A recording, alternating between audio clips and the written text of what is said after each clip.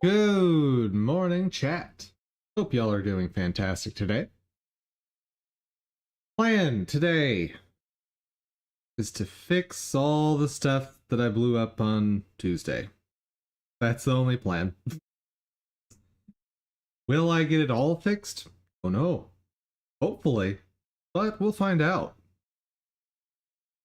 Let's see. Right. Also, build some automation for rendering, because I want to be able to kick that off so it runs overnight. And I don't need all of it to run at once. I just need to be able to do like one body part at a time. I think that should be enough.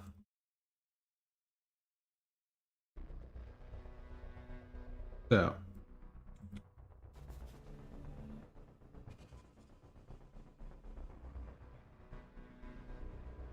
computer, why do you do this? Why?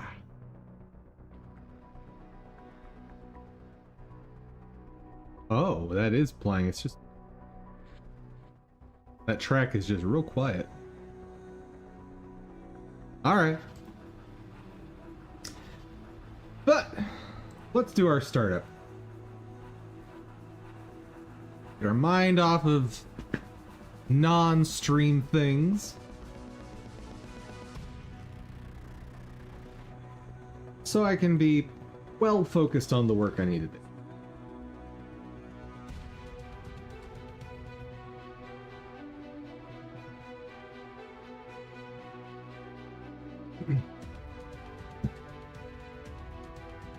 Let's see, gaming updates.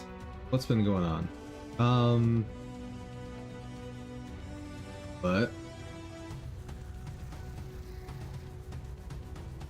What's that?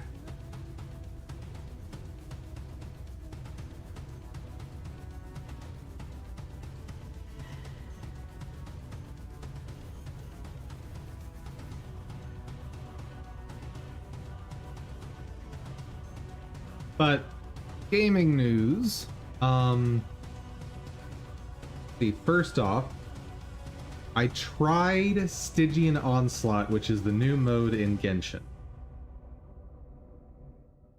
What are you doing, Kuro Games? I'm having to start your game 3 times in order to play it. That's dumb.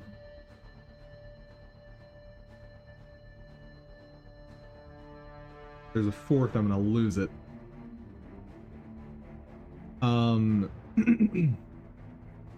Yeah, the new mode looks like it's going to be absolutely ridiculous.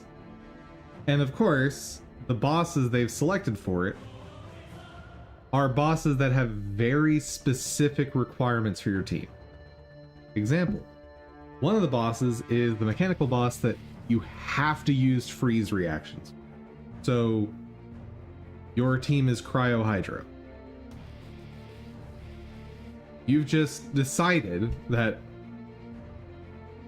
in order for a player to even participate in this, well, I guess there is multiplayer for that, so for the low difficulty versions, you can get some level of completion just by playing in multiplayer. Fair enough. For the higher difficulty ones, though, you're on your own. Have to have a freeze comp. And I haven't tried... I don't think I've done difficulty 5 yet, and there is a difficulty 6. But 4, I was already seeing that there is a struggle to be had.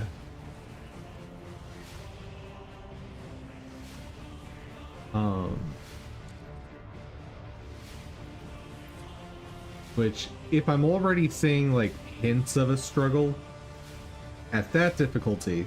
Oh, I forgot to do a thing. I'm sorry, Rumble Bros. I forgot to add you. Now we're good. We just double check that. Good, good, good.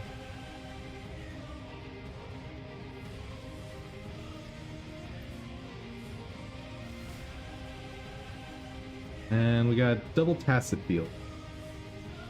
That's cool, I guess.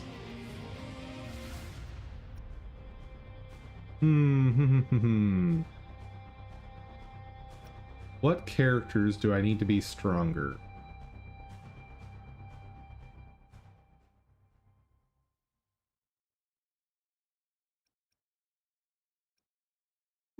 All of them. We'll do this one today.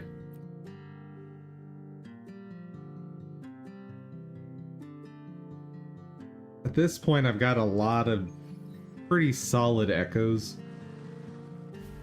So figuring out who is best to boost is not exactly easy.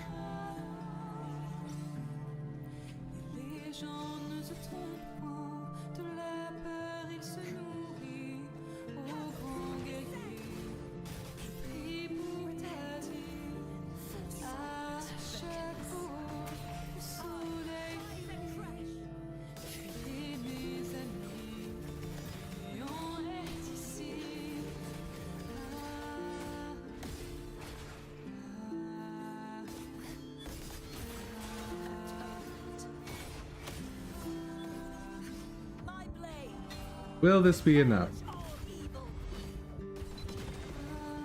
Nope.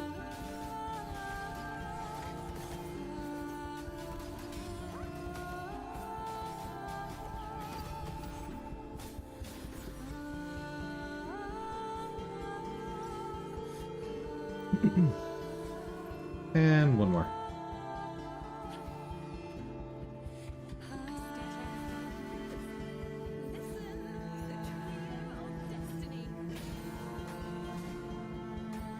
Oh, wrong.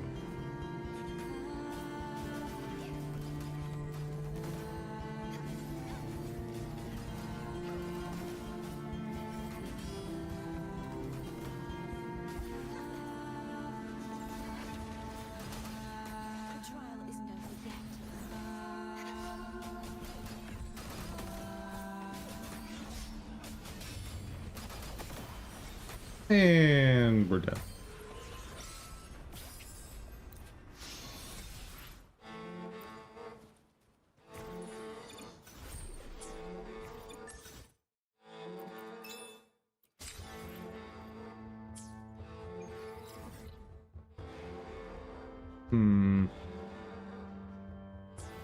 Let's do one more. Because I don't feel like finding other stuff to spend wait plates on.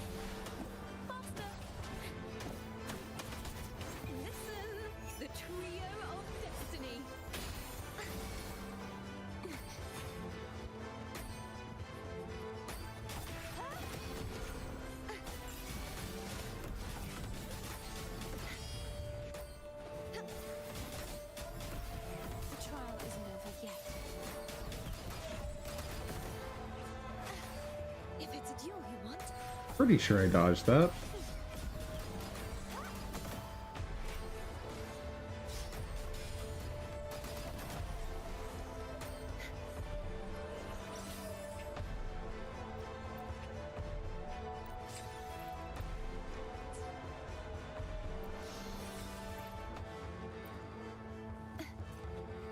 Administering first aid. Appear.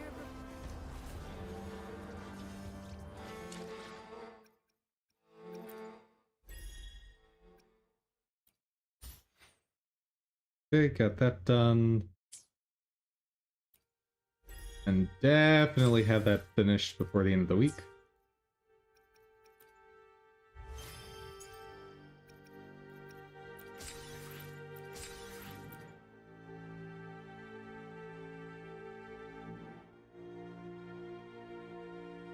Getting very close to being able to clear Tower of Adversity.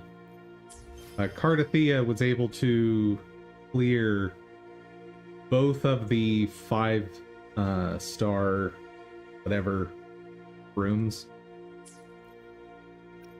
But my other teams, without having a proper healer, could not clear both of the regular sides completely.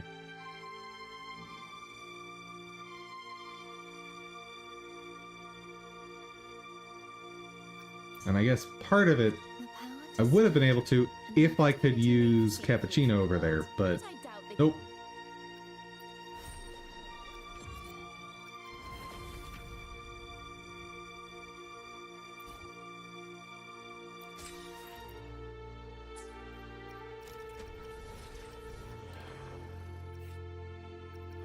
Oh, I was pointing that out.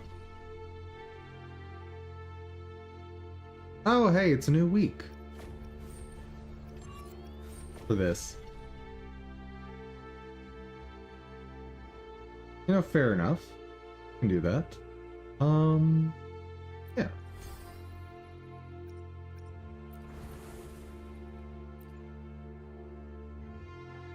Especially with our ridiculous deck. Should be easy.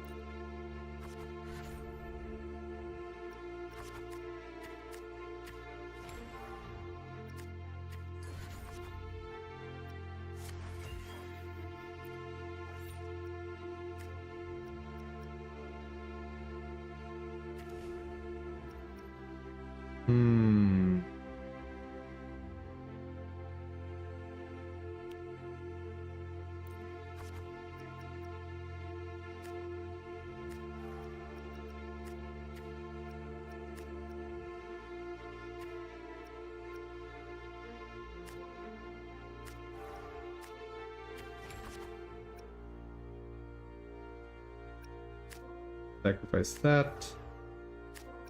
Transform you. And that is about the best first play I can hope for this deck. For those who haven't seen me play this before, the goal is to just take up some cards on the first turn so that on turn 2 I can set up an infinite combo and instant win. And losing the first round just does not matter.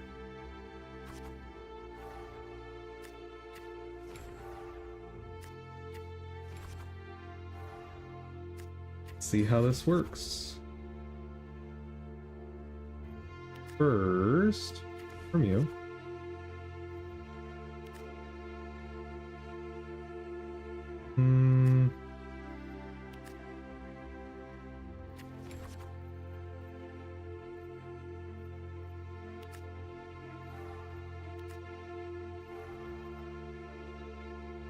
Uh-oh. Okay, this might save it.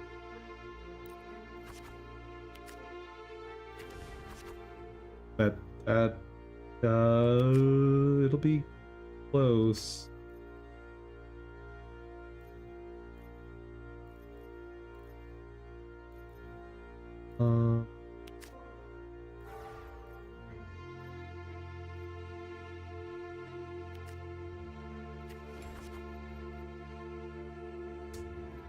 Dang it, the infinite combo fell apart.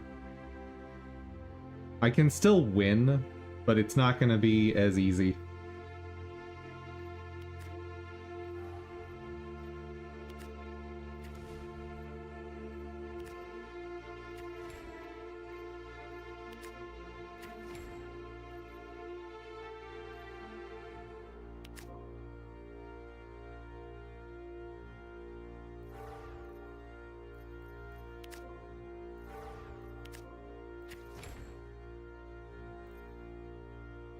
Yeah, dang it. There is some luck in getting that second turn right. But I've got so much card draw in the deck that It's very rare to not get what I need.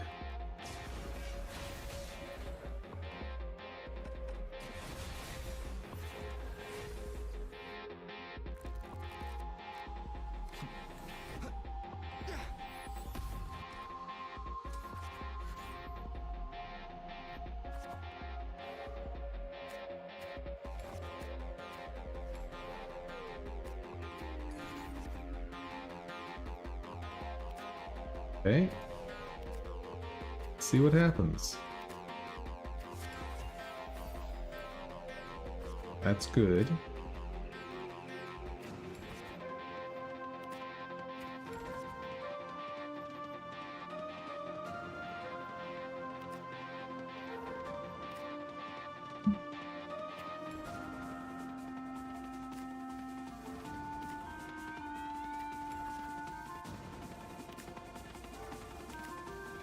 This is not guaranteed to be infinite, but my chances of this continuing are very, very high.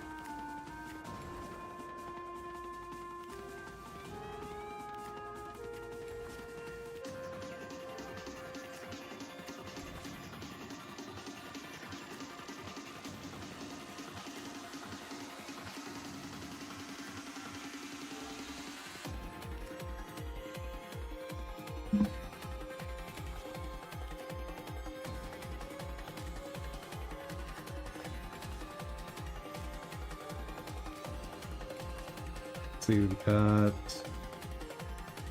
24, 32. I need 4 more.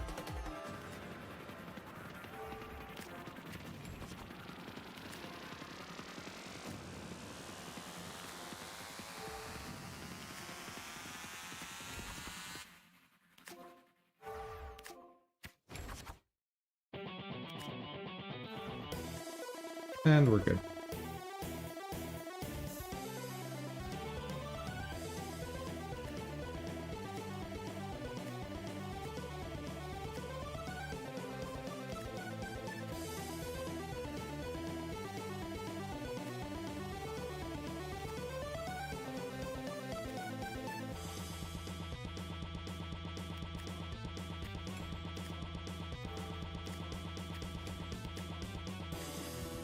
Okay. Should have a guaranteed win. Took an extra turn, but we got it.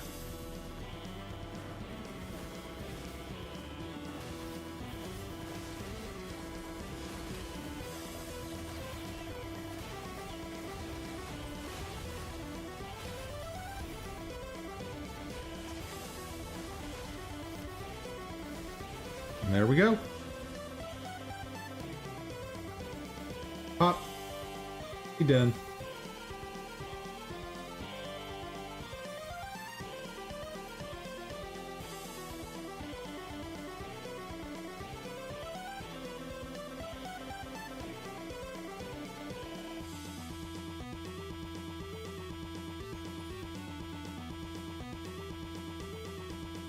I thought I was closer to getting level 19.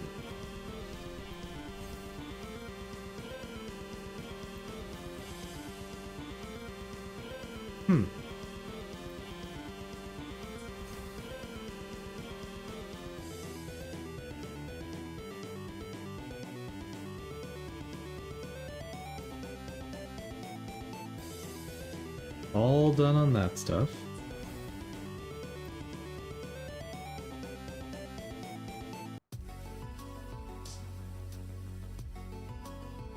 So it's not like I need to rush. You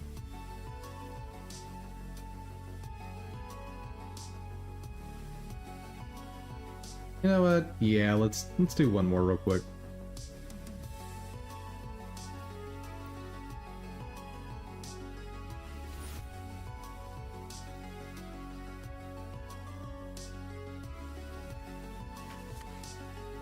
I'm potentially hunkering down for a long day today anyway.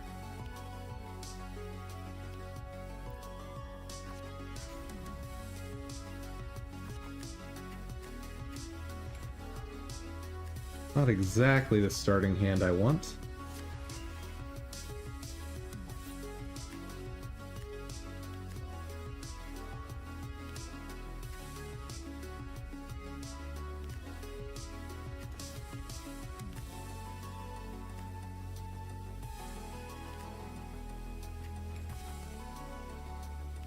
That's more like it.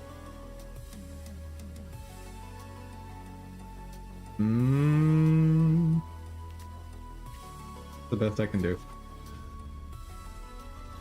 Now, as long as I get all my transforms in this next hand, we win.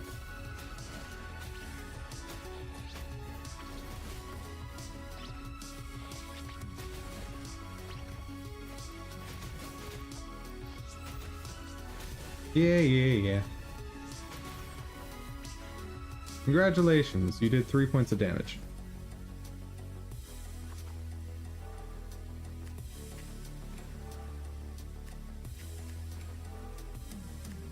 Such a weird play.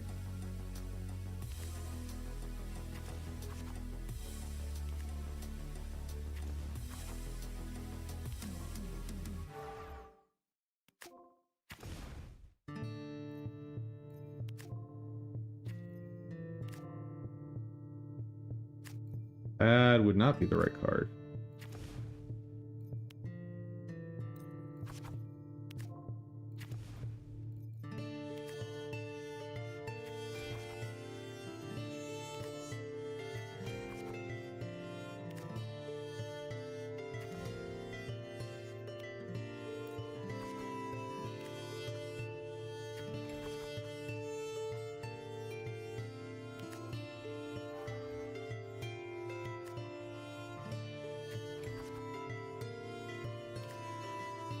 I think it's guaranteed now.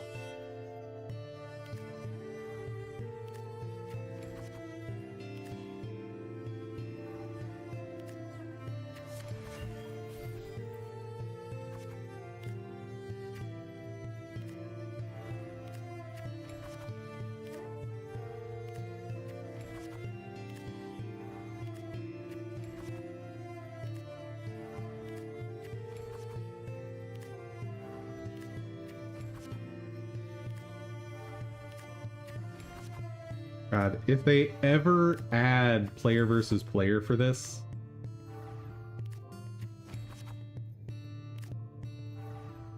this deck is going to be used a lot, and it's gonna be torture.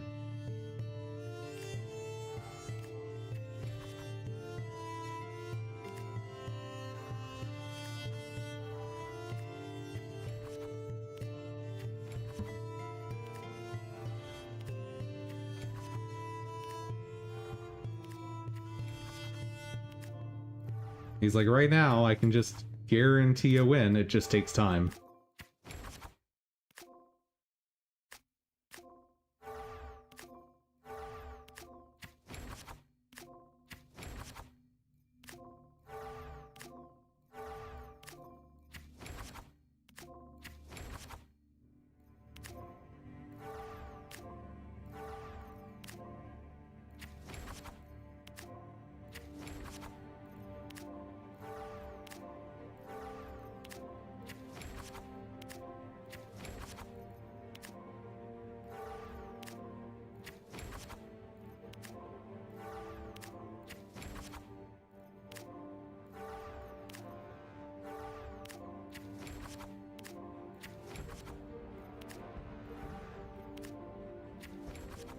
Okay, let's see. So I need... Oh, we're done. We're done. Good.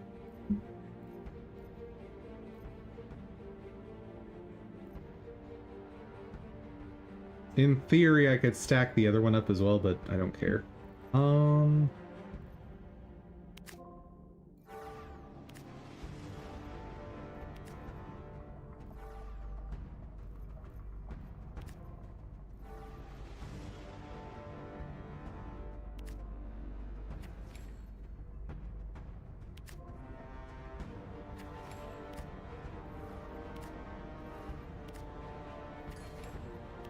And we're done.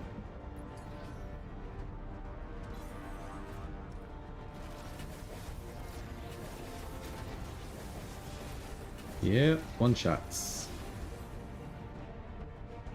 So silly. So silly.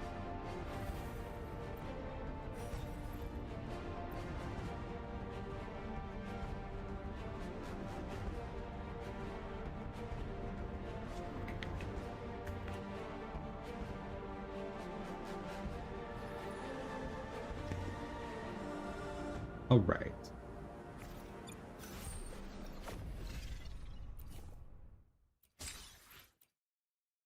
And just one more reward there. Probably get that this week.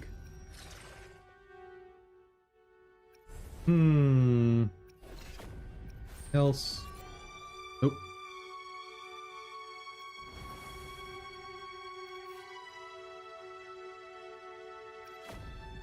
Yep. Good.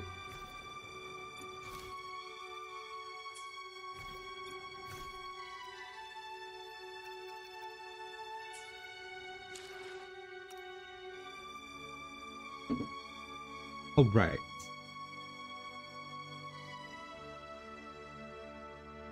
Oh, here we are again.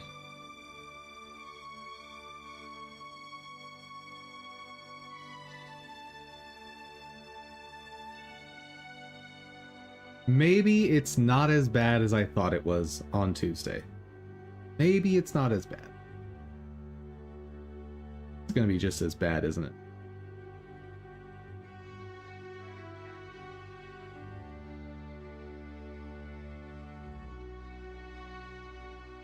How do I want to go about this?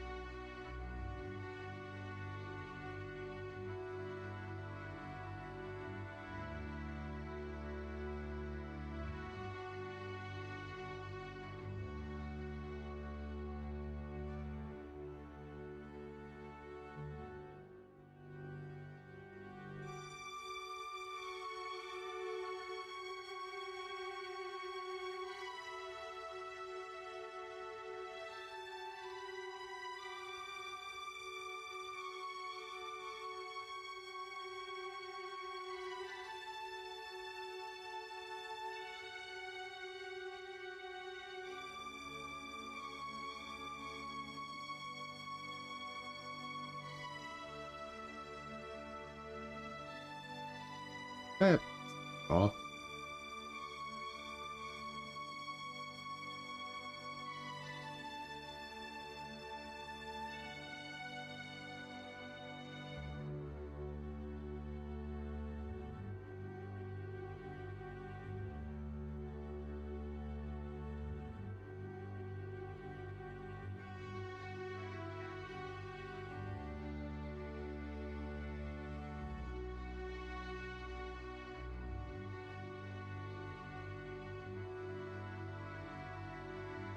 Because it is off.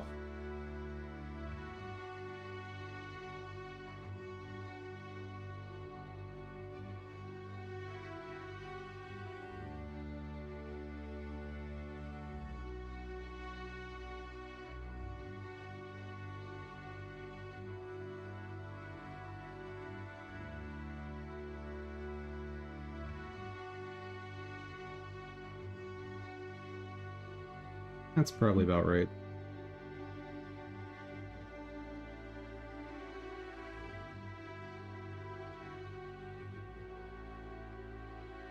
Ooh, wait.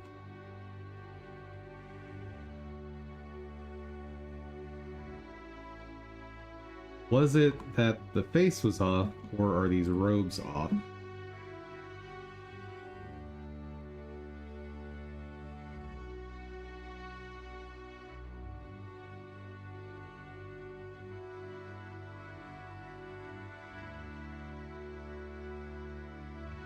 That seems rightish.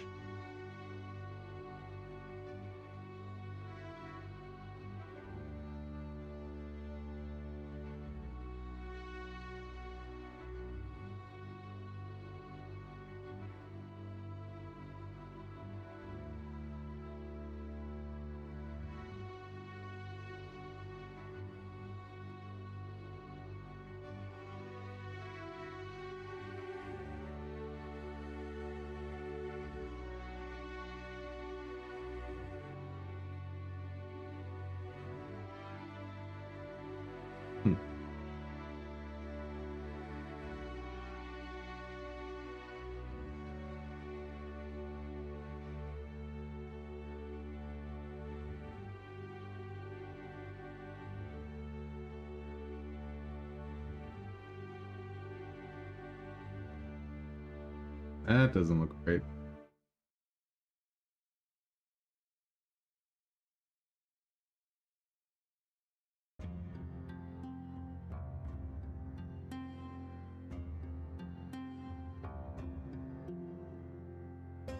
Maybe it is.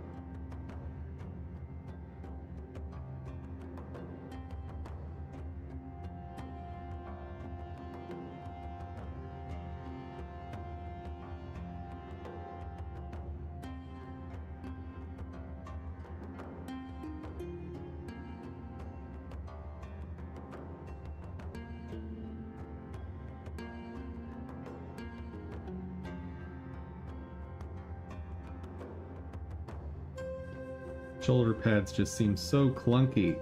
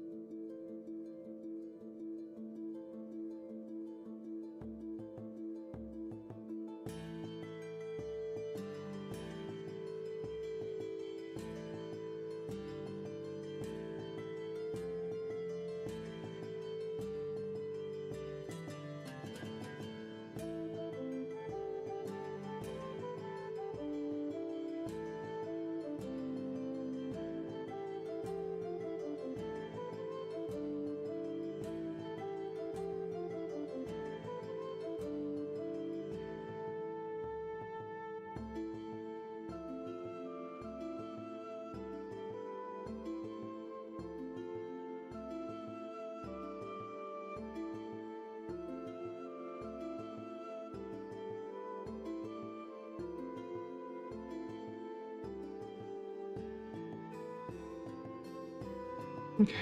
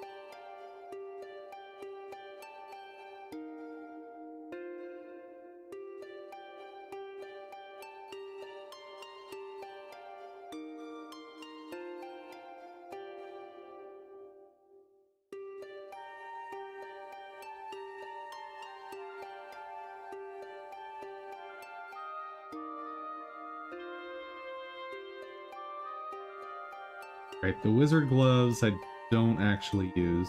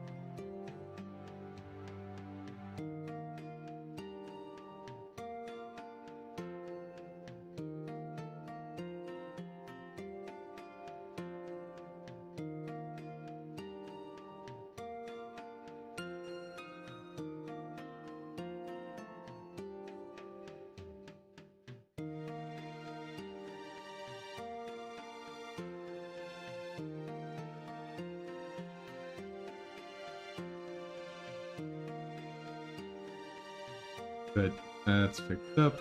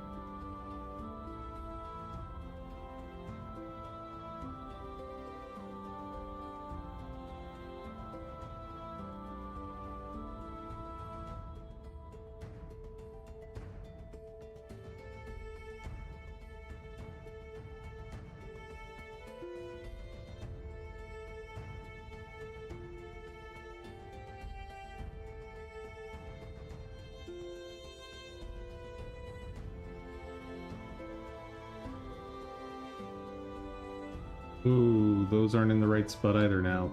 What?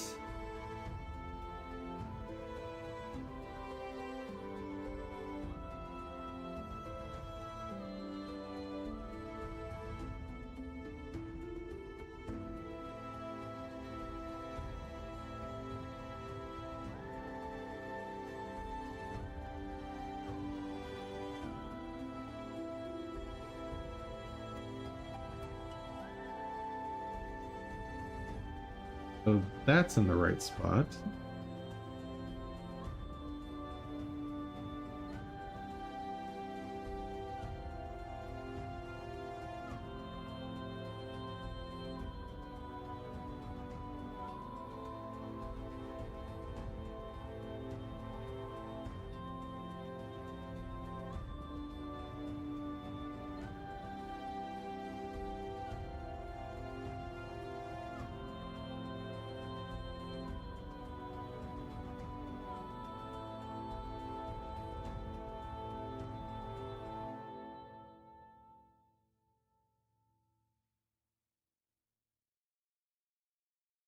I don't get it.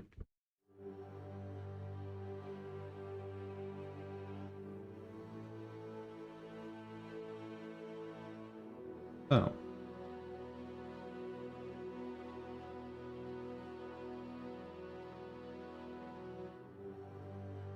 Huh.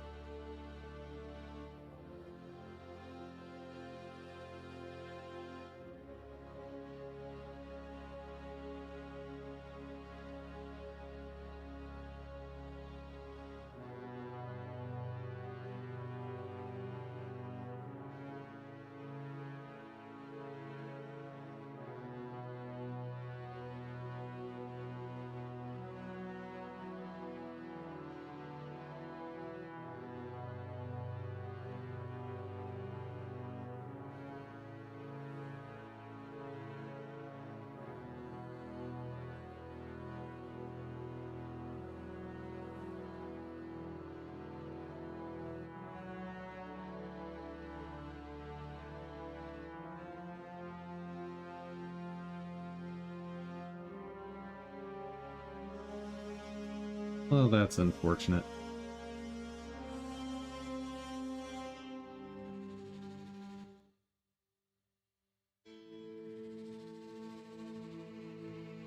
There.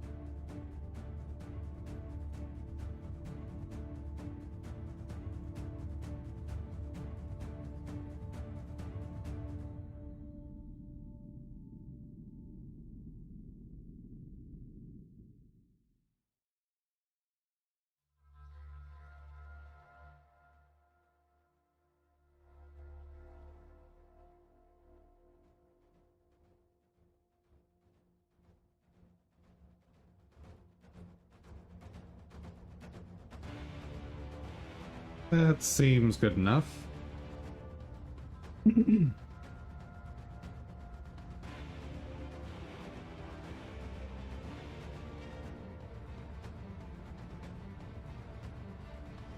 Maybe go down just a little bit.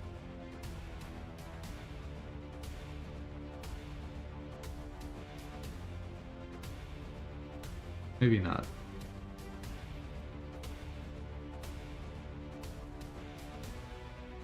No. Fine.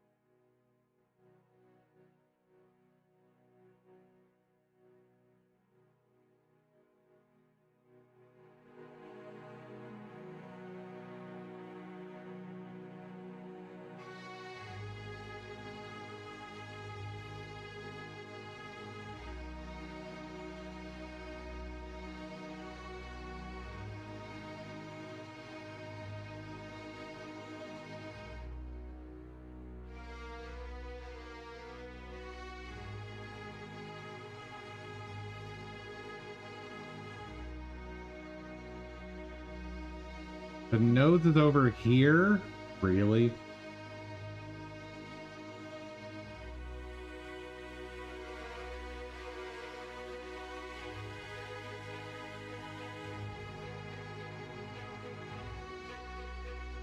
I messed that up. That was me.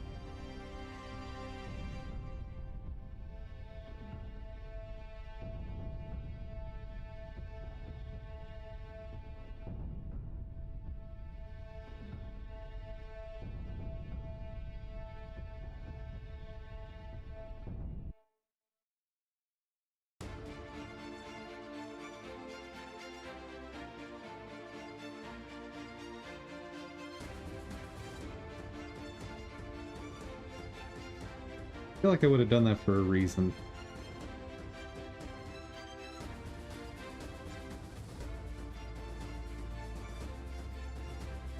And that would be the reason.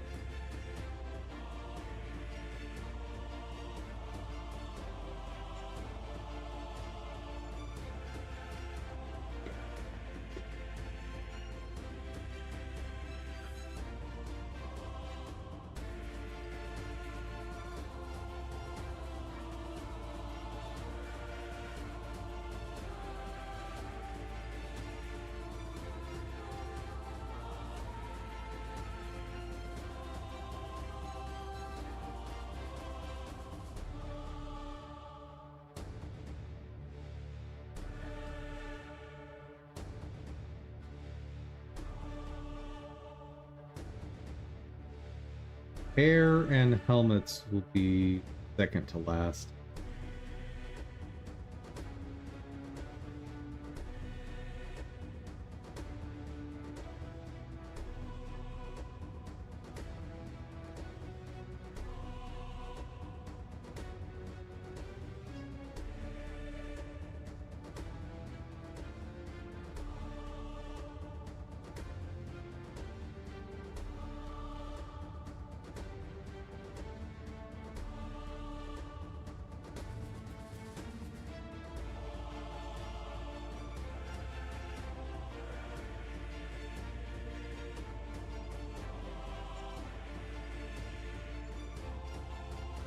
It's good enough.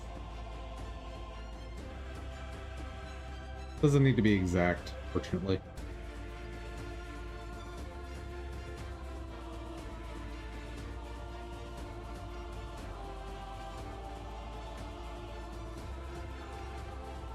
Oh, that giraffe neck. Oh dear.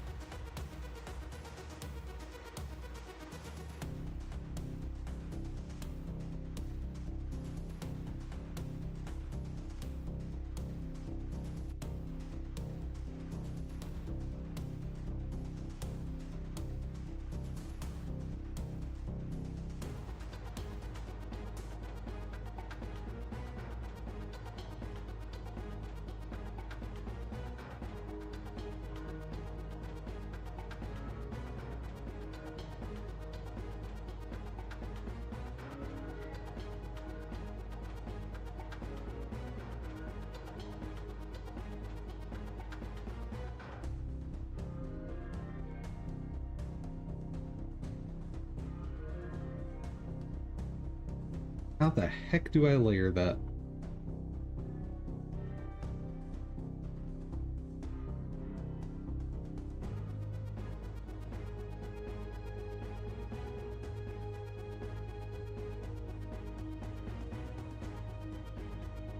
I'd have to pop the neck out to there, which is bad.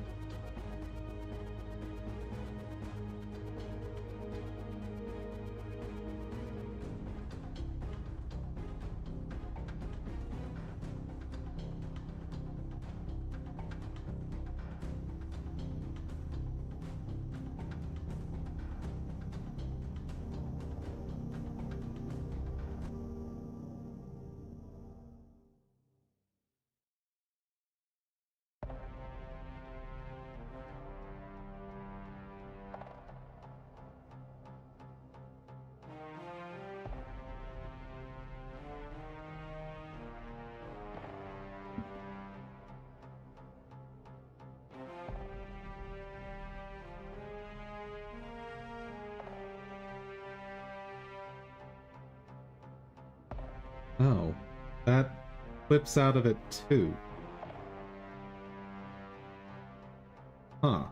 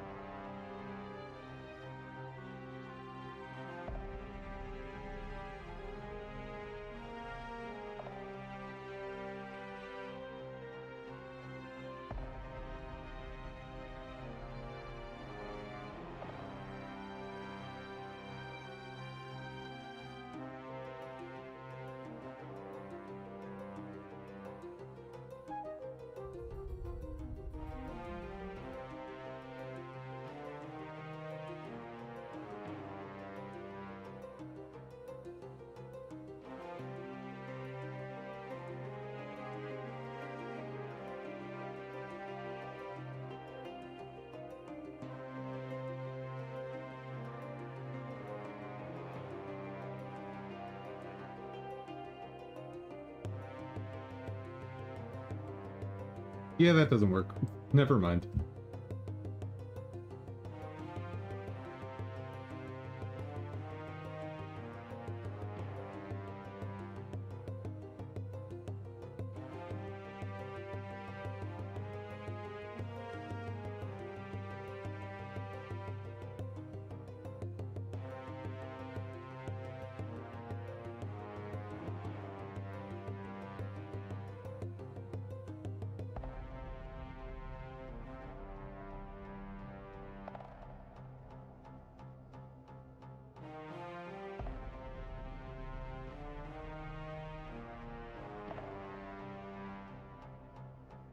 I could separate it into 2 layers.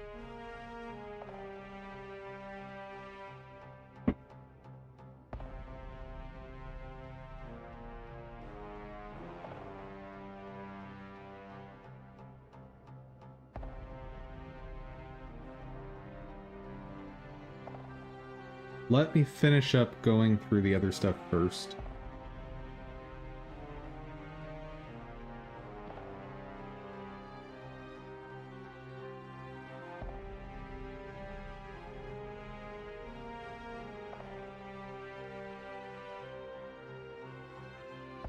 Is one option, and I'll finish going through the other stuff, then I'll talk about that.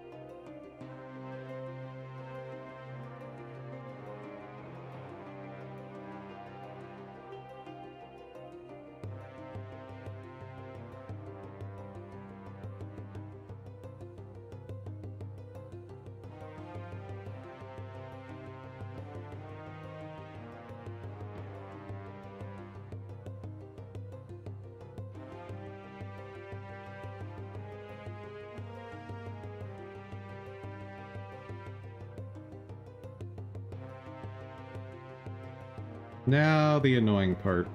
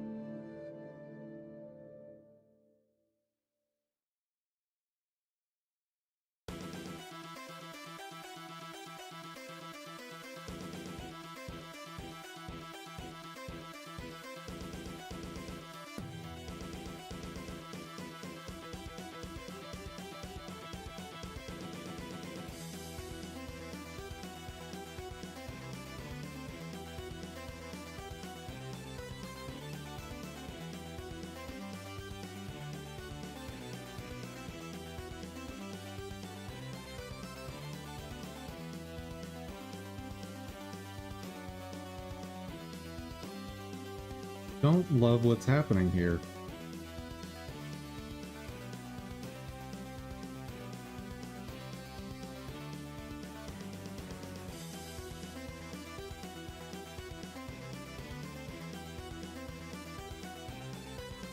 We're there. Why is it so weird looking?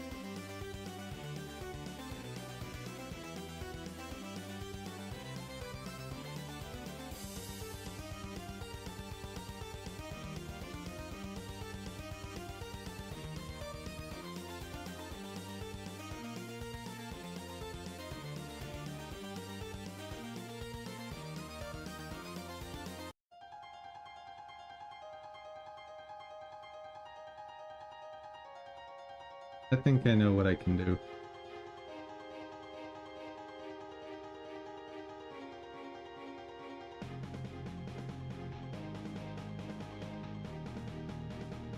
Under texture visible on both sides of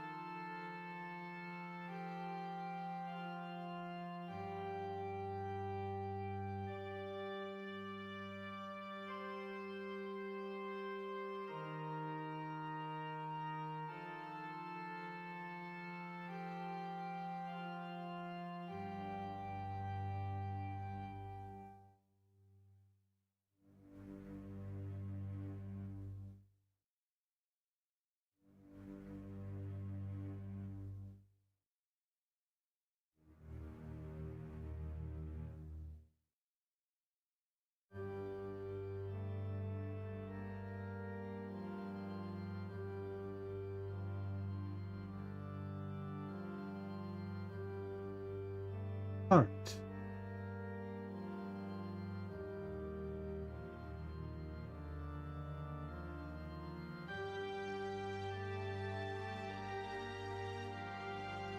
Final piece to fix up. This actually went a lot faster than I expected, so that's good.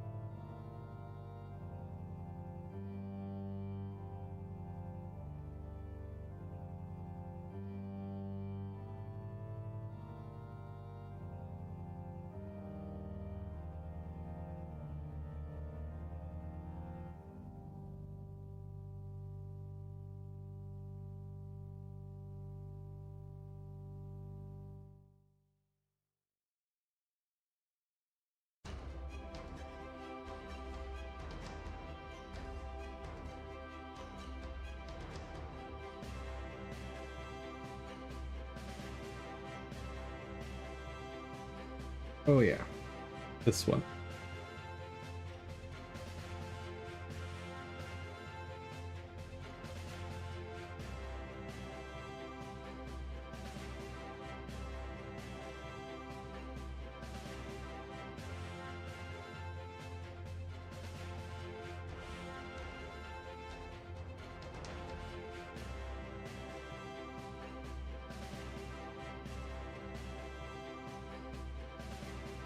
Not entirely sure how I'm gonna do this one, but it's fine for it.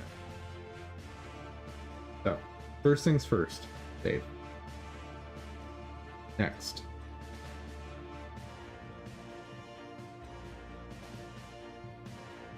For anything else,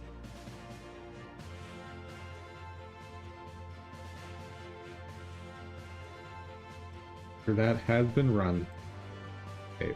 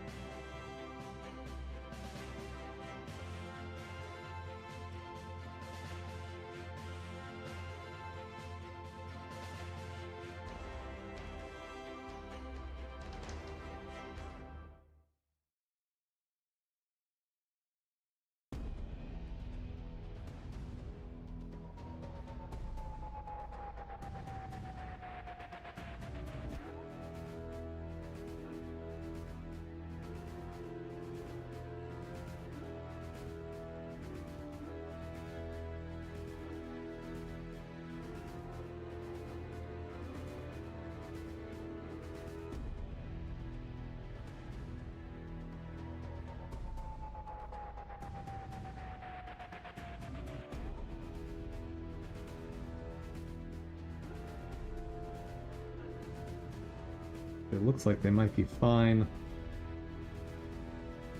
So I do want to re-render them just in case.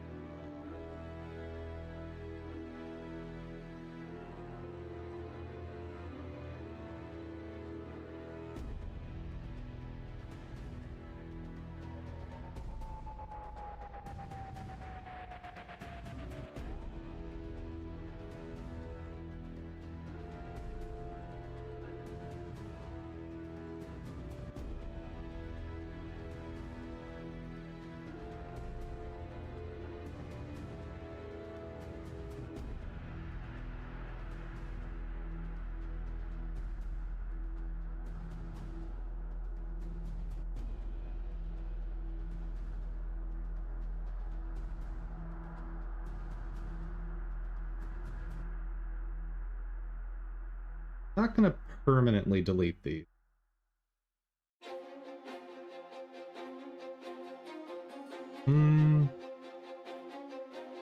No, actually, I'm just not gonna delete at all.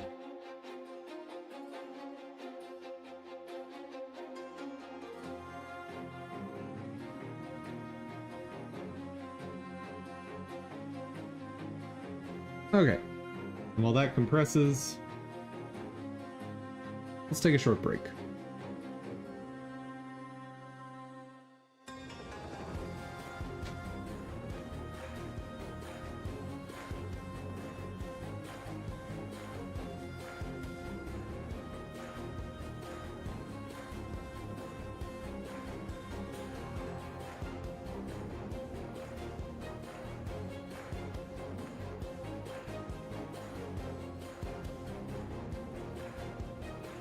Let's see. I need to level up.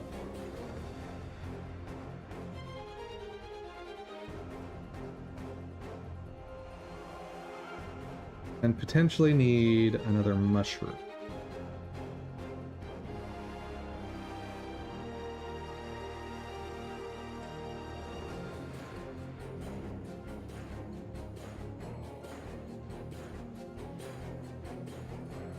And maybe another monk.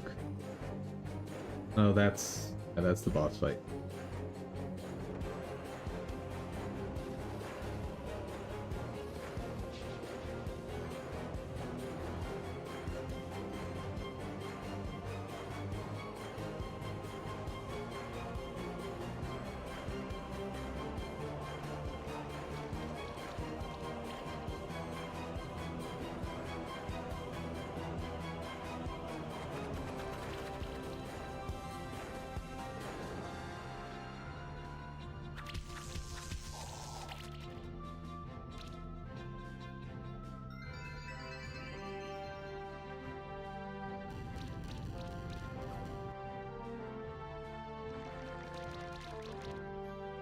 Garbage.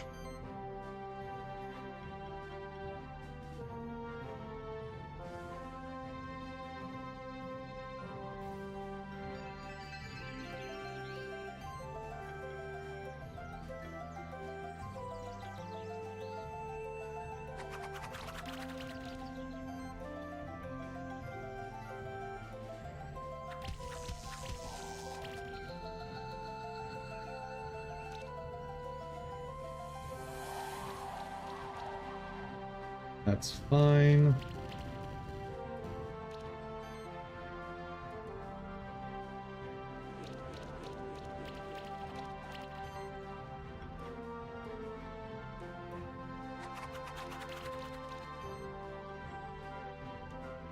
Crits, please. Nope, not enough.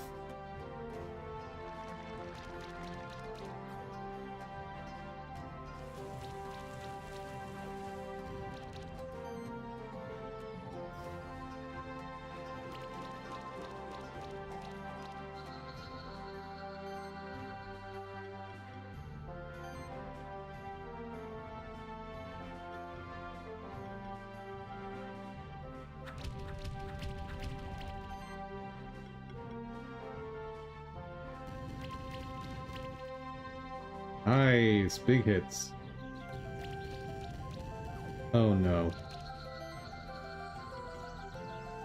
Well, so much for getting a decent score.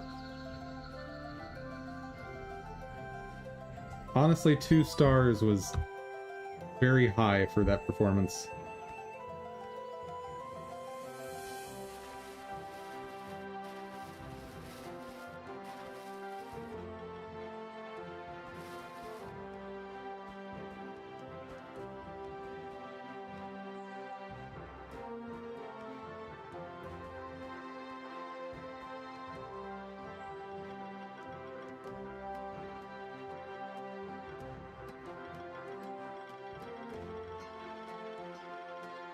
There we go.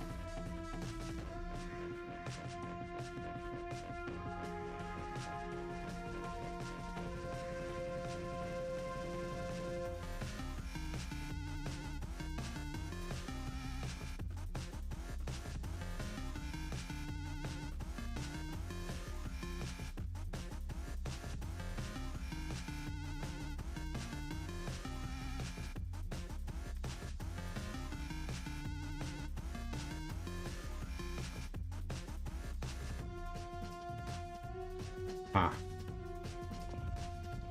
Can't use that yet.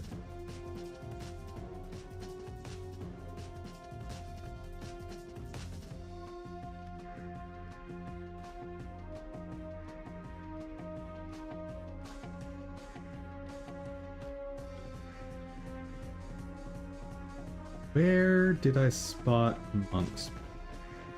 I don't remember.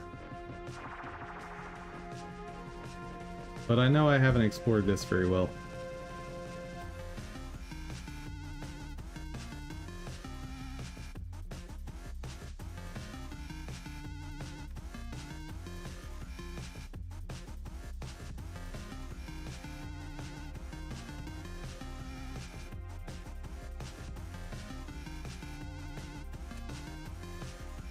Hmm.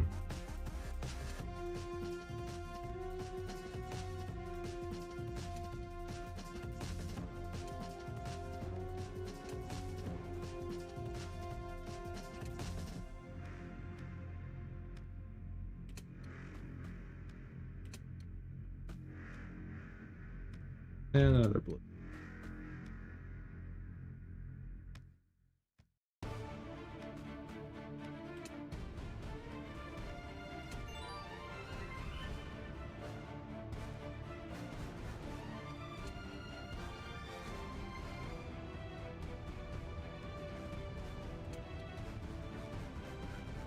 Where are you taking me?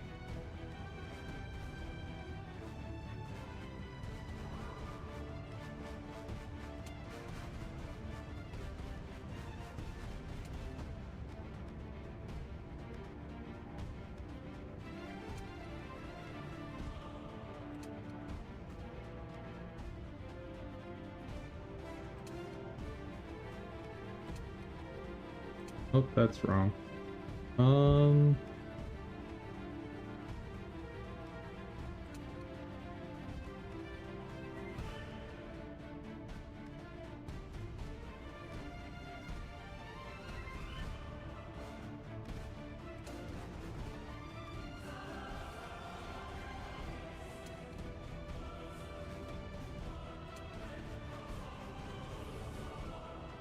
What am I trying to do down here?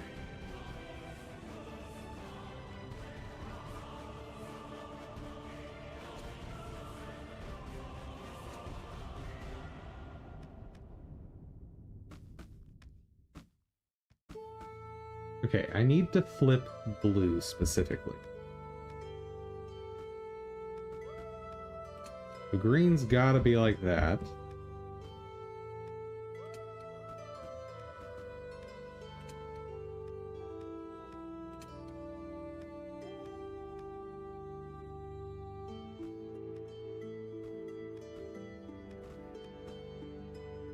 Blue is not flipped. Now it is. Okay.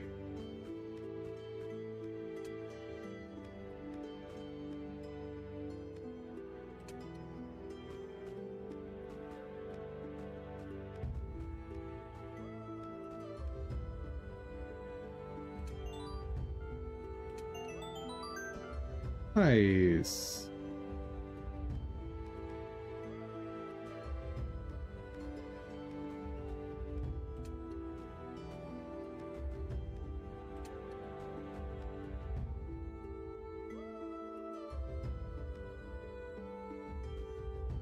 See how that compression's doing. Ah, you're done. In that case,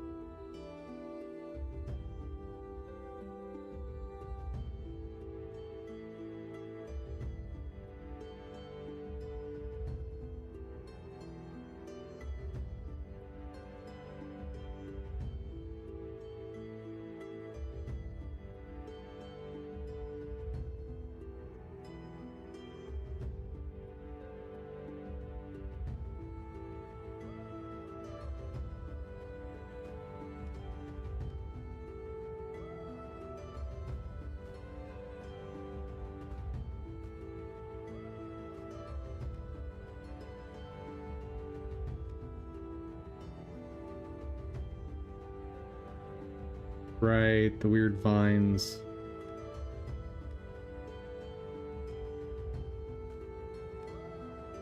Did I ever catch a bat? Yes, I did. Okay.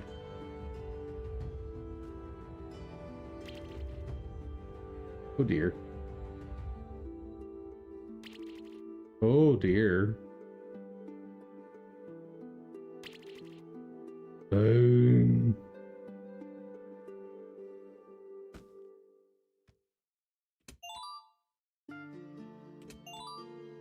Awesome.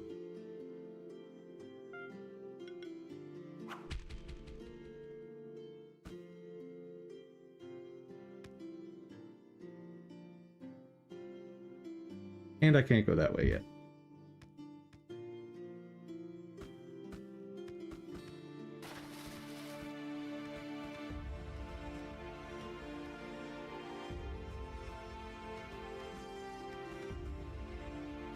Oh, this room. Hopefully it stays in the pattern that I can get across. It does.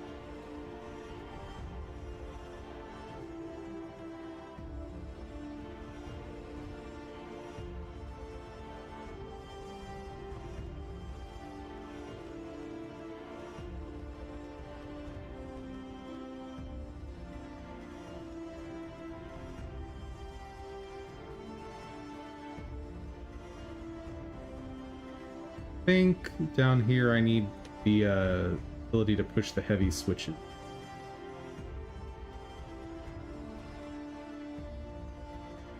Nope, I need more jumping.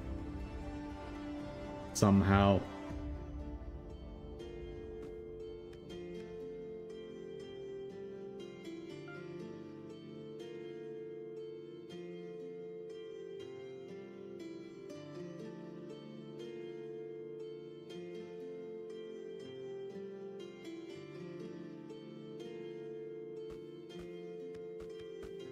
Oh, I have 2 keys.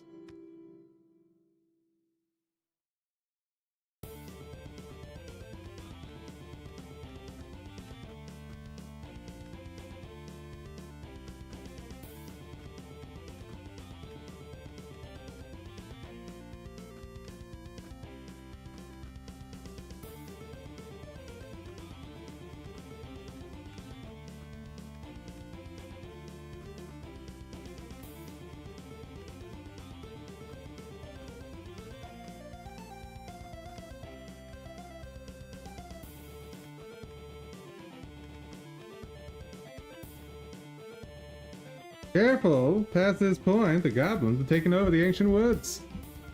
That's fine.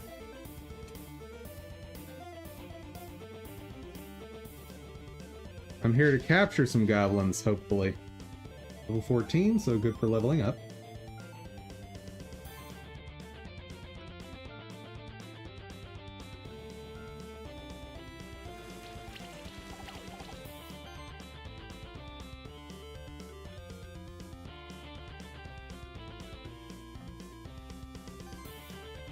Ah, good, they're weak to physical.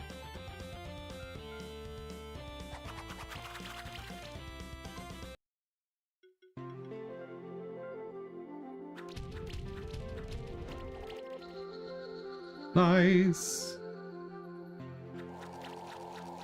Whoa! Sir. Calm down, please.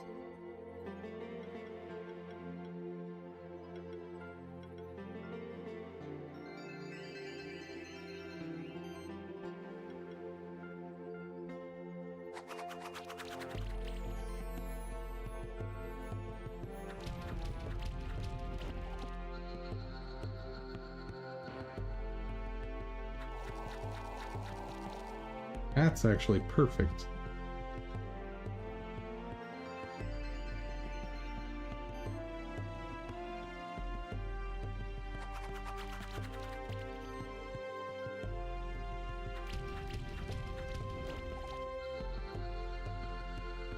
Four-star? Yeah. No eggs. Garbage.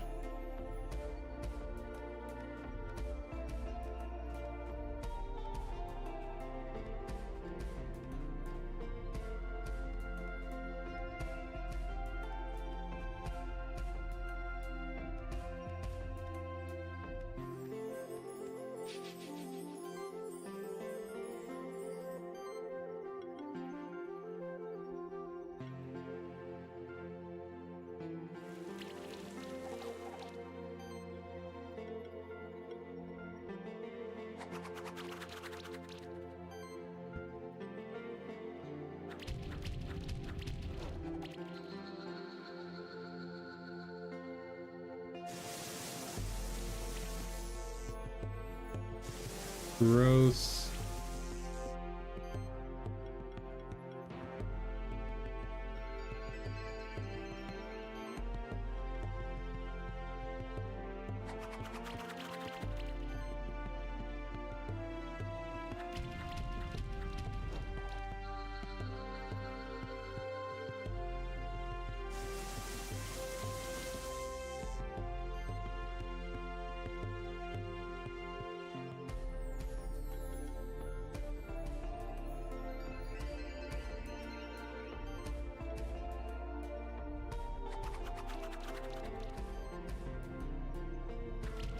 Brits, please?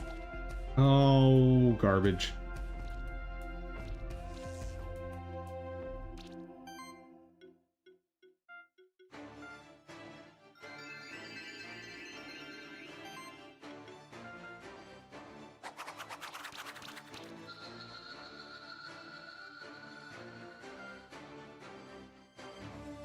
But I got one of the eggs I need.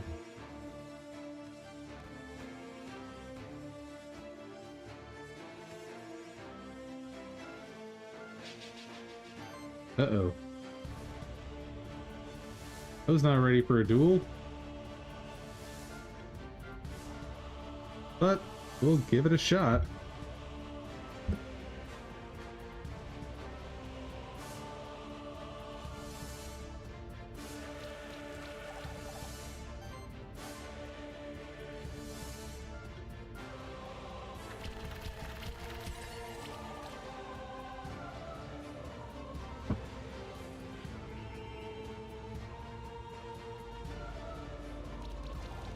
Ooh, that's excessively unlucky. Yeah, I'm done. I have absolutely no chance.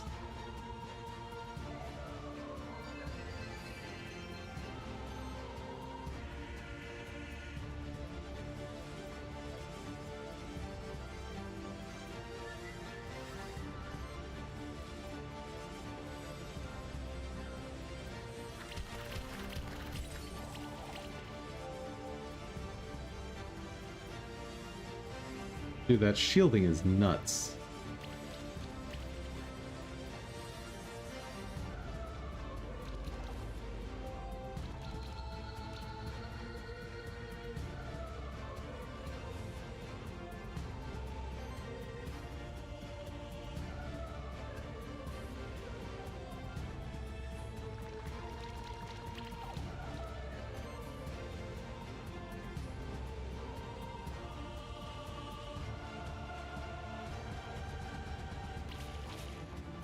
Just no damage. Yep.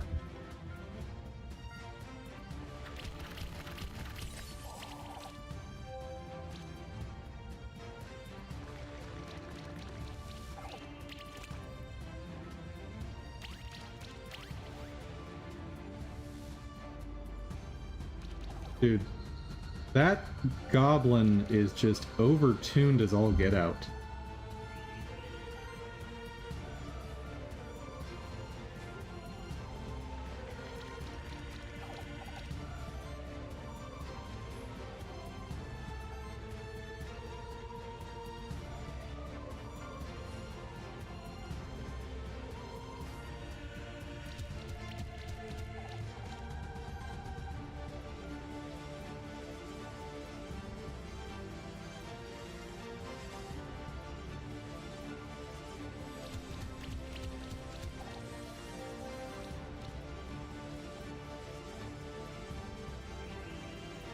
I'm not even sure who you should focus on, because if you don't focus on the shielder, then they're all going to become basically invincible very quickly. And if you don't focus on the goblin, you get poison. Your whole team gets poisoned, and you're just sunk. But I'm gonna be right back. Just a second, guys.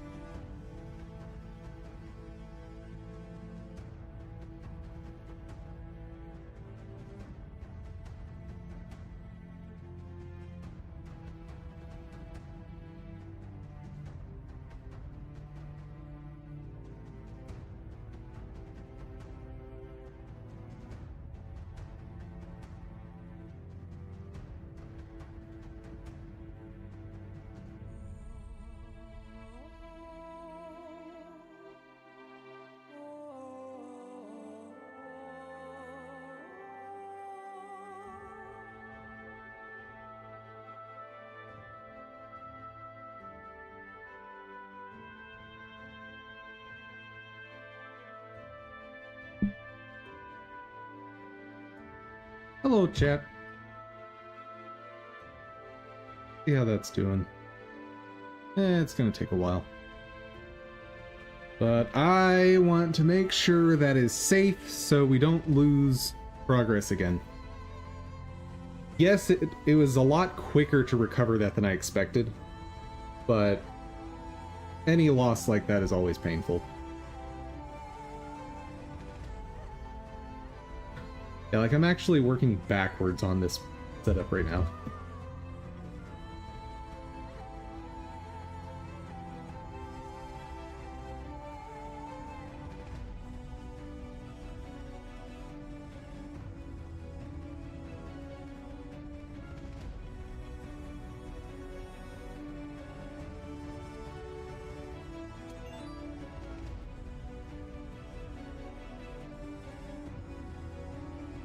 How do I get the enemies to respawn? Well, I can use these to level up some. They're level 11. What? Game.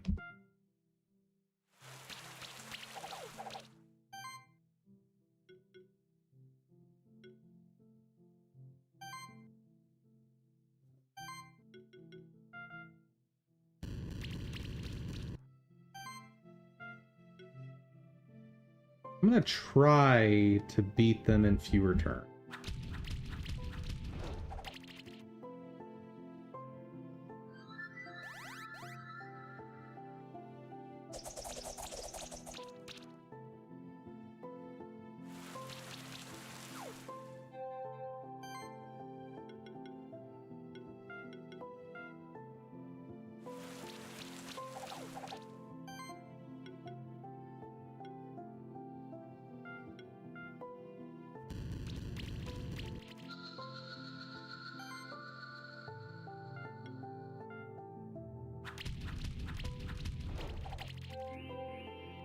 Don't think this was actually any faster.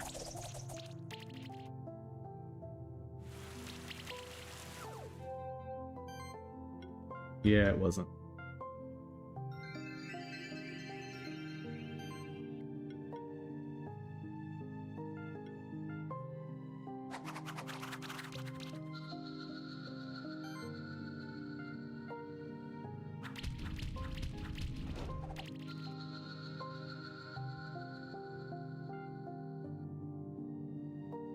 but 4-star ain't bad.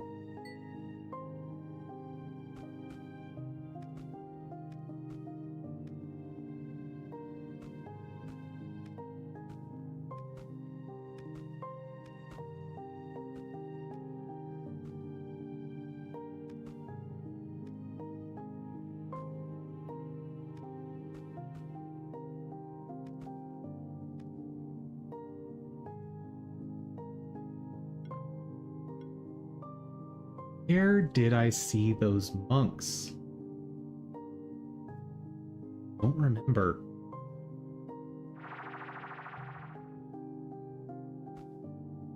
Thought they were in the dungeon. Nope, they are right here.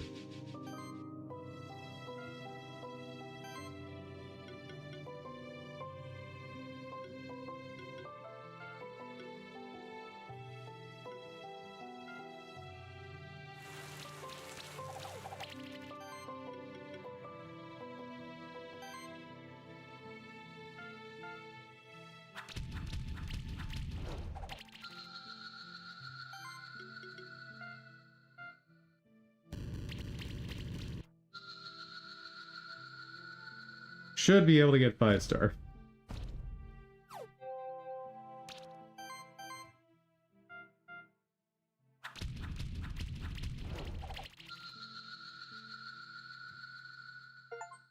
Yes.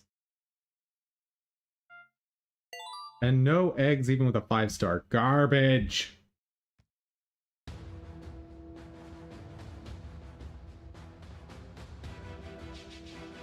Okay, 2 months.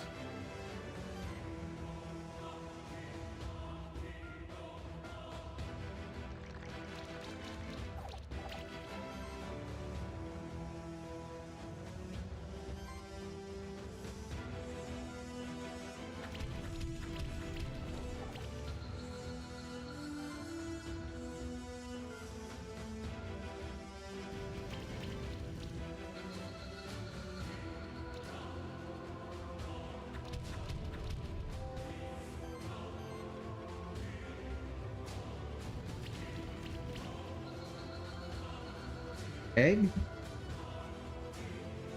No egg.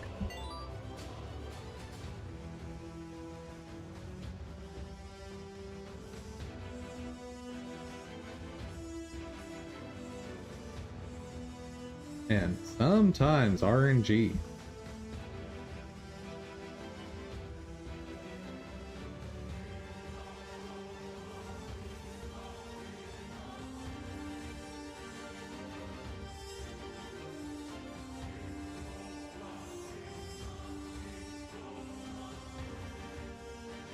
Never did catch one of these.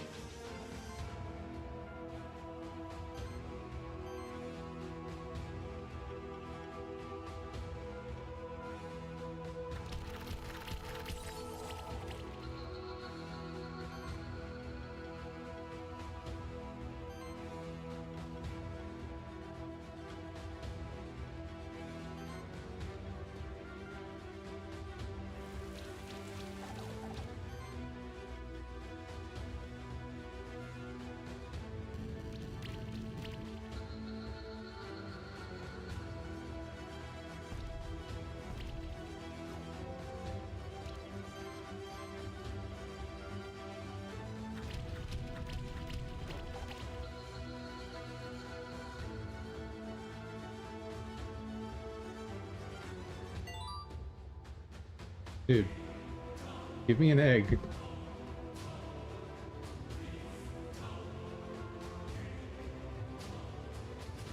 Oh, I just never went over here? Oh. Oop.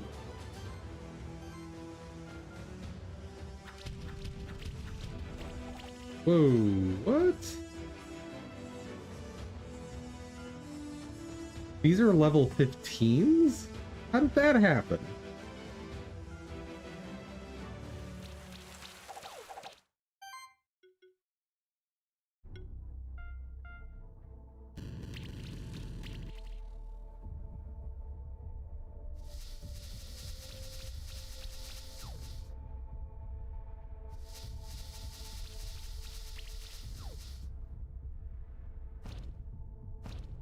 Oh no. Son of a... Am I gonna die to these random mushrooms? I think I might.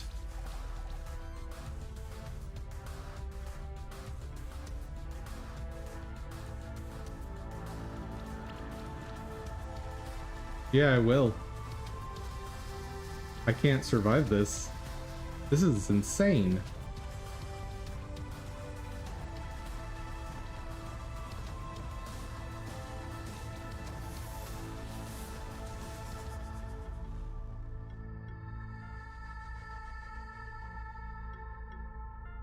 Like, I could use a Phoenix tier, but...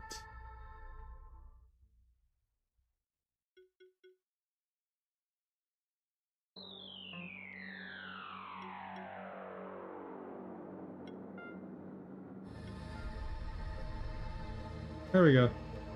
That's one way to handle it.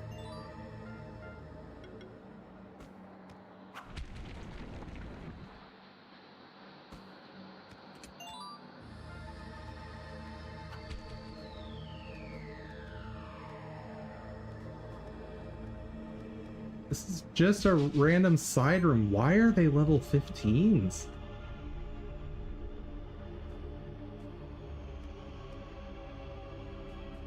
That's just nutty.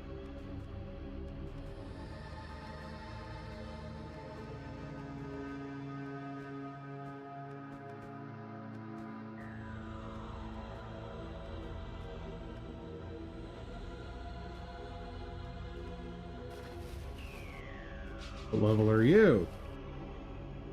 15. Oh boy. They are weak to win. Okay. I'm at least in a situation where I can win, maybe.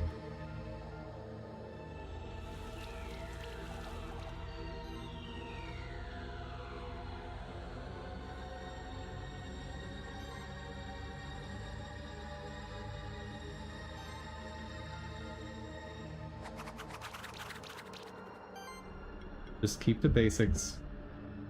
Secure a win.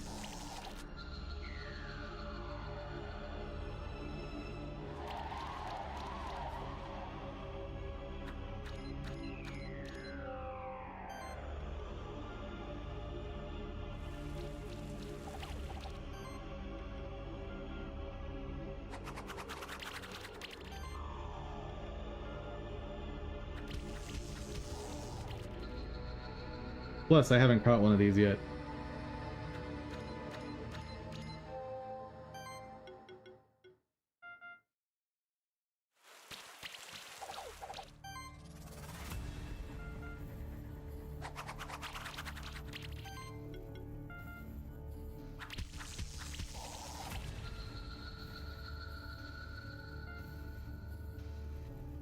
Frosty egg, nice.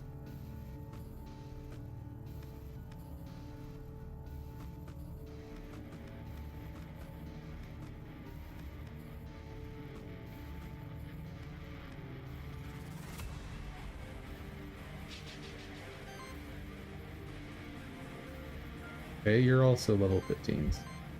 Do I have super effective, guys? Do. But definitely focus Grummy. Since if he starts shielding them, I'm in big trouble.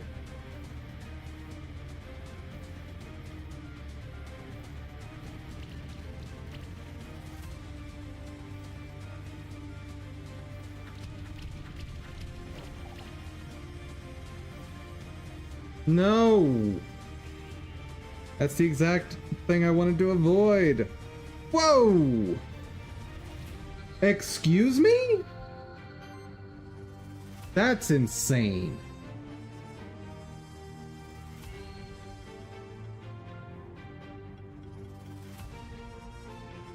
Well.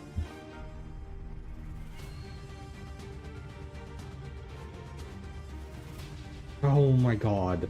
Oh, retreat.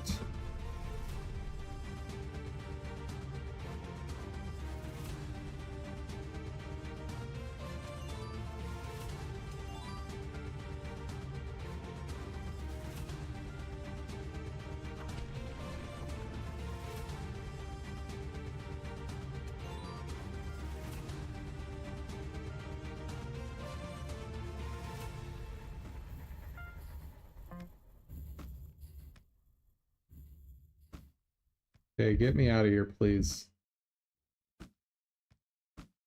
Go.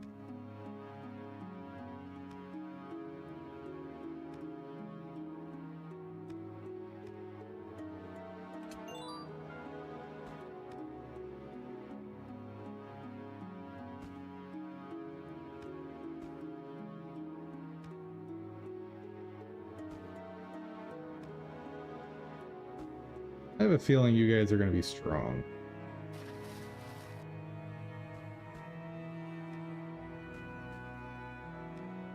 Right. Birds cannot fly underwater.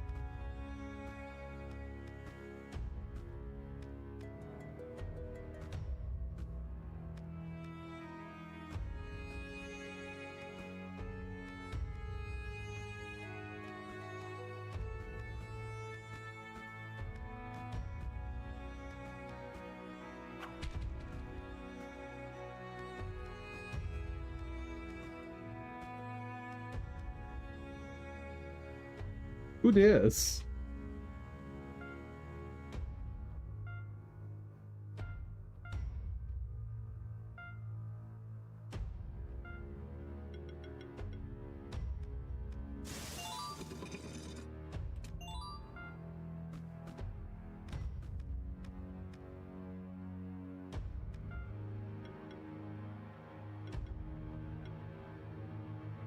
Round.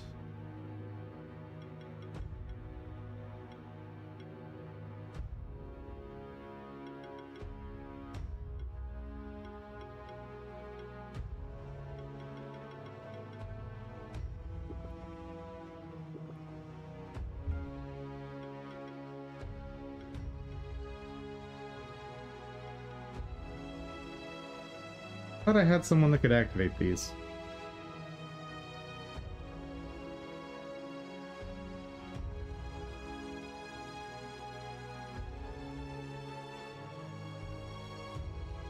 Not.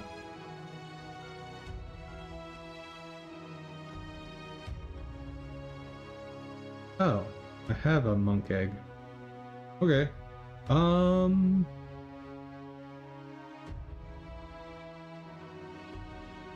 ChatGPT. What are you gonna name our pets?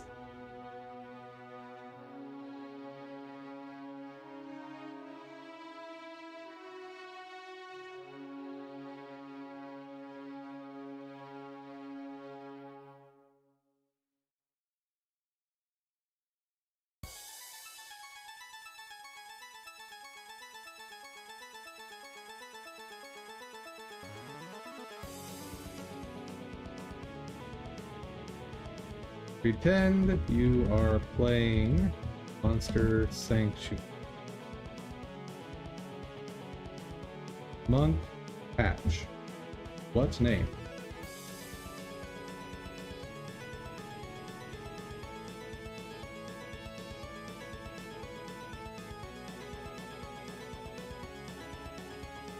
No, not recommendation.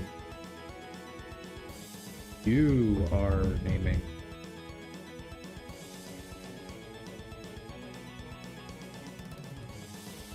No searching the web. That's not how I want. Wait, what? Why is it saying search?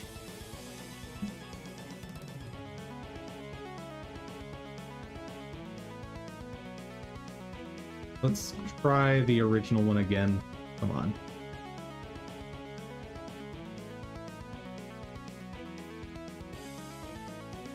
Thank you. Sock hands? Bad name. Try again.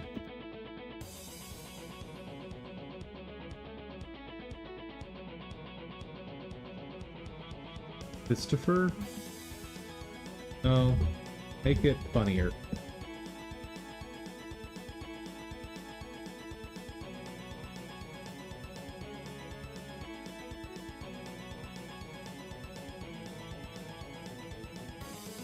Bad.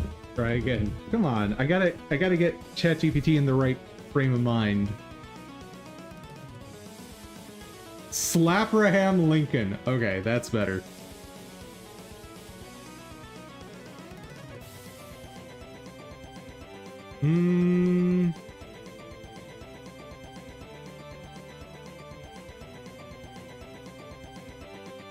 Better. Focus more on punching aspect.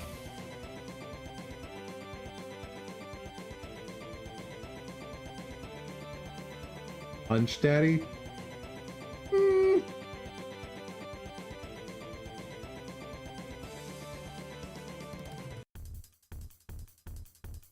I don't get it. Make it funny.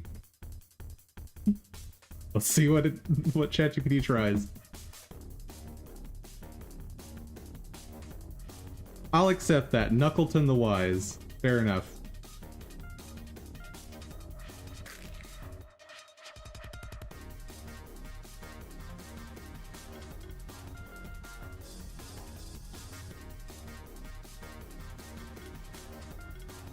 Oh no!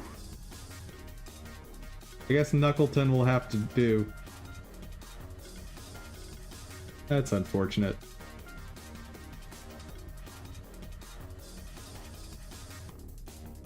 Frosty Hatch. What name?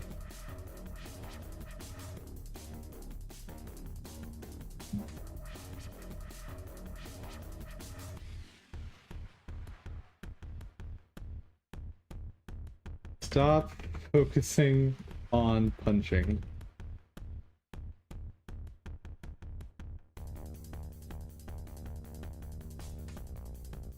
Weaselby? We can help it out. How do you spell frisbee?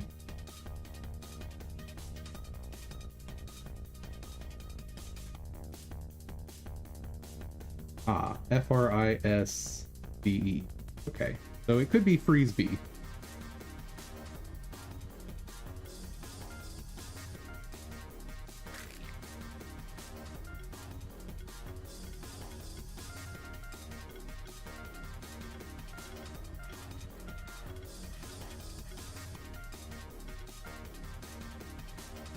And finally,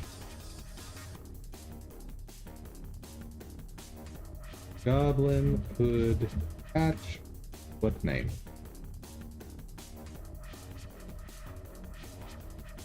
He can snatch. Bad. Try again.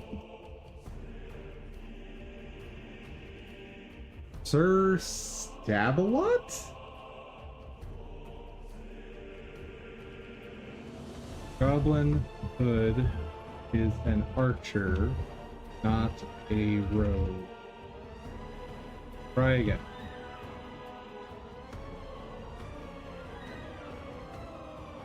Lego limp? No.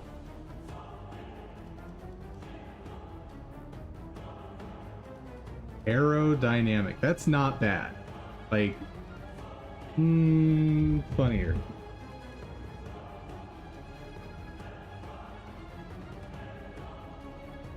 Robin could've? Add.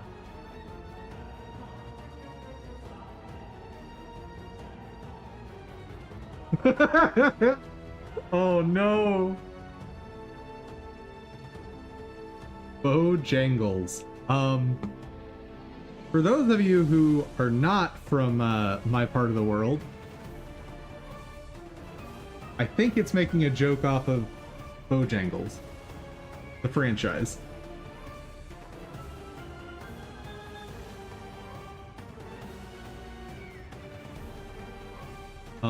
And I think I will accept that name.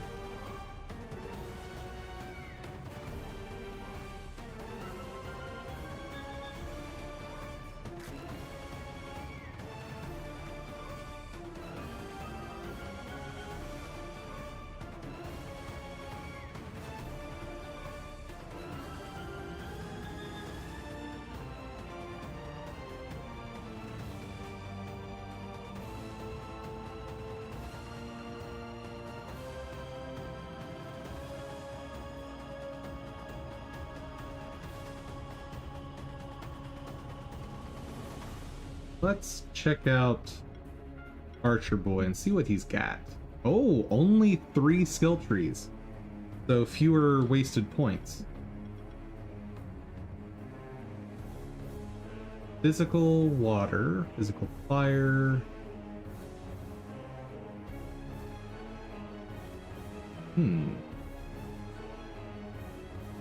Physical fire. Fire, physical water. Only 2 elements. Not loving that.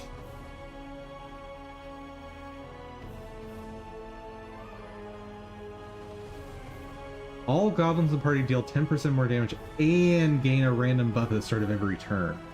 That's cool.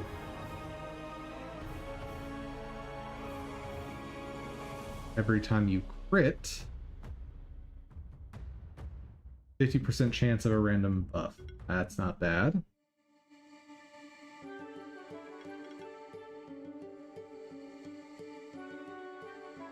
Where are... how many crit rates and how many added procs can...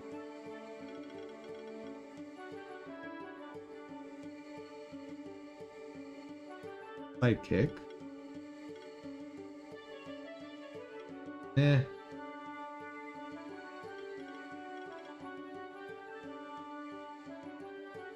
Starts with a random buff.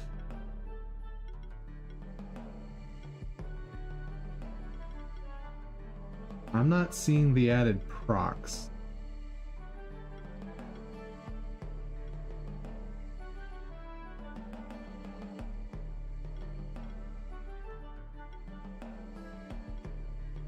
Because there's 1.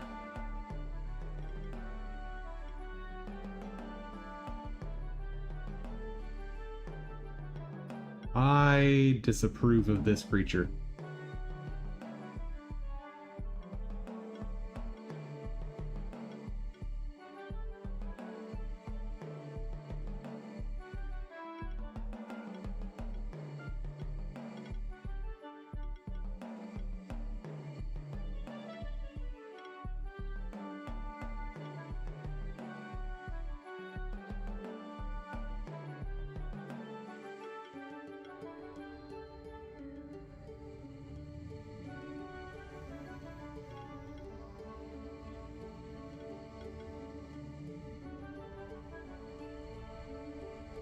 Attack, crit damage, crit...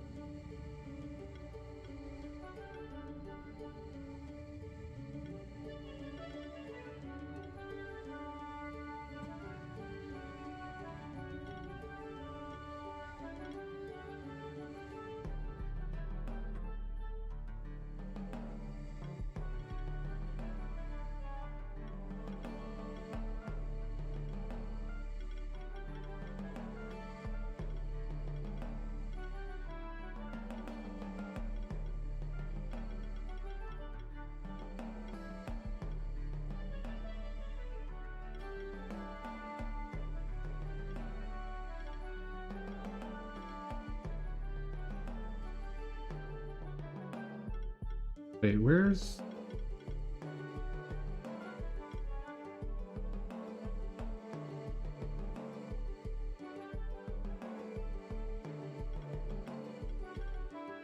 I'm missing something.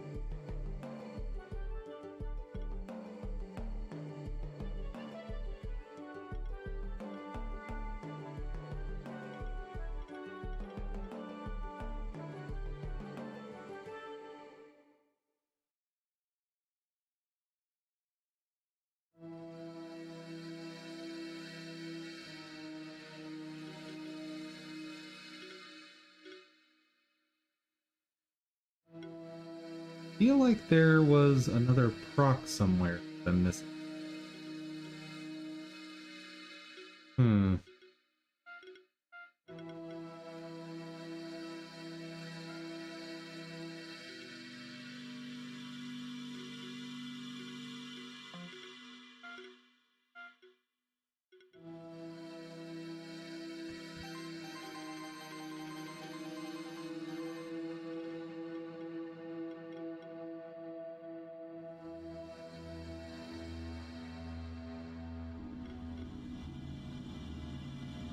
Ah, when hitting weaknesses, that's where it is.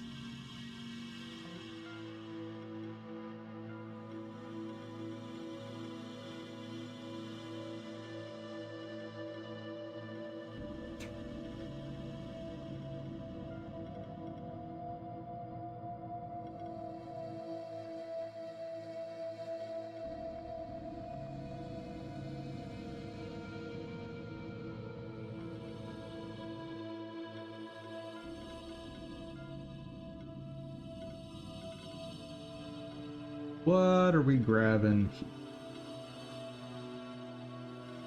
More hits would be nice there.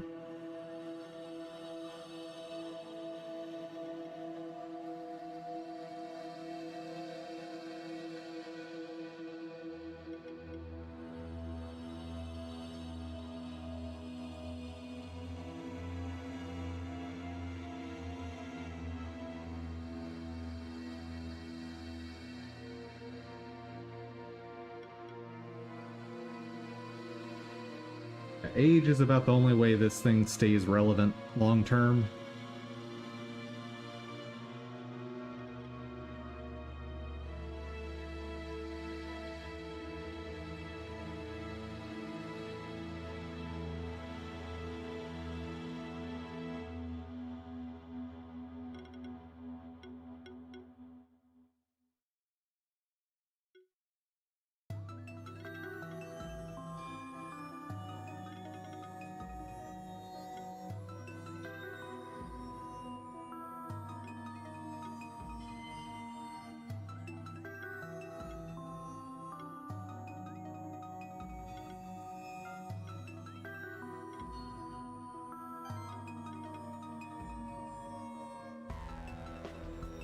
What do I want to work toward?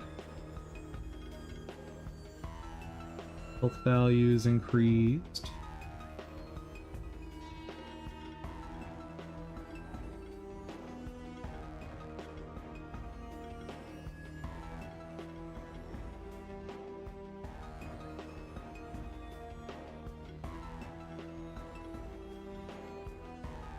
This monster spends about attacking an enemy. Apply a random debuff on a random. No.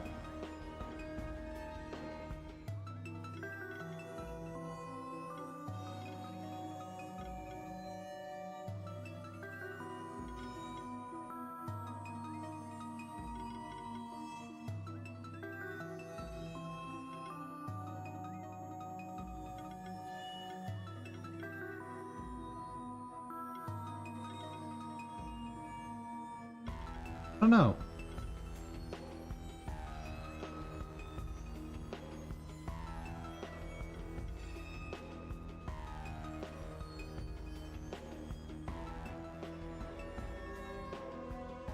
Definitely want that.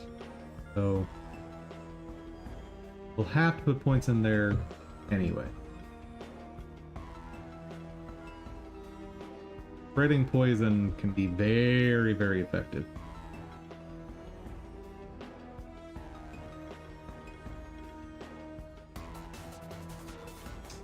So maybe I should try to swap on a shielder instead of slime.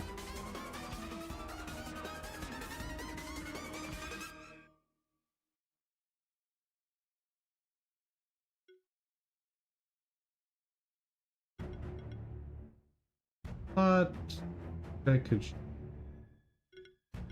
No, it's his unevolved form that shields.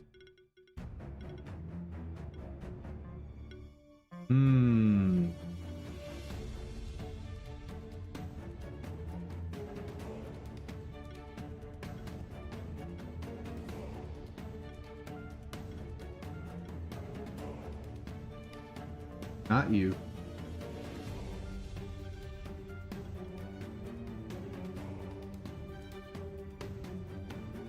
Hey there, Citrus. This is Monster Sanctuary, and I am playing it while I wait for an upload. And if we have mostly lurkers, ChatGPT is naming all my monsters for me. But as you are in chat, you are welcome to name my monsters as I catch them. Don't say oh no. It came up with some decent ones. Like, Frostbite Jack. Stabitha, the tabby cat. What else did it name? Ah yes, Slugizzle, who has evolved into a moth now. What else did he name? Ah yes, Pebloni. Poop Missile was all chat. That was 100% chat. Ah yes, ChatGPT came up with Sir Shoxalot for the Crackle Knight.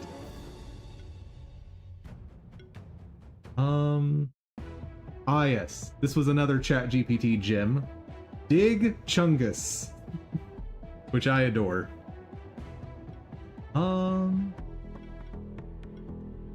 Yeah, those were the solid ones from ChatGPT. Uh-oh. I don't want to fight you.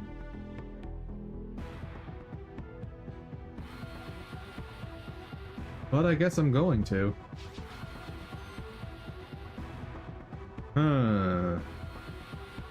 Level 15, I'm probably dead.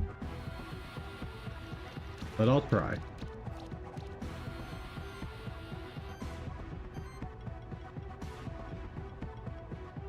You resist all physical, son of a gun. And my teams are mostly physical. That's not great.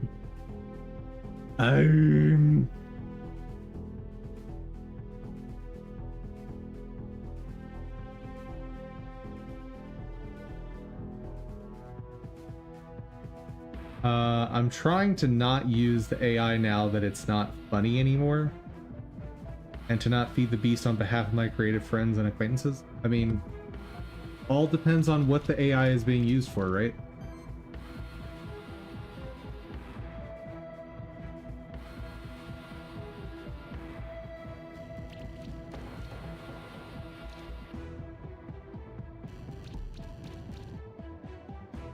Like, using it to come up with meme names, I think we can all agree that's fine. But yes, using it to circumvent hiring an artist, yeah, it's crappy.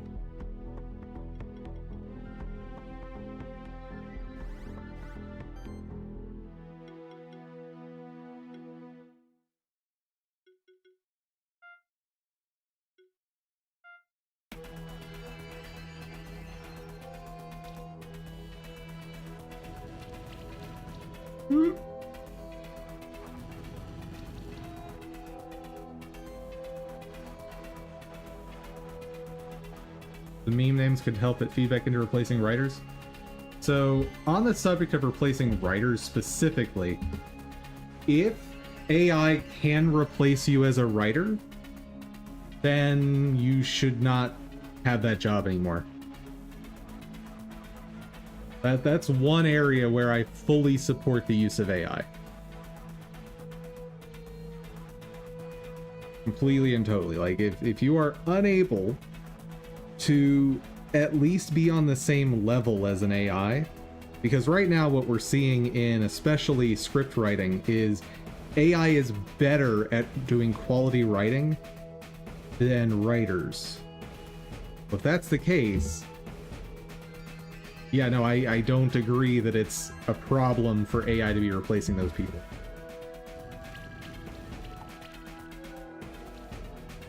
Because remember, AI can only regurgitate existing things.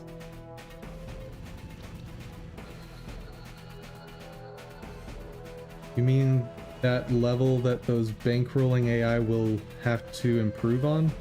I don't understand the question.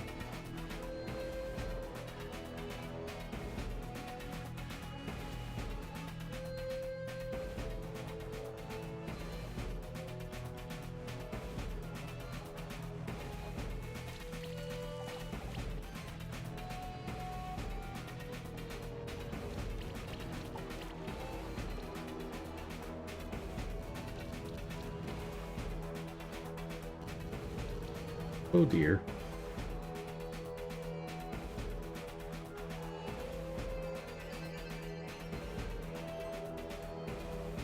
The rich people likely have their companies improving AI skill sets in writing, so they can lay off writers too. Okay. So, paying people to create better software is not a problem.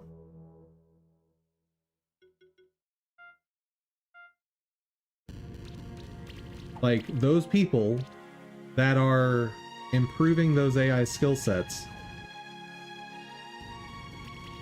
why shouldn't they be allowed to be hired for their skills?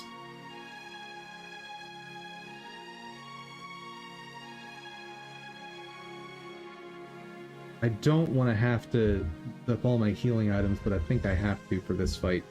I don't want to have to do this again.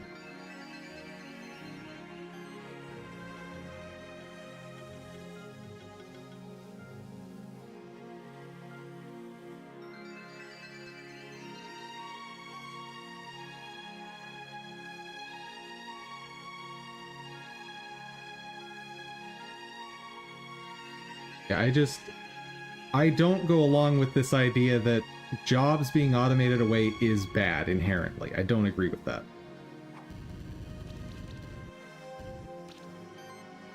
And this is coming from someone whose job is currently being automated away.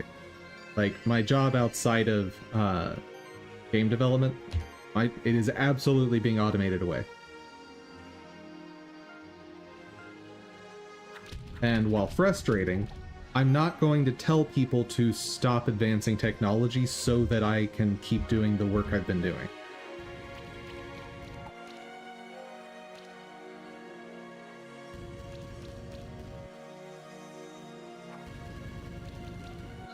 Yep, there goes that guy.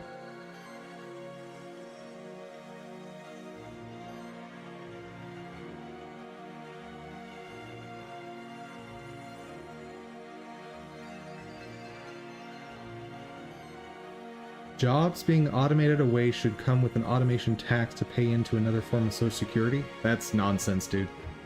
Absolutely not. You're saying you want to financially punish people for advancing technology.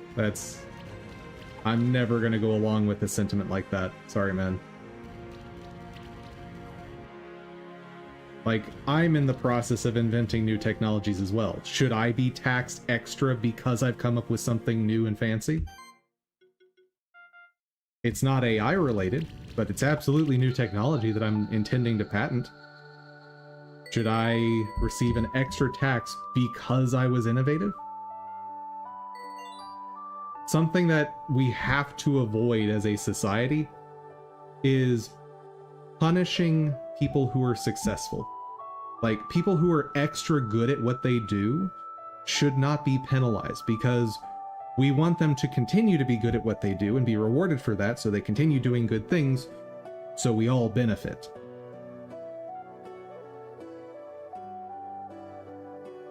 No, that tax goes to the corporation using it.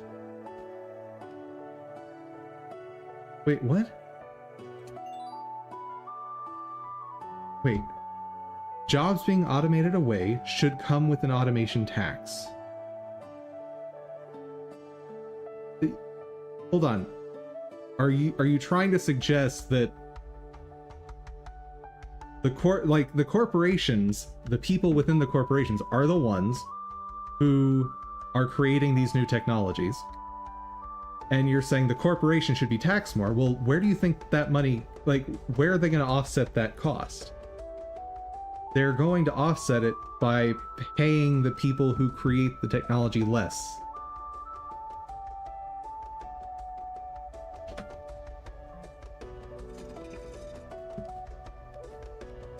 Again, you're still putting a punishment on advancement of technology. At a certain point, it doesn't even matter where the money's coming from.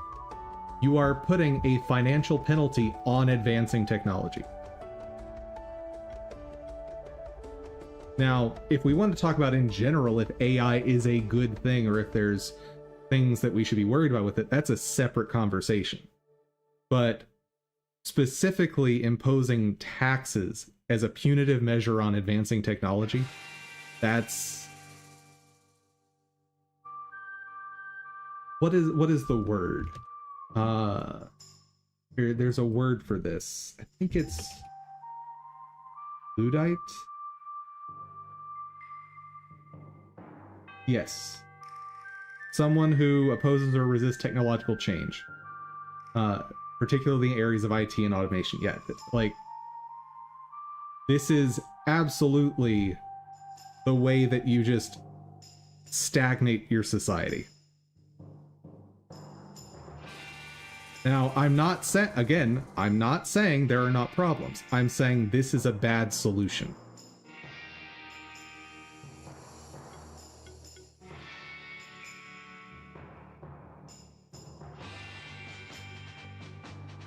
Try to capture more goblins.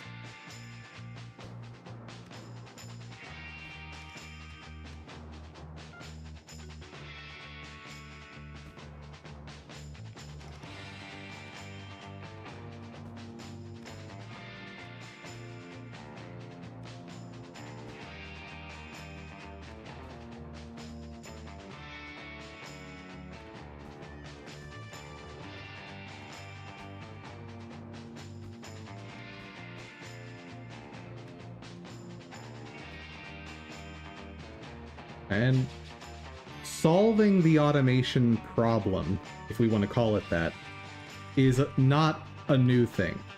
Figuring out how to reorganize society so that we don't leave people left out of society by automating away too many jobs, that's a big problem. And that's one that we've been trying to solve for ages.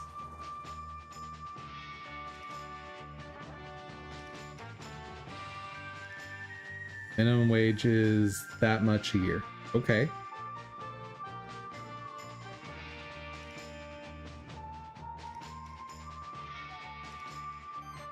I agree. That's probably what it comes out to.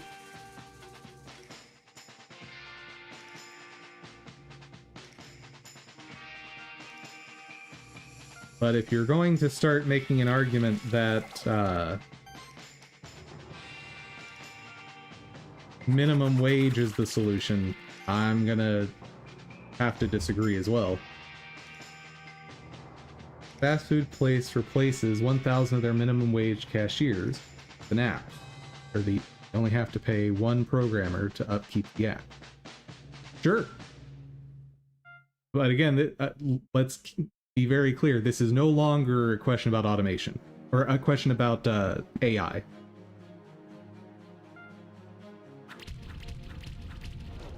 That goes to CEO. One, maybe. Tech in general? Sure. I agree, this is a problem. But an extra tax on success is also a problem.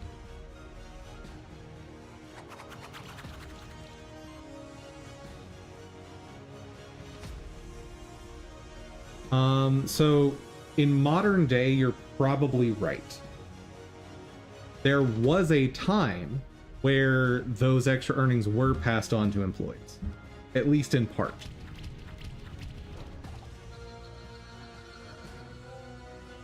No, a wealth tax is not a tax on success, but you're not talking about a wealth tax right now. You're talking about an additional tax on top of the income and corporate gains taxes. You're talking about adding something else on top of it.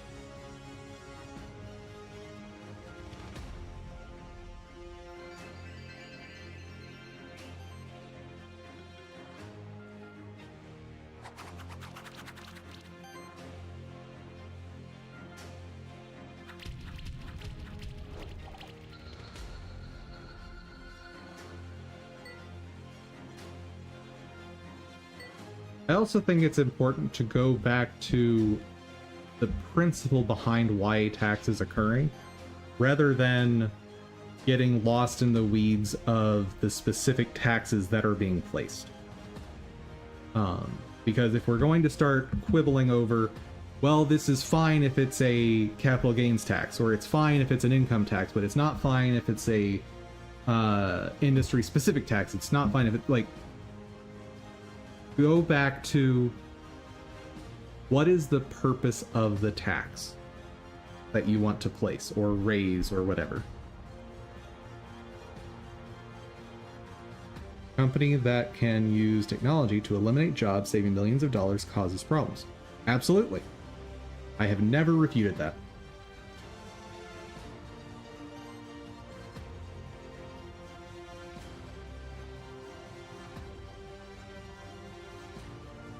Again, Citrus, have not refuted any of this.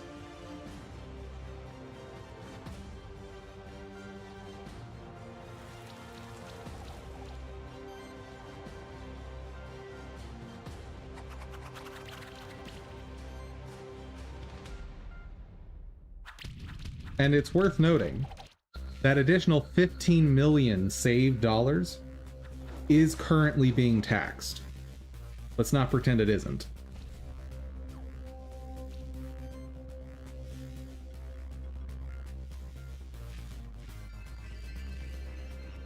Because capital gains tax is a thing.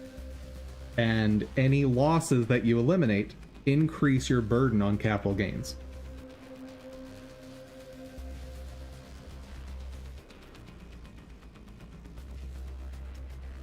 So universal basic income is going to be a very hard thing to get passed in the United States, at least. Very, very difficult. And that said, given the trajectory of technology, I agree in principle it will be a necessity at some point. Now, but let's leave the UBI conversation to the side.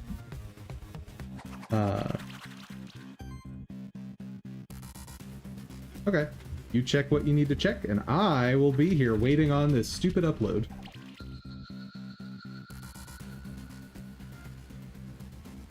Goblin Warlock Egg!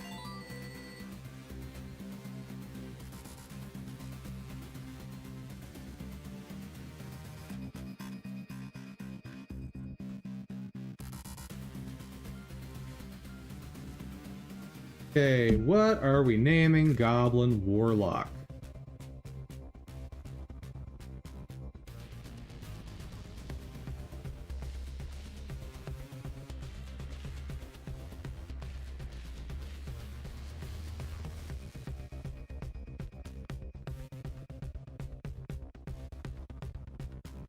X-Mix? You can do better.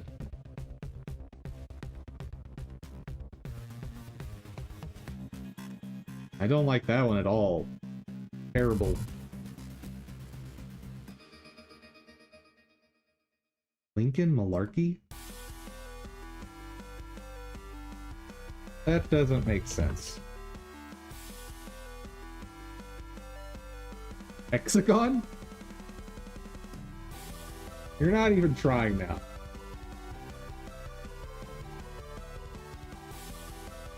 Rimble Spell Snatch. Terrible. Wartlock Home. That's not terrible.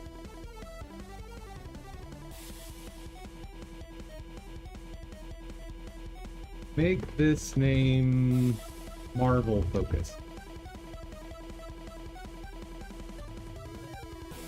Hex Loki. Bad. Dr. Goblin. I mean, the obvious way to take this is like a Green Goblin joke.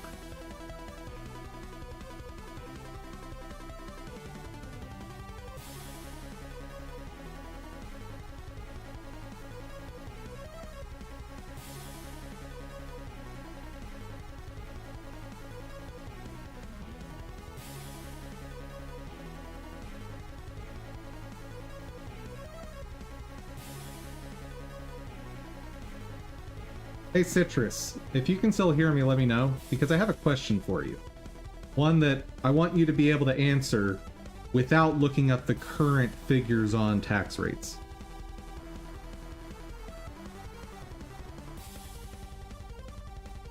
Because I think this is the most interesting question for people who are advocating for increased taxes to be able to answer.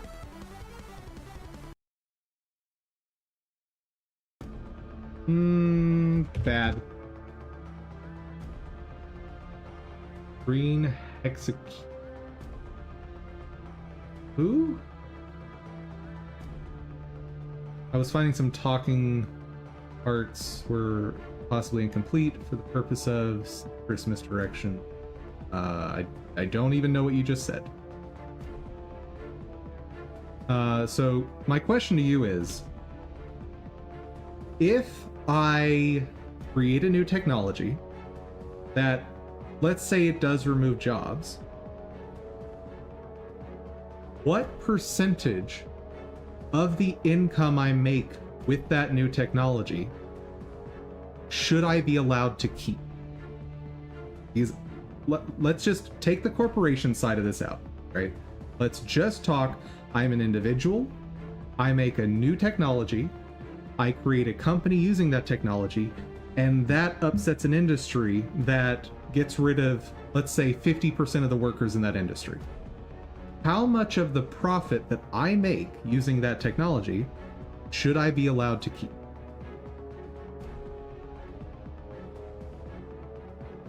So let's say I make $1 billion. How much of that billion do I get to keep?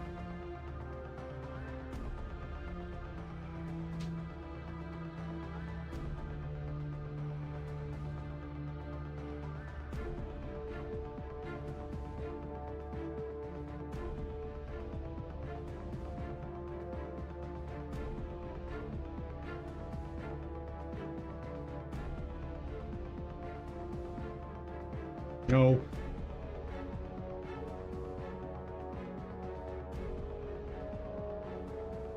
For the company, the leftover what it costs to catch everyone in a social safety net.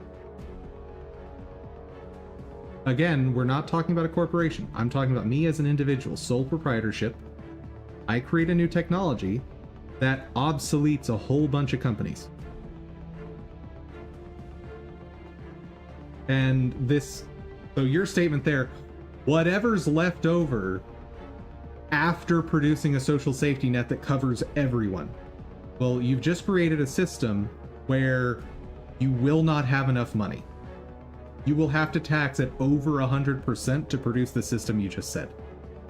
Because me as an individual, the way I'm making those companies obsolete is by offering my product at a lower cost to the consumer. So I'm bringing in less money than the companies I put out of business. That's how competition works. You offer a better or cheaper product than your competition, and if it's sufficiently better and cheaper, they end up going out of business. But you are not making as much money as they made in the past. This is actually the mechanism where you generate wealth within an economy, because now that industry, while yes having less employees in it, the goods from that industry are now cheaper for everyone. And so the amount of money individuals within the economy have to earn in order to afford those goods also decreases. So this is why you can't analyze an economy as a zero-sum game, which you seem to be doing. I don't know for sure, but it seems you're trending that way.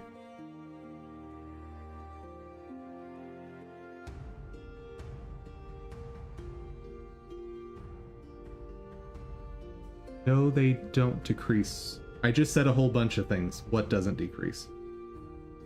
It just increases the profit margin. That is not true. So the thing you're saying right now is just not the case. Because as technology advances, companies will also pass some of those savings on to their consumers, their customers, so that they are a more attractive product compared to their competition within the industry. If I come up with a way to make cheaper cheeseburgers than McDonald's, and they taste the same as McDonald's, people are going to come to me because they can get the same thing for cheaper. That is my hook into the market. That is my way of making profit and taking business away from competitors. That's the same mechanism that is what's going to cause those competitors to not be able to have as many employees, because I'm taking some of that share. And at the same time, everyone in the country, capitalism incentivizes greed.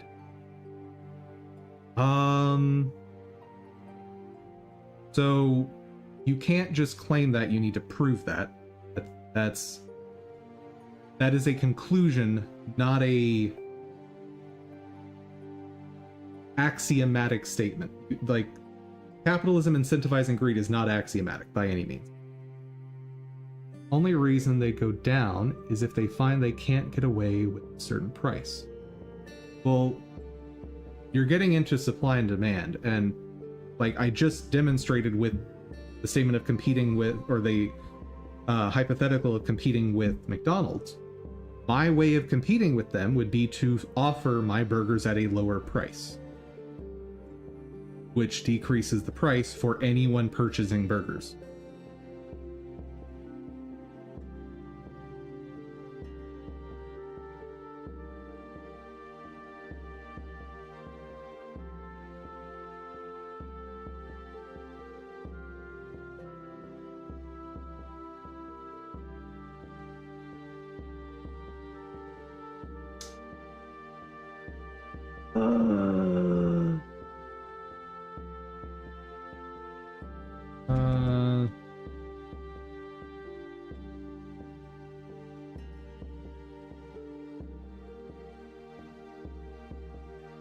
I'll enter the spell snap. Go a different. Make it funny.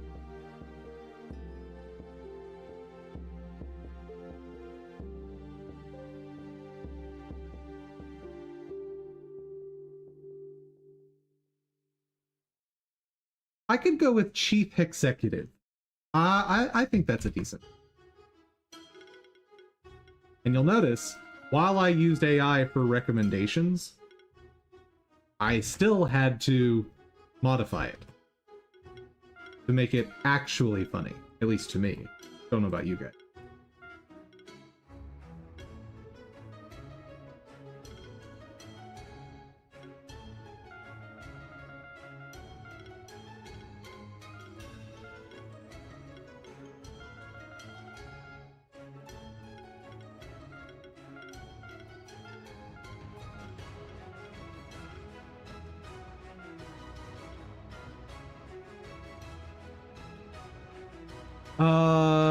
McDonald's has several options against your startup burger restaurant. They can afford to lower the price more than you.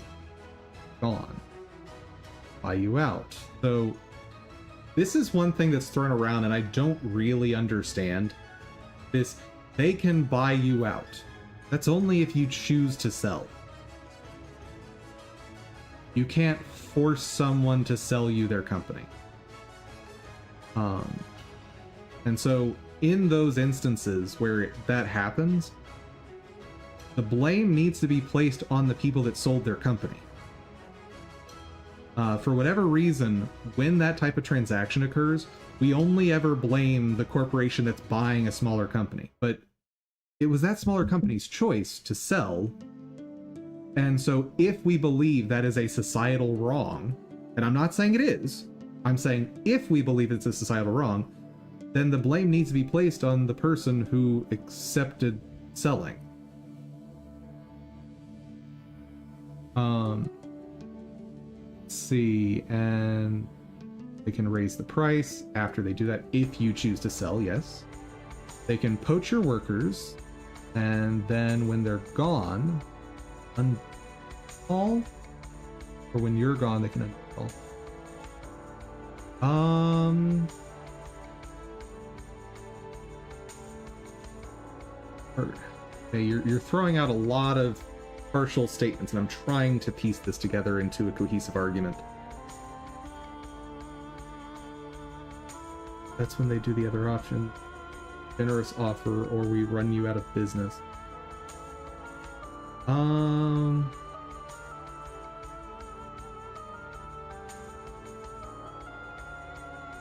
So it's definitely the case that big companies can do crummy things like that.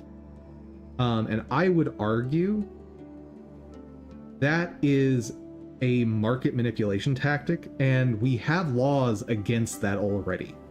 Like, that is illegal. But for whatever reason, we don't prosecute that. We don't bring charges against laws against companies for that. And hold on, before you say, well, what I'm getting into here is we don't have laws that the penalty is a fine for the poor. I agree. What we have in place right now with these large companies is not capitalism. It is what is referred to as crony capitalism, where we have laws in place that are applied unevenly to disadvantage smaller businesses. This is just the case in a lot of industries, especially in heavily regulated industries. I've worked in a few of those, and you'll find that the companies that are big in those industries actually write the regulations that lawmakers then put in place that restrict competition within those industries.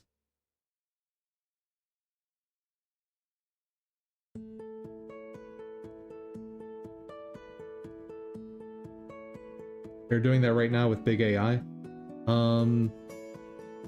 I will be honest, I have not been keeping up with legislation related to AI.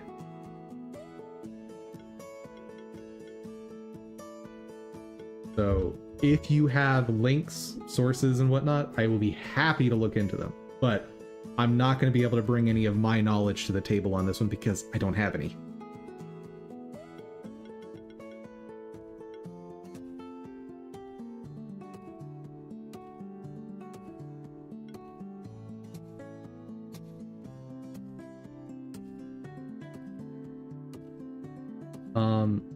Honestly, I don't trust our legislators to be able to make any reasonable laws on AI, because our legislators don't even know how email works. I've watched so many Senate and congressional hearings related to social media, and it's painfully obvious they don't even understand how email works. So am I really going to believe that they can do any good, or that they're capable of doing any good in the realm of AI? No, not a chance. How do you fix that? I have no idea. I want to be very clear. I have no solutions that I'm offering to this problem. And I know that's not helpful. And I'm sorry. I wish I had the answers to this. But I don't see a way that our current legislative system can come up with reasonable laws on this.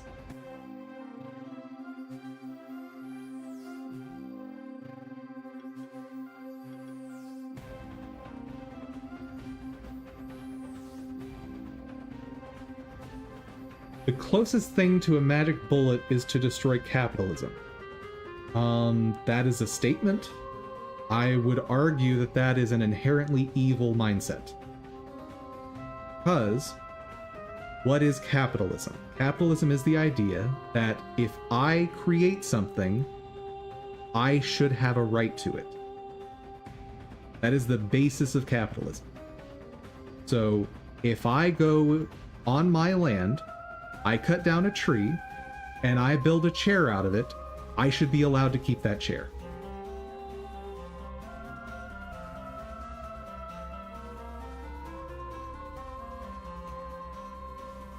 No, what do you mean?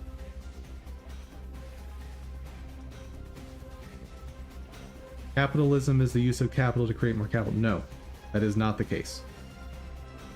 That is not the definition of capitalism. That is a potential consequence of capitalism, but that is not the definition.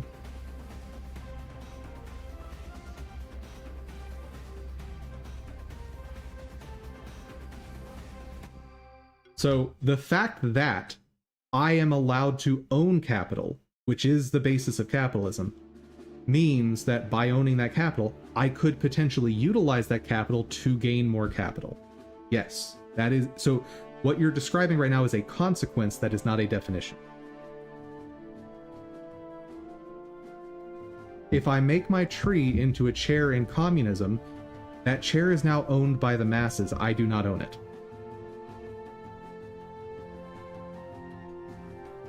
I think you have a misunderstanding of communism. Because the tree was not owned by me. I didn't own the land in communism. All economic models can be reduced down to a question of who owns things. In communism, it is owned by the commune, the community.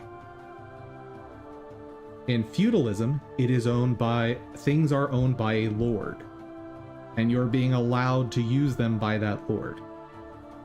Under capitalism, we apply this concept of capital and individuals are allowed to own things.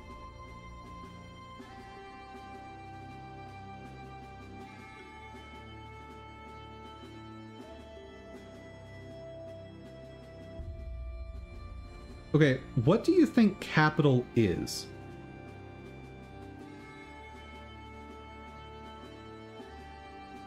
Because you seem to be suggesting that physical things are not capital, but they absolutely are.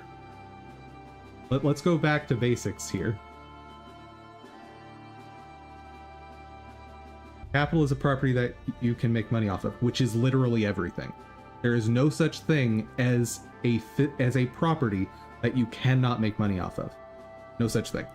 A chair you can make money off of. A toothbrush you can make money off of. A house you can make money off of. Anything that can be owned can be used to acquire profit, some form of money. And so it goes back to, you gonna rent your toothbrush? The question is not will you do it, it's can you do it? And you absolutely can sell your toothbrush, which gets you money. A toothbrush is capital, whether you like it or not.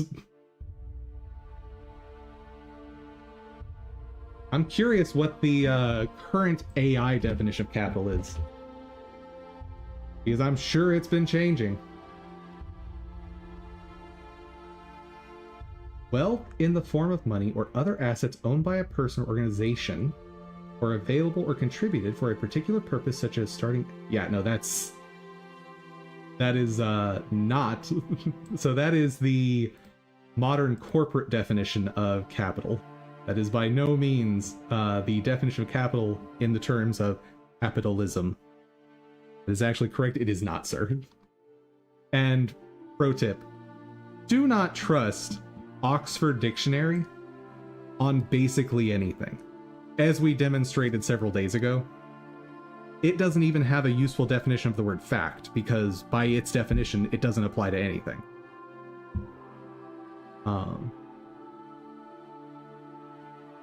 And just because we change definitions doesn't mean the original concept disappears. So if you want to change the word for what I am defining capital to be and use a different word, great, let's use that word. And then I'll just use that word ism to describe the concept of being able to own things as an individual. Or we could just use the definition that's existed for the past 200 years.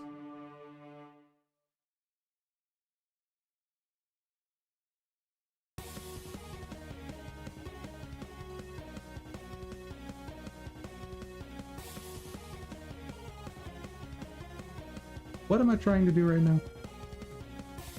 Ah, yes.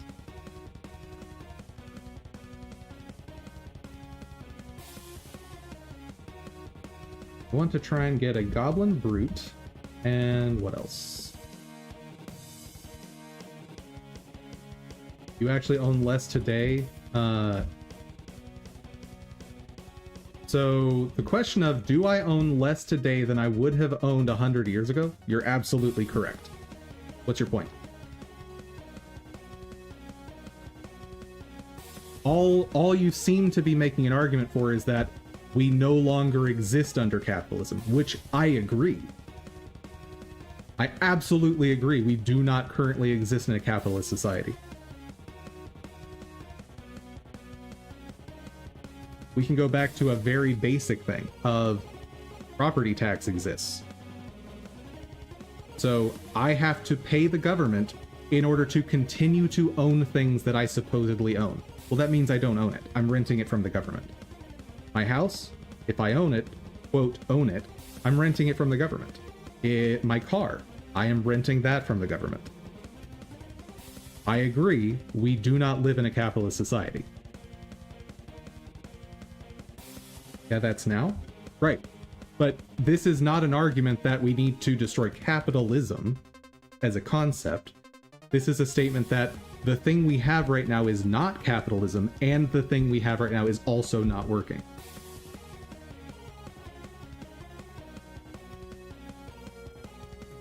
It is you just described how it's not capitalism, though.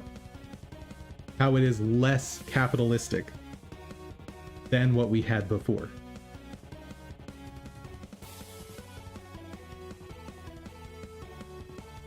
Honestly, we need a new word for whatever we have now.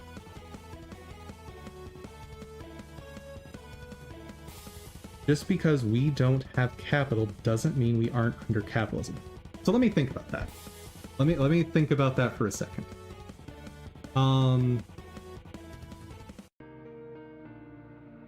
No. So I agree with your statement in a vacuum.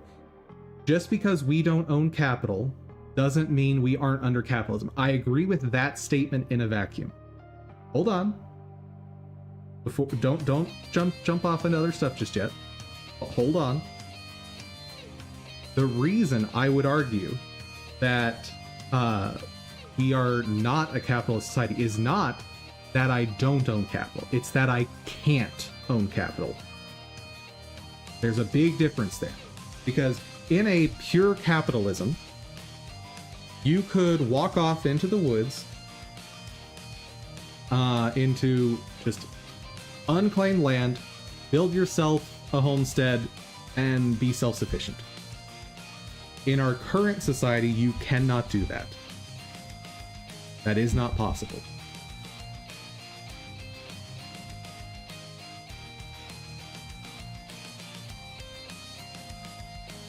Because of the things I mentioned with things like property tax.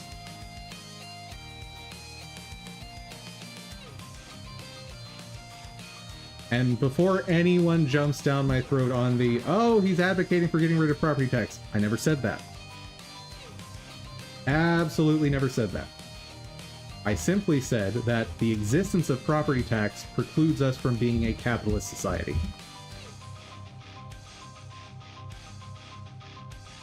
Because ultimately that means the entity that owns all the goods is the government. Which I guess would make it something like socialism? It's kind of. It doesn't quite fit. That is exactly capitalism. So wait, you're suggesting capitalism is where the government owns all the capital? The question is not whether or not capital is owned, the question is who owns the capital. Because all things that exist do have an owner. That is just the case. The question is who owns it. That is what defines your economy. Your economic system, rather.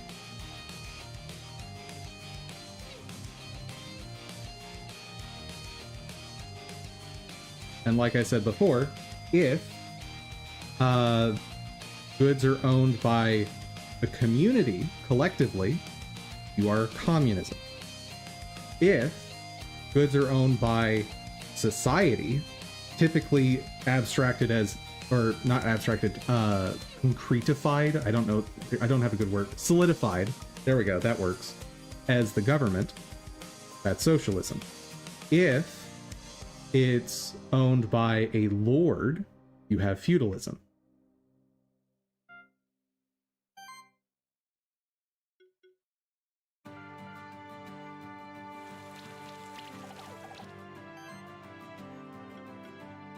And the reason I go back to, you're saying we're feudal?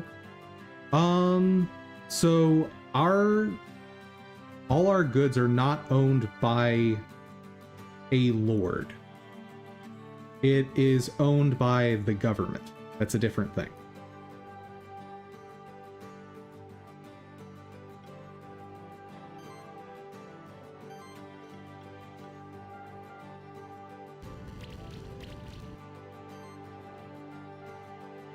And while it is a small distinction, I think it's important because it basically depends on whether or not you have elections. I think that's probably the basis to draw a distinction from.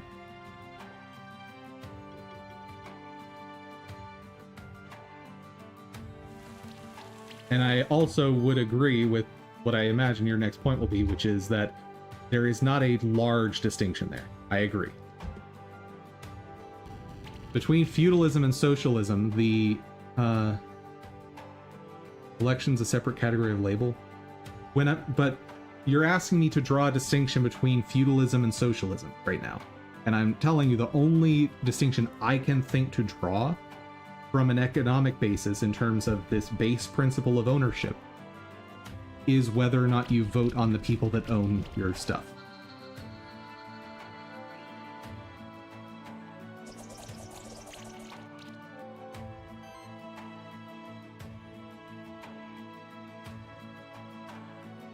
I didn't ask that. Okay, what is your question then? Because you said, so you're saying we're feudal, and I said no, and then I explained why, and you're saying you don't like me explaining why. You gotta give me something.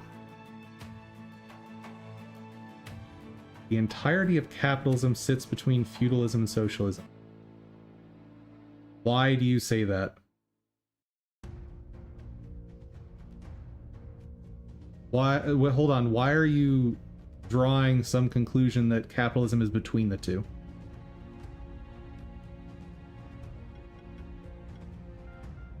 Like, how are you deriving that idea?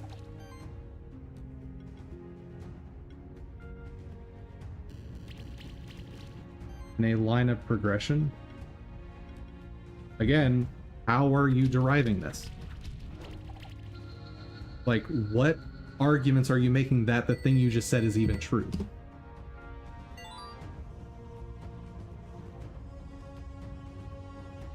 Because I don't agree that the thing you said is true, so you're going to need to tell me how you got there so I can determine whether or not I can agree with your statement.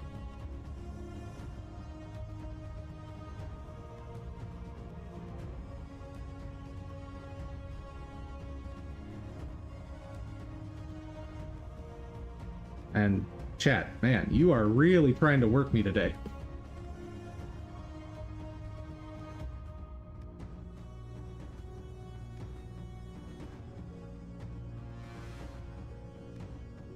Oh, I did not mean to do that, but it's fine. I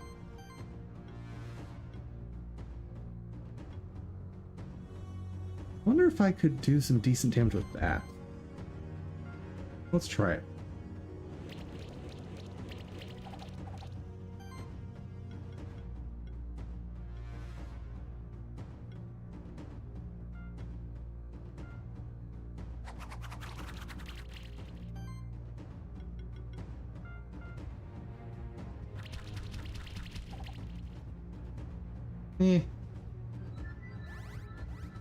Probably not worth it.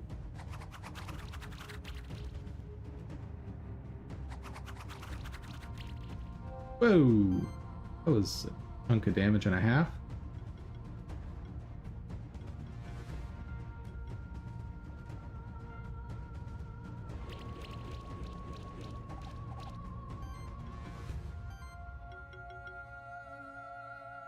That will not be enough damage. Oh.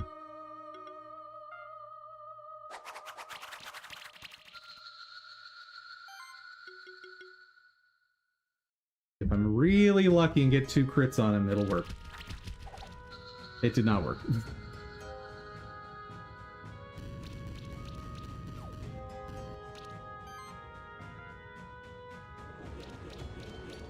Came from centuries of monarchy and feudal societies. Nobody ever thought it would improve. Step after that is capitalism. So, timeout. Why is that the next step? Just because it did happen that way does not mean that is the necessary next step. That's right. You need to demonstrate how that is the necessary next step. Letting more people go to higher areas. But in late stage capitalism, those promises get closed off. The next system is progression. You never demonstrated in any of that why capitalism is the natural next step after feudalism. You need to demonstrate that. Because I see absolutely no argument why a feudalist society could not become socialist. I see no reason that couldn't happen. In fact, we have an example that decided to go capitalist, but could have just as easily gone socialist.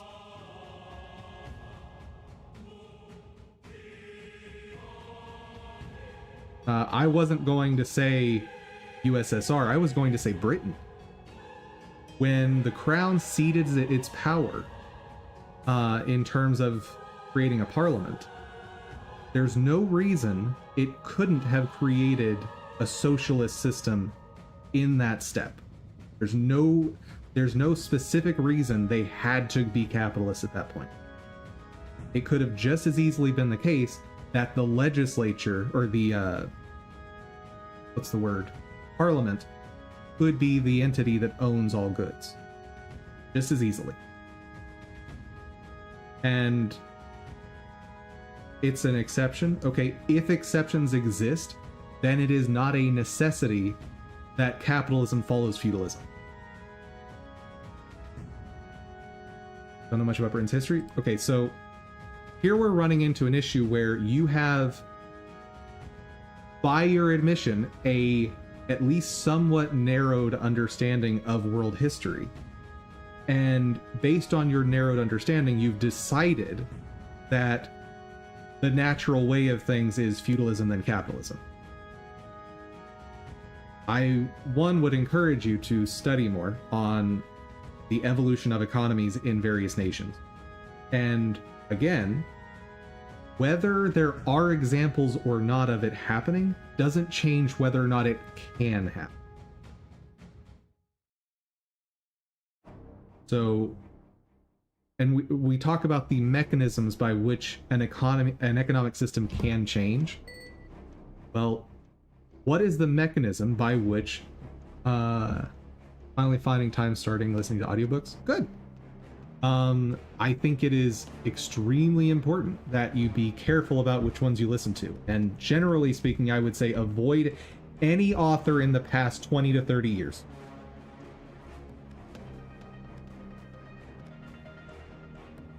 Because part of actively reading, starting with Communist Manifesto, you should definitely go back further than that. That is way, way, way, way, way too modern to get a complete view of the evolution of economic system.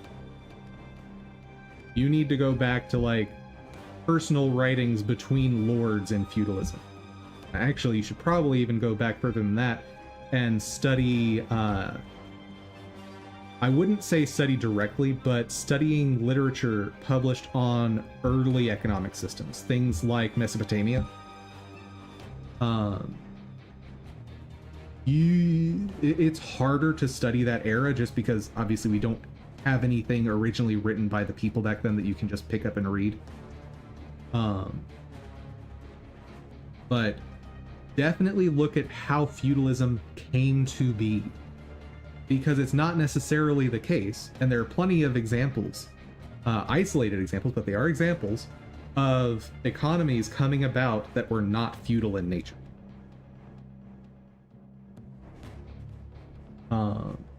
Feudalism, for the era when it grew rapidly, only did so because of our limited access to power as individuals. And the manner in which you enforced your will in the world at that time was through rallying behind an individual or small group.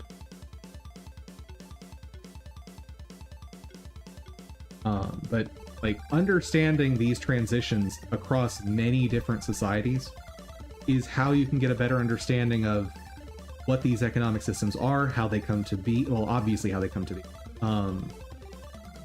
and what it really means to be in those systems. Because we come up, there's, you know, academic types that come up with all these new definitions all the time.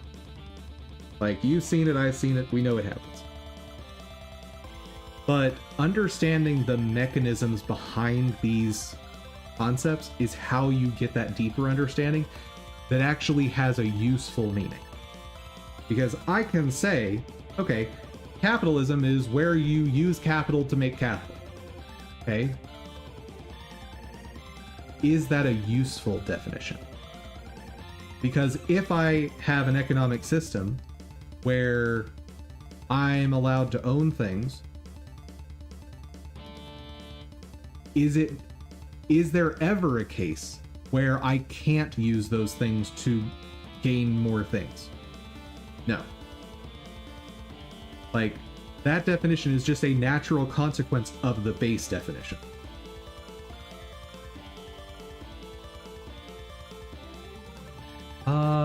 What am I trying to do right now?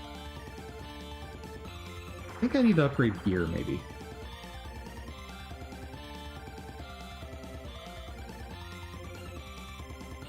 Yes. I am severely lacking in. So, feather plus 2, cape. Medallion. Damage, mana regen, eh.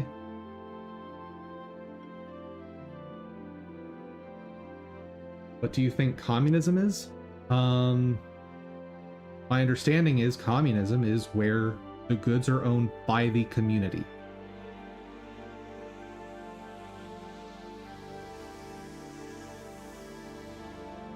And we can say the means of production are owned by the community, but that's very much just the same thing. Because when we use the phrase means of production, what does that mean? Well, means of production includes the house you live in. That includes the chair you sit on while doing work. That includes the land that you exist on. That includes the trees and the woods. Because those are all means to produce. No, that's not the case. I encourage you to read more then.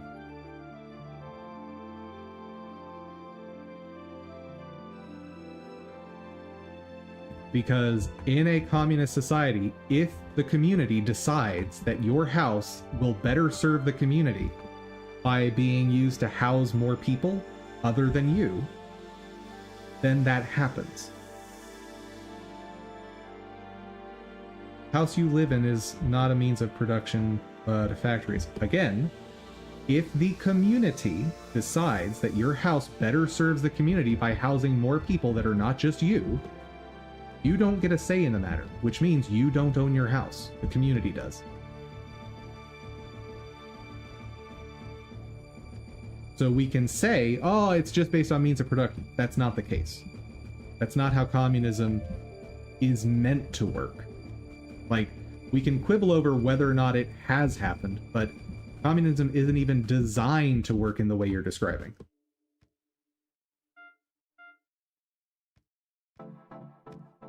Because all the power, theoretically, lies with community. So it is absolute mob rule. It is, oh, we would prefer your house be used for this, so you no longer own your house. End of story. Which means, and here's the point though, if people can choose to take away something that you allegedly own, then you didn't own it. You were only granted access to it by the grace of those people that make the decision.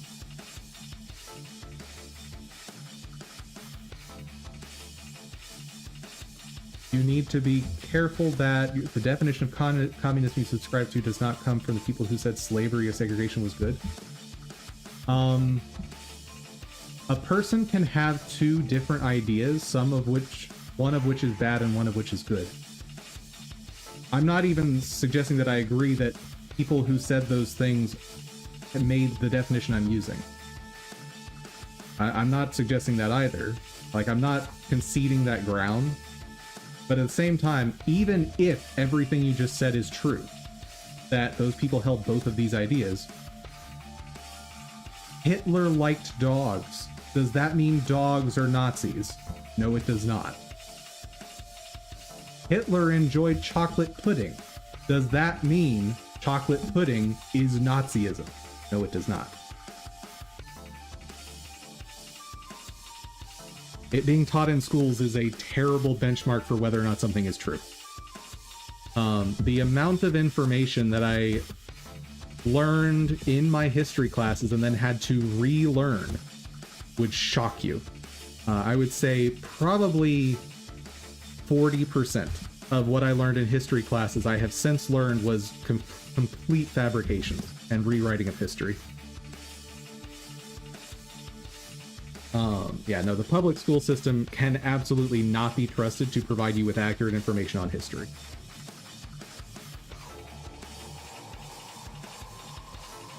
People who benefited from slavery and segregation would benefit from people thinking communism to be evil. Communism is absolutely an evil, and them believing it was evil does not change whether or not their other ideas were wrong. I mean, let me give you another example. Communism not evil?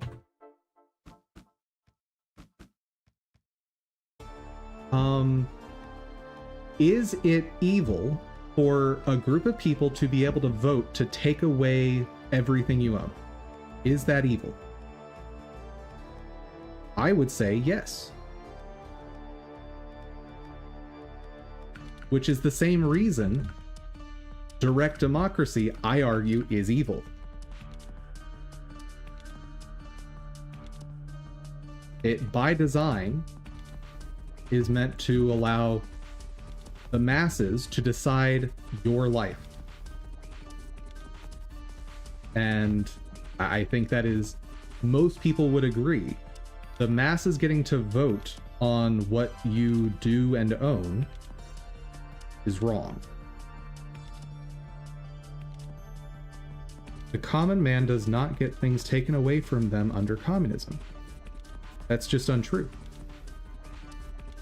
Under communism, you are not allowed to decide what you own, because the community decides how much you are allowed to have and what things you are allowed to have. Under communism, if you're the one person in the village that has a TV, oh, suddenly that TV isn't yours anymore because it better serves the community by being communal. No, that's capitalist propaganda? Okay, please describe for me how you would maintain ownership in capitalism, in communism. How do you prevent other people from voting to take away your ownership? How do you prevent it?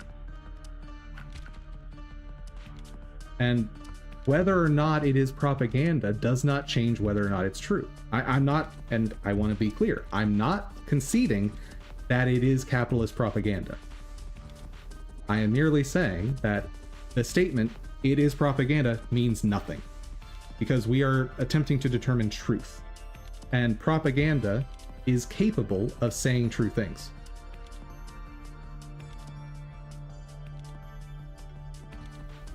So, and that's why I say throwing that in there, no, that's capitalist propaganda, that doesn't add anything to the discussion of whether or not the statements are true.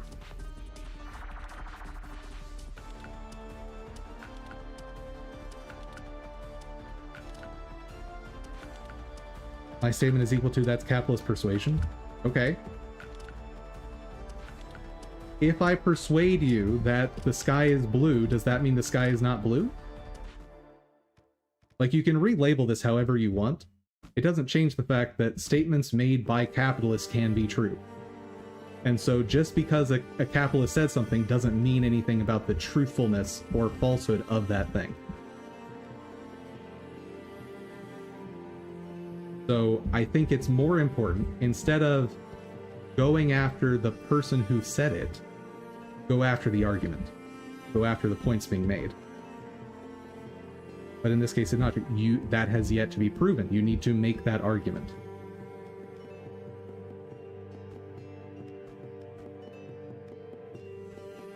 So this, you have essentially committed an ad hominem fallacy there. You've said, like, your argument thus far is simply, capitalists said it, and now you've taken back the therefore it's false. But you have not made the argument that the definition I've given is incorrect. You have not demonstrated how the thing I've said about communism is incorrect. I encourage you to demonstrate it, absolutely.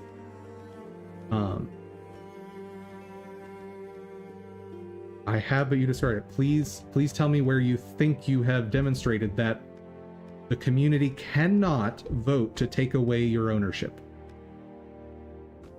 Please show me where you have demonstrated that that cannot happen in communism.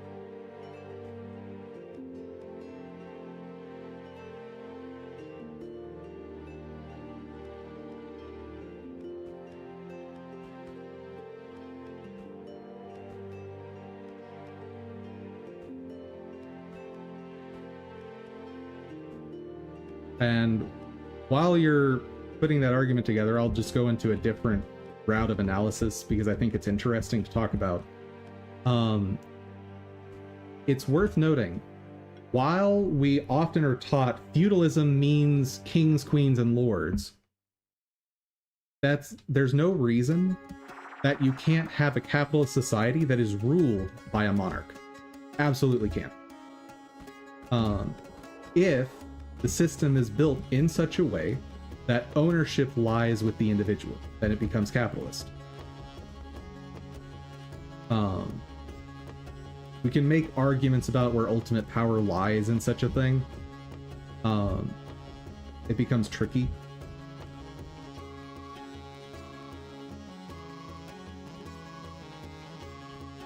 Over here.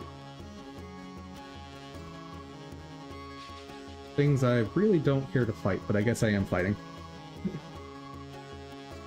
I don't know how to convince you that the community wouldn't take your toothbrush and house. I'm not asking would they, I'm asking can they. It's not a would, it's a can. I'm asking, is it possible for them to do that under a communist system? Like, by design, is that part of the mechanisms by which communism operates? That's my question.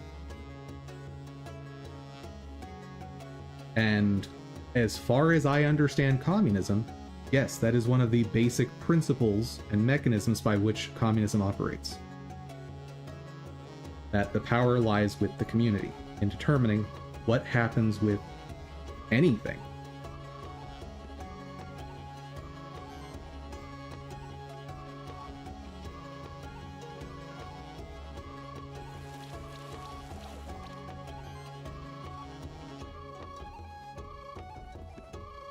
Okay. Yeah, and before anyone, I want to be very, very clear on this particular point I'm about to make. For anyone who is reading Citrus's statement there saying, I have to put a pin in this. Hold on a second, Citrus. I want to really hammer home a point here. Anyone who's reading what Citrus has said there and thinks this means that Citrus has lost, get out of my chat. Stop watching my channel. You do not belong here. You are intellectually dishonest. The most intellectually honest thing most people can ever do in a discussion is admit they don't know enough and they need to regroup. That is 100% valid, and Citrus, I applaud you for being able to do that. That's awesome. too many people think that saying I don't know is defeat. Thank you for demonstrating the correct way to honestly discuss something. That's awesome. And I want to make sure to properly evaluate it as being very good and very impressive to be able to do that. Good job. Now, to state the thing that you want to go discuss with others and try to build more knowledge on, my question is, how, under communism, do you prevent the community from voting to take away anything you own? Because as far as I understand it, the basic mechanism by which communism operates means that the people necessarily have the right to take away your goods.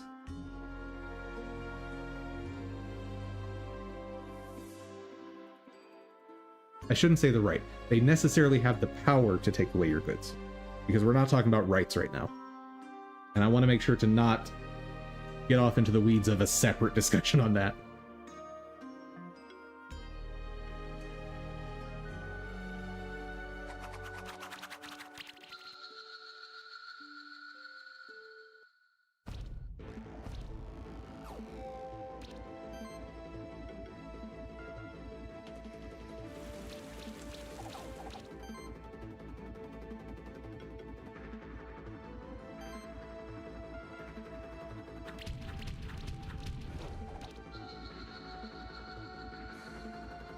Hey, upload's done.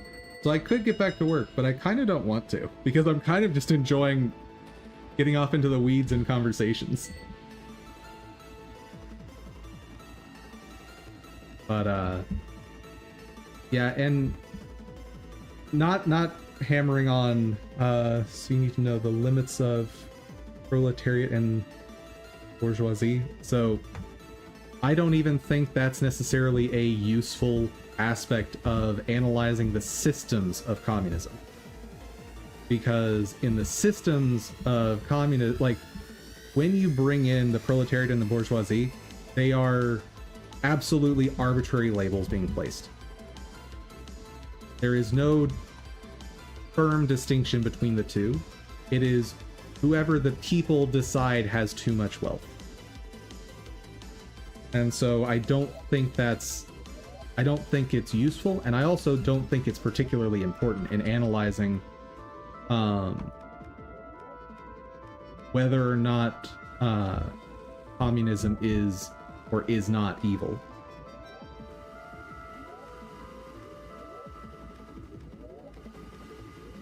Because my claim, as I've stated before, was just that communism by design is meant to facilitate an evil act of being able to vote to just take away the property of others.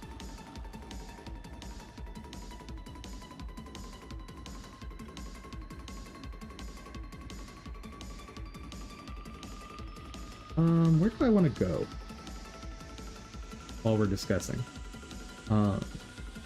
But like you said, you wanted to regroup, so let's leave the communism topic. And just more generally, what I wanted to mention is a lot of times we marry economic and political systems together. So we talk about this being a capitalist society. Well, capitalism is shaped differently based on the system of governance. The same way every economic system is shaped differently based on the system of governance. Some economic systems are, however, tied to political systems. You're good. Yeah, absolutely prudent to double check definitions or summaries.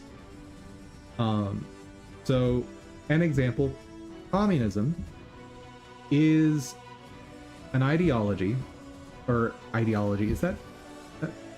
It's a system that is both economic and governing in nature.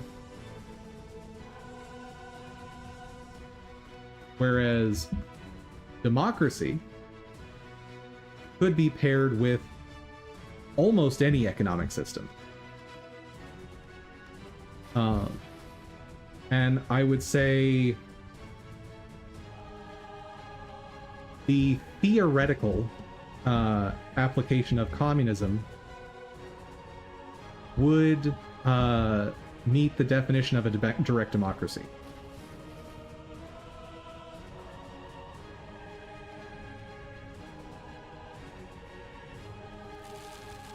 Oh, the whole thing falls. I wonder if I can cheat my way over there. Nope, that didn't work.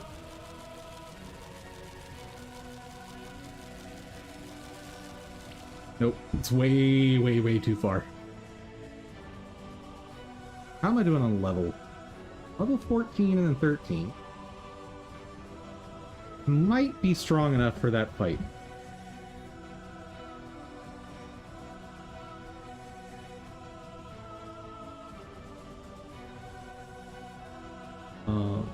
Let's see, what other pairings could theoretically exist?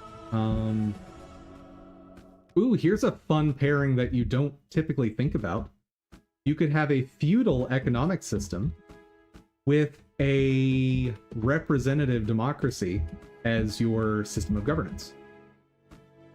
You could theoretically create a system where you have people voting on individuals who represent them, and then having a separate entity to both of those that owns all goods.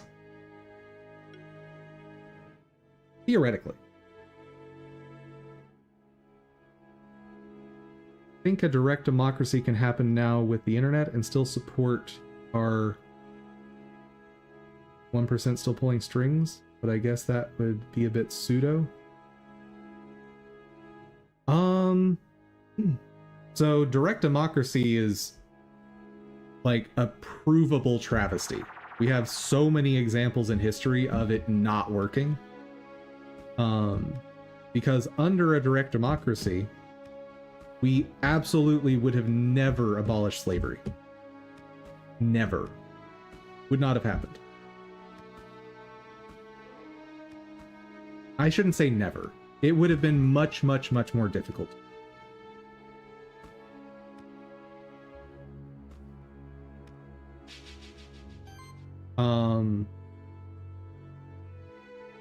Yeah, the issue with a direct democracy is if 51% of the people say it, then it happens. And it's not, and this is part of why a direct democracy and communism, in my conceptualization of them, are not that different.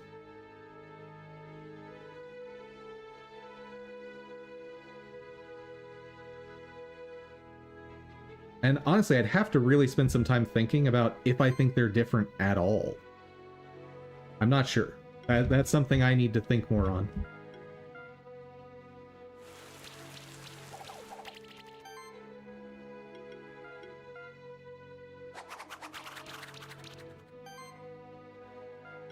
Like, I guess the question would be is the economic reality of communism a direct result and mandatory result of having a direct democracy? I don't know. I need to think on that one. It's an interesting question, though.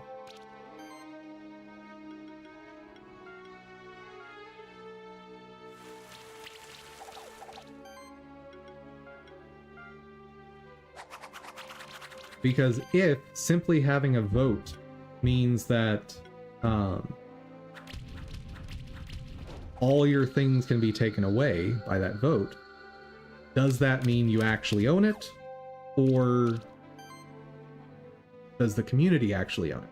I think there's an argument that the community owns it in that case. I think it's a pretty solid one.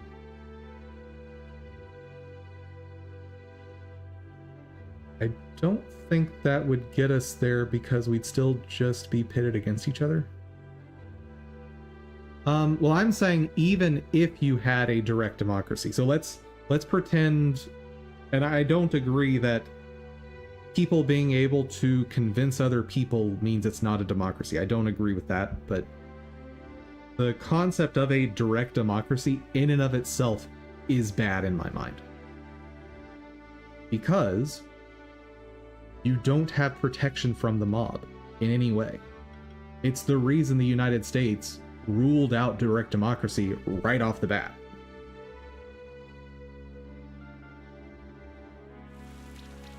Because it was well understood that that is a system that absolutely exploits minorities. Like, by its very nature, it will exploit minorities. Since the minority will never have their decisions enacted. I'm not saying it wouldn't be just that we'd still have dishonest persuaders. Well, so if the existence of dishonesty means that a definition can't be met in terms of a political system, I'm not sure it's a useful definition for a political system.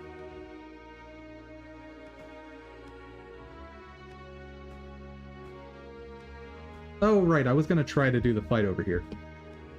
What am I doing? Just in case, let's get a little more experience.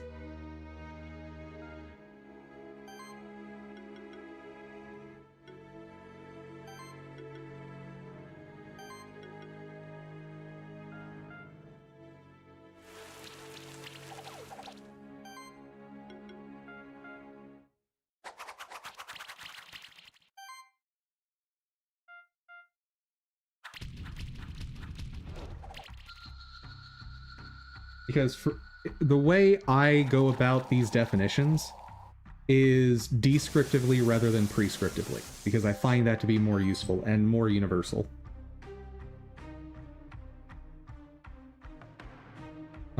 This is from the context of where we are now. If we started direct democracy today, okay, if that happened,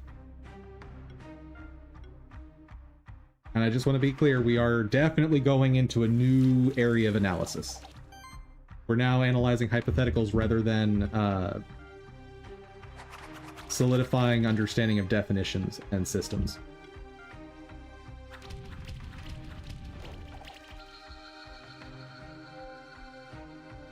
So we'd still be pitted against each other.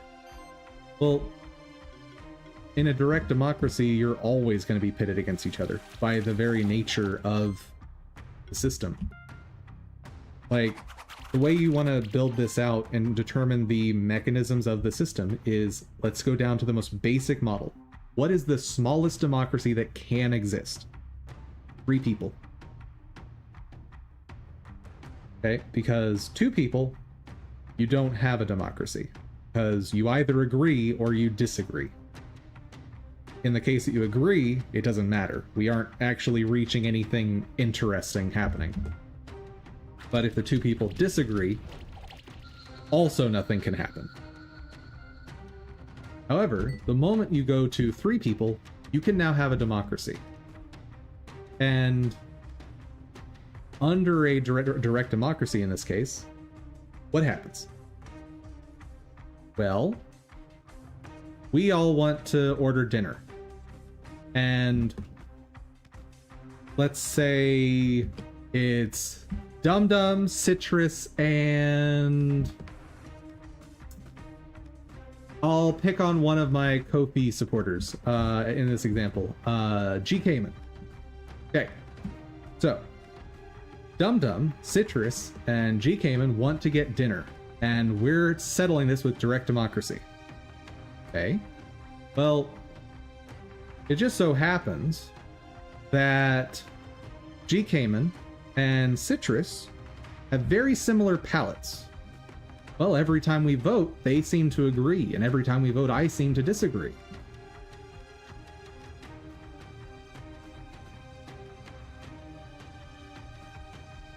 So, happens to be a third-party voter.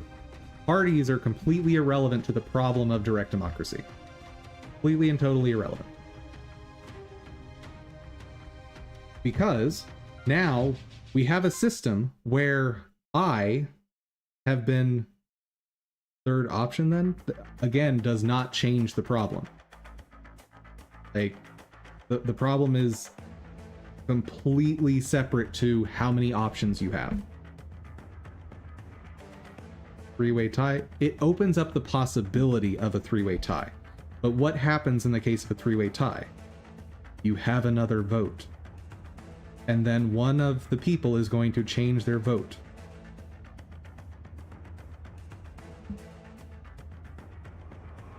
Oh, it didn't have a problem with word tie. It had a problem with your other two words. Because that is a naughty, naughty act.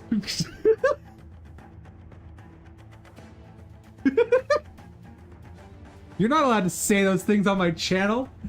Naughty, naughty voting. But the point is, the minority just doesn't get their way on things. That's the problem with direct democracy. This is the primary function of the Electoral College within the United States system. It is to ensure that the minority is not just always overruled. The construction of that actually goes back to a much different principle. One thing you probably aren't familiar with, because almost no one is familiar with, I believe it's the 17th Amendment?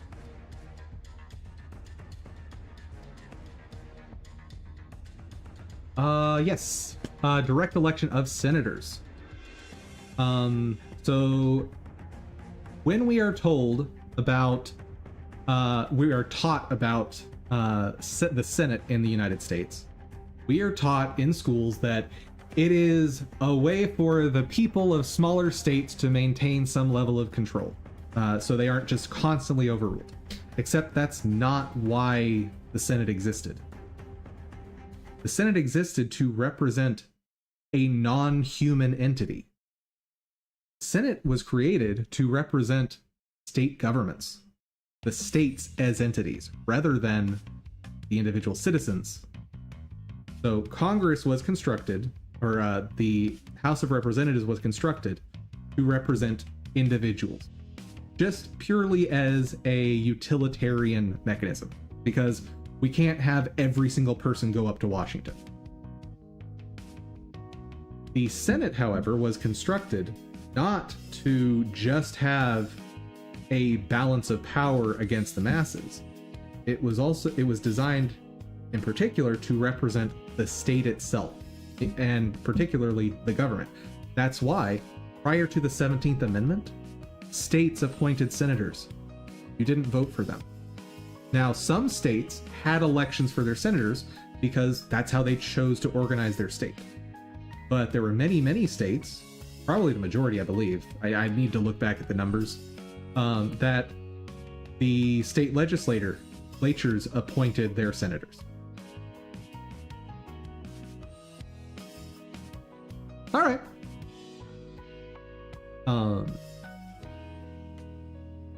And of course, now we have a system where states at the federal level receive no representation, like the state governments, and the interests of the state governments do not receive any form of representation.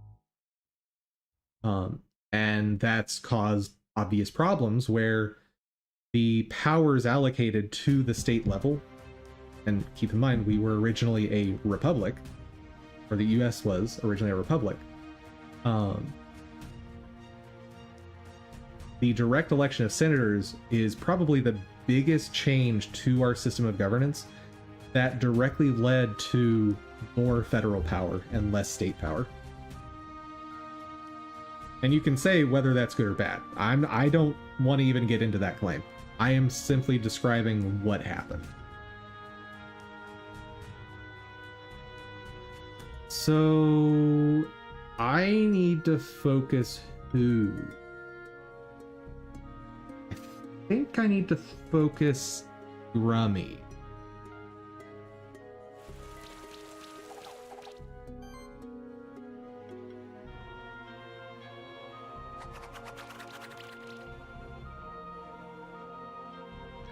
Wait, I only got 2?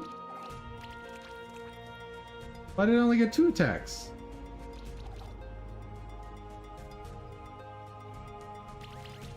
Oh my god! Turn 1 lost. Oh my. Forfeit. Okay. Who can do a better job than Slime in this? I need someone who can remove statuses from the party. That's not a bad idea. Nebloni could do it. Cthulhu could do it. And Cthulhu would get more healing out of it.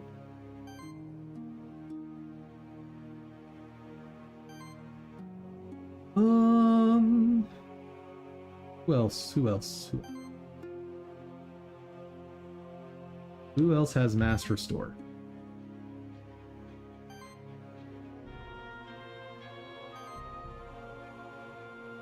Not many people.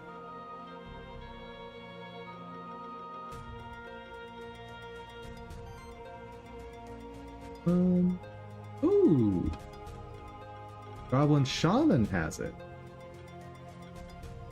That could be interesting. Not to mention getting some status application as well. Goblin Shaman's probably got to be on the team.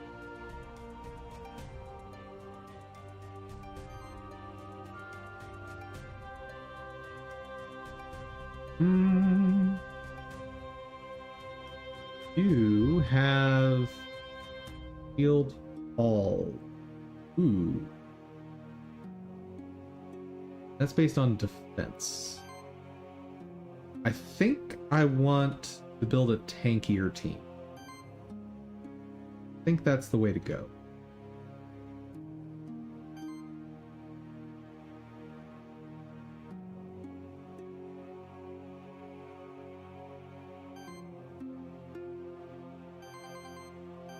So I've got Mass Restore on this guy. I've got nothing useful on this guy.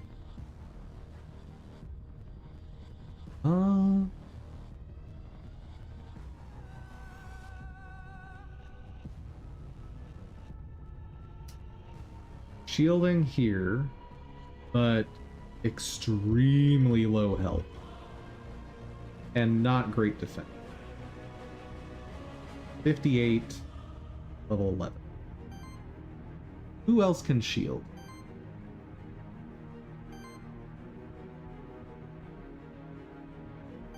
Oh. Nope, nope. Oh. Something here. Redirect the next attack. Nope.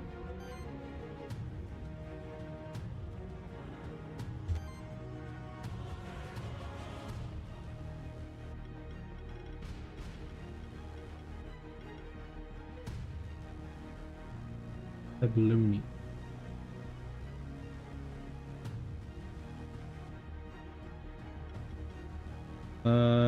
He has all that defense but no shielding. Maybe I should go get a Grummy egg.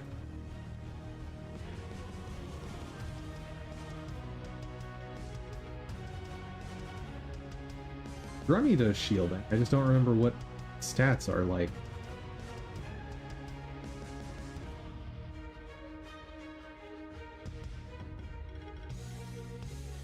Wave, not useful.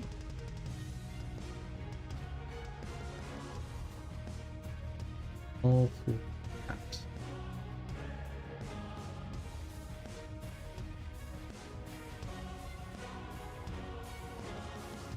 Ooh, I forgot about healing shield. I need to look for that as well.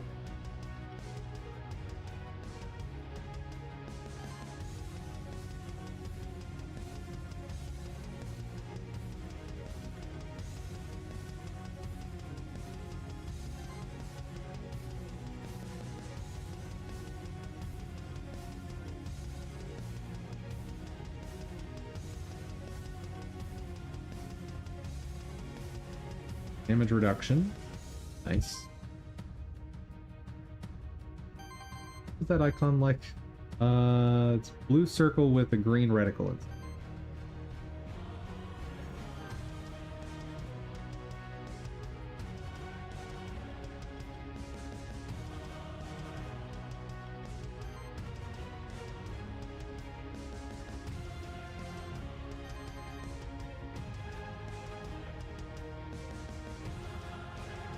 Okay, this guy can get that, but his healing is based on magic, which he's bad at.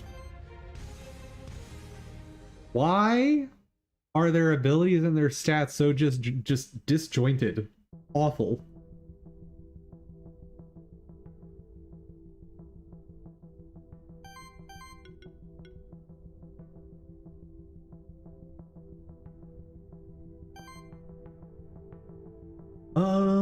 Nothing there. Healing shield.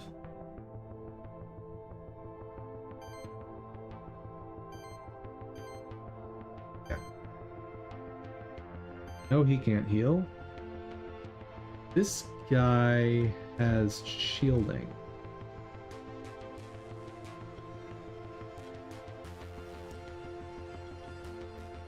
For combat, apply a shield equal to the magic. Monsters deal more damage while shielded. Interesting.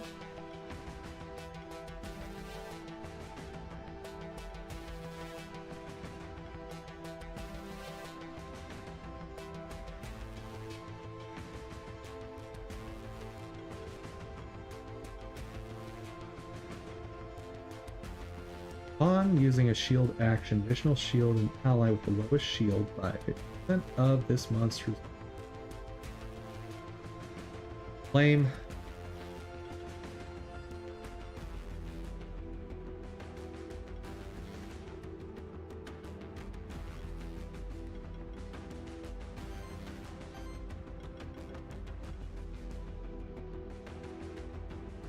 Generated shield equal to 20% of max damage.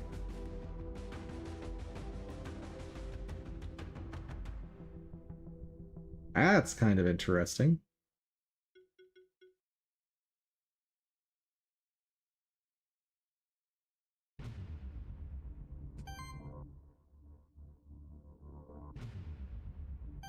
Nothing. Oh, but I don't have access to that yet. I'd have to get to level 20, which is not happening.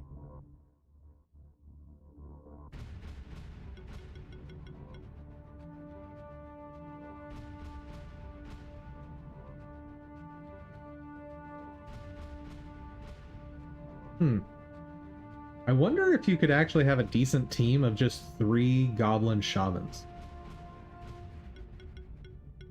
Maybe.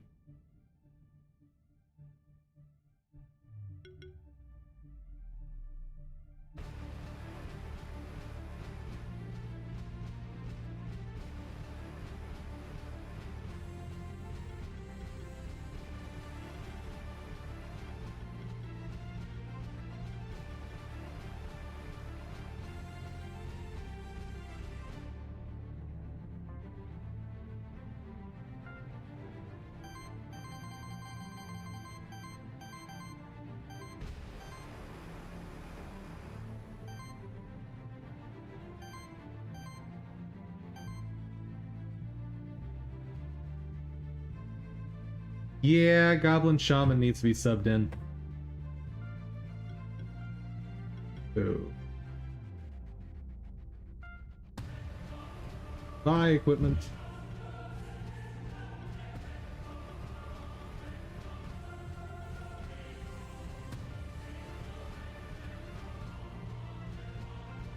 Let's take a look at skills first. When this monster is knocked out for the first time in combat, it is revived with 10% of its max health. Probably want that.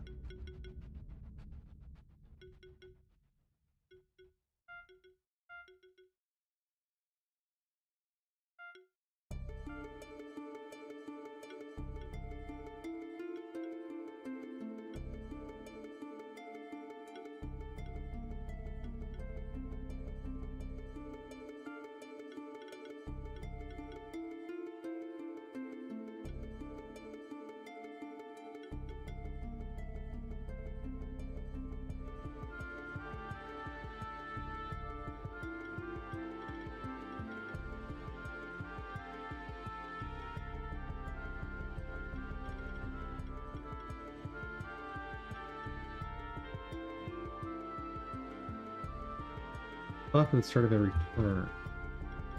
Making a full goblin team at this point would be very effective. Maybe that's what I should be doing.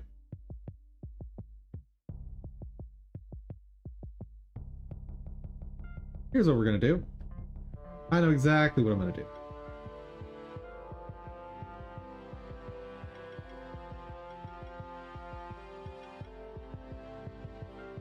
We're gonna remove all equipment from everybody.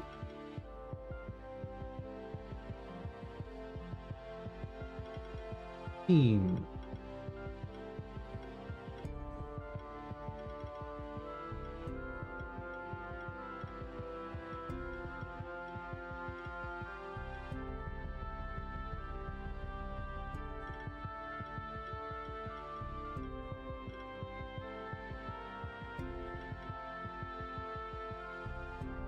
For now, leave that guy there.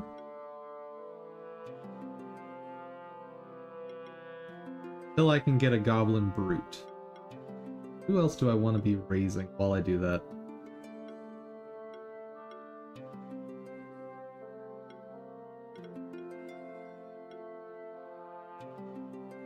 Go ahead and raise this guy.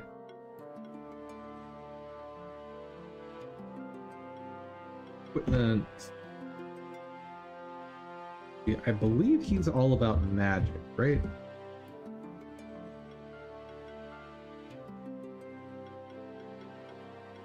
Yes. Very much so. I won't have access to healing shield yet. That's okay.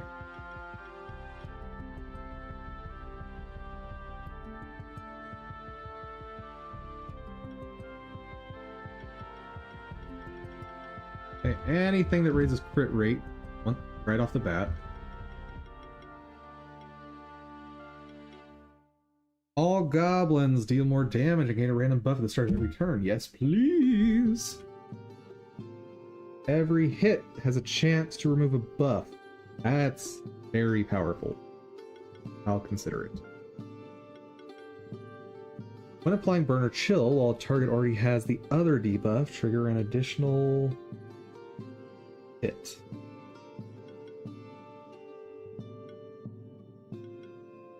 Every fire attack has a chance to burn.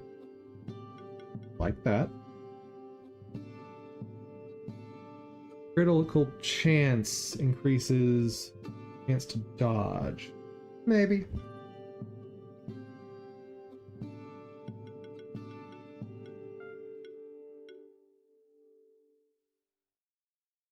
Generate a shield when you attack.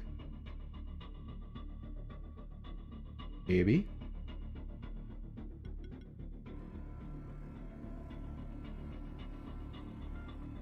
More sidekick. Sounds nice. Water attacks chill. Fire attacks burn.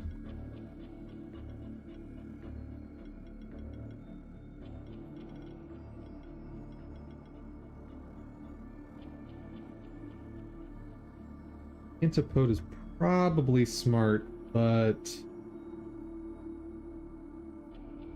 kind of just want more damage.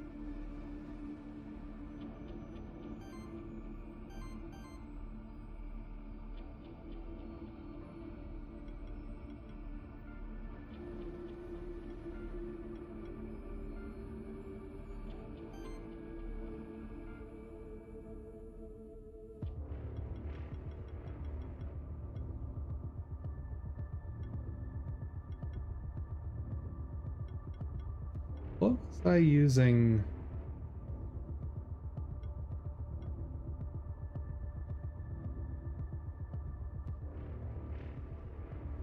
Is he super focused on crit? Is the question. I don't think he is.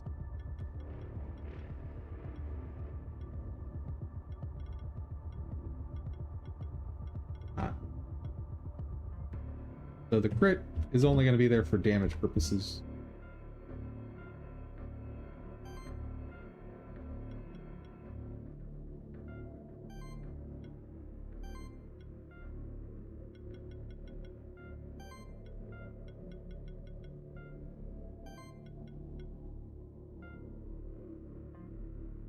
I need mana regen.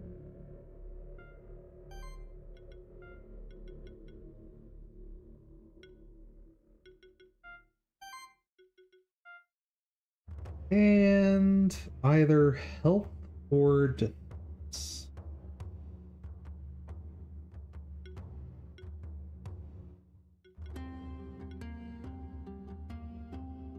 Crit damage isn't a bad idea.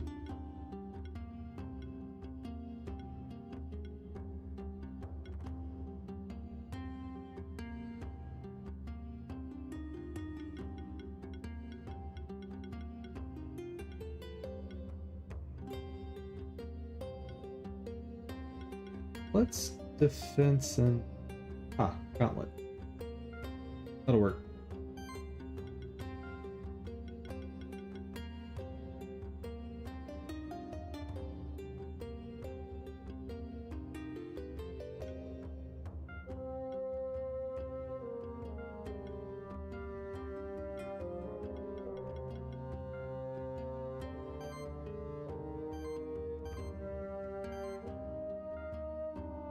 Now you just need as much magic as possible.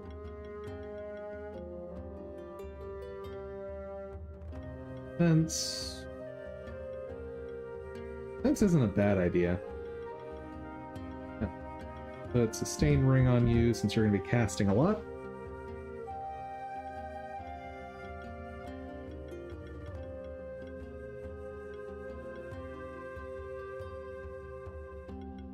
Fence and more magic is not a bad idea.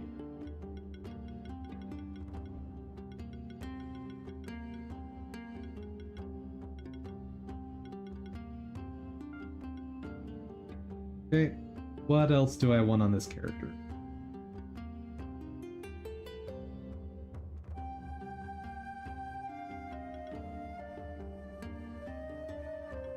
Oop. Probably more mana regen. Maybe not. That is a lot.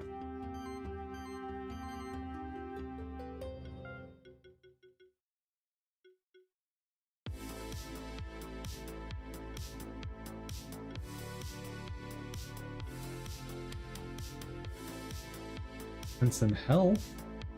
Not a bad call.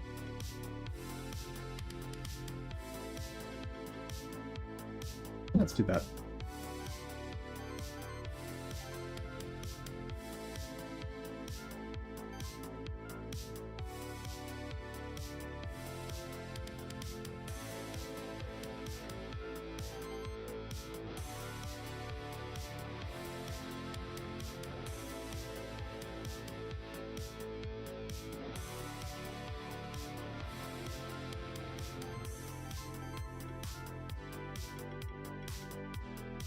Alright.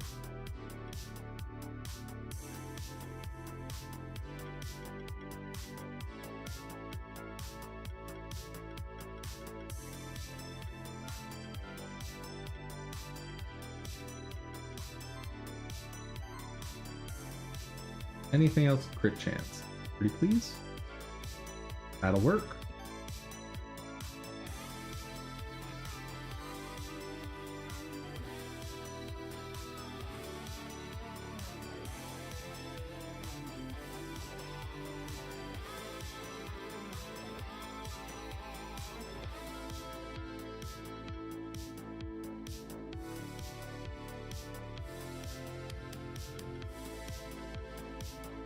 Galleon.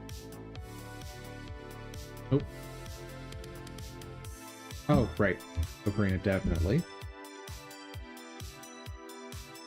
And...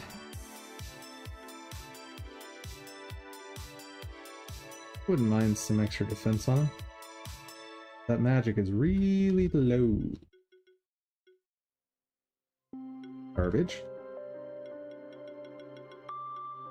And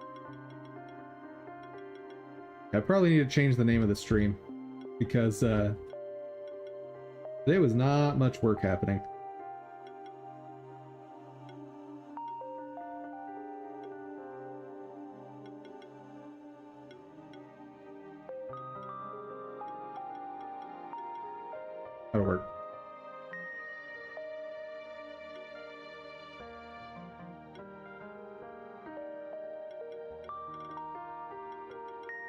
Or crit rate. Always love that.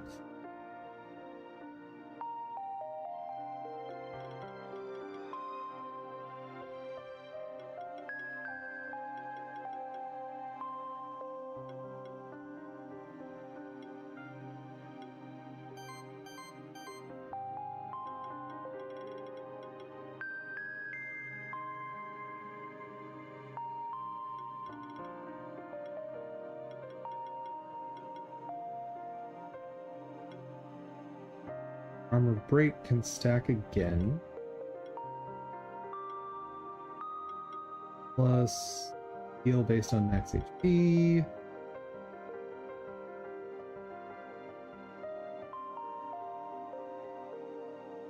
All the armor break for free. That's cool. I think let's just go with stat buffs now.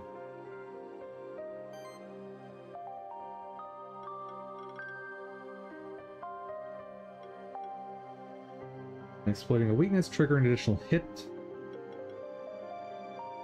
He's not going to be doing a ton of that.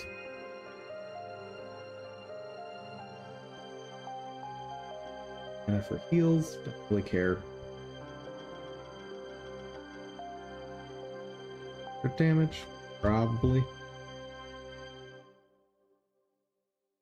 So I do need to get working on this tree, so that's fine. And we're not even going to level him up because, or put skills, because he's going to be leveling up like crazy.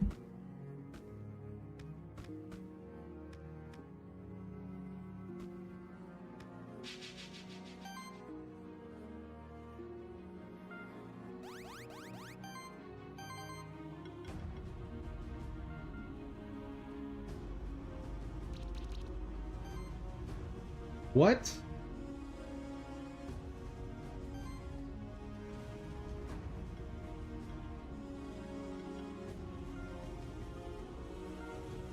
Well, at least I can guarantee a kill per turn, but I was really hoping that that would apply some poison.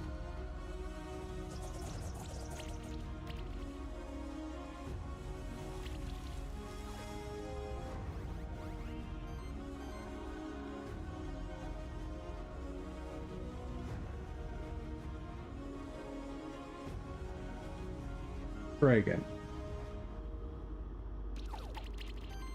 There we go.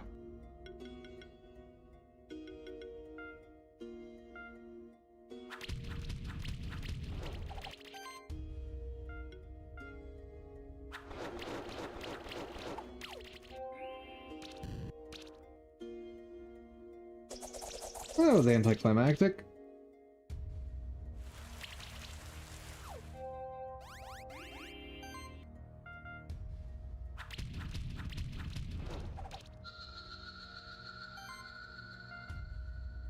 Just a second, guys.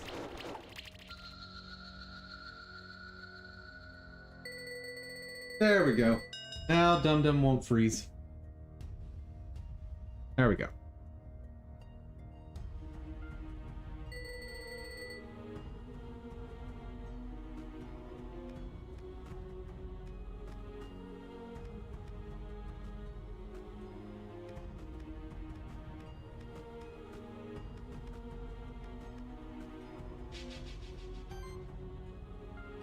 Not what I wanted, but that's fine.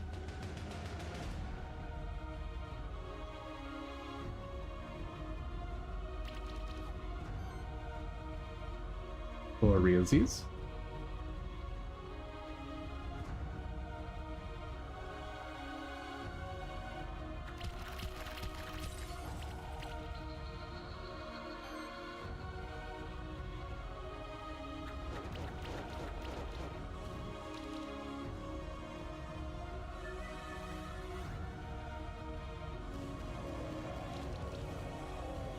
Oof.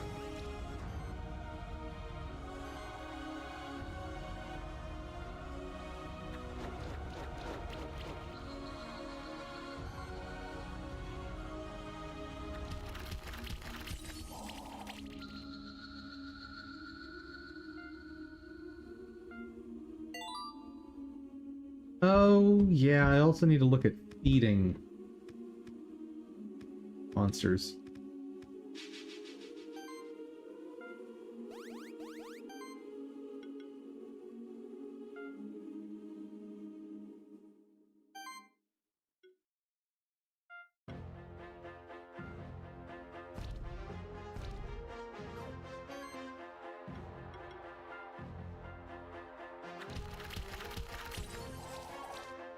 Oh, garbage.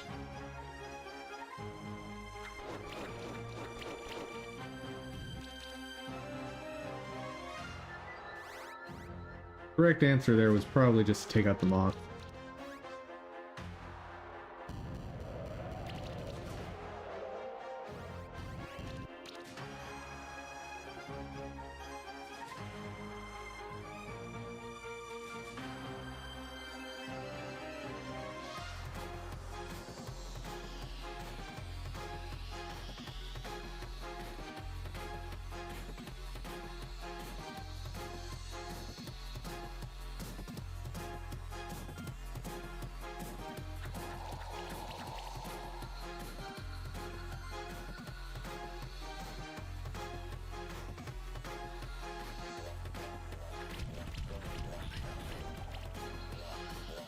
I think before I end stream today, I'm going to take a short look at how to automate some renders.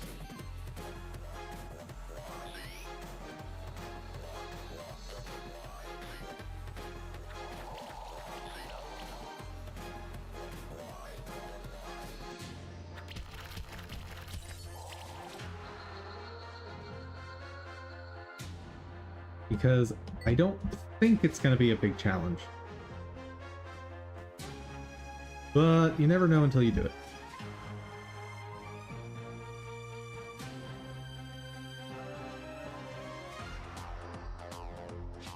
I want that brute.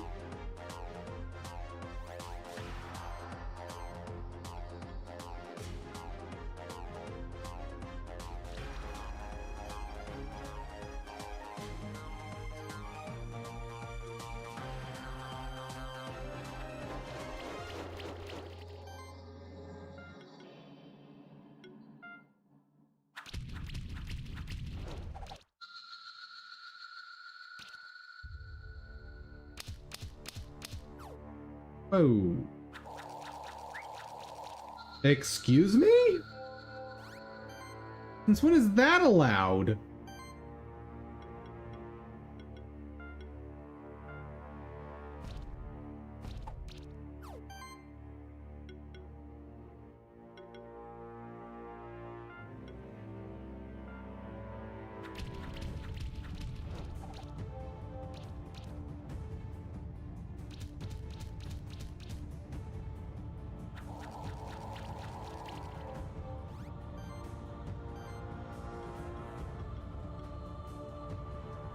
I could have used Sidekick a lot earlier. Been helpful.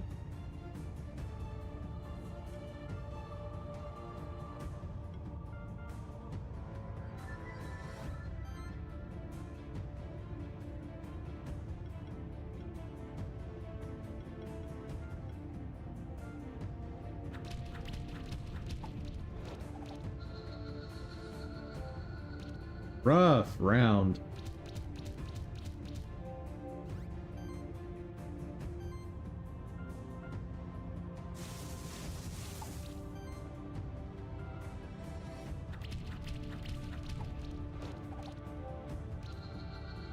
Good. Fruit. Fruit egg! And I'm naming this guy after one of my favorite anime characters. Or, I should say, favorite anime, a character from it. Not specifically a favorite anime. Not specifically a favorite character.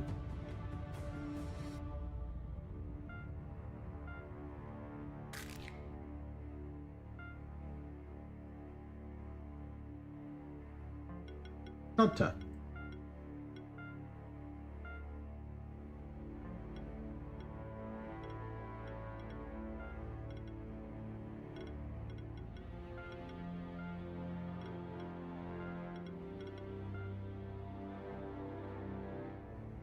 Guitar, crit, bracelet, cape.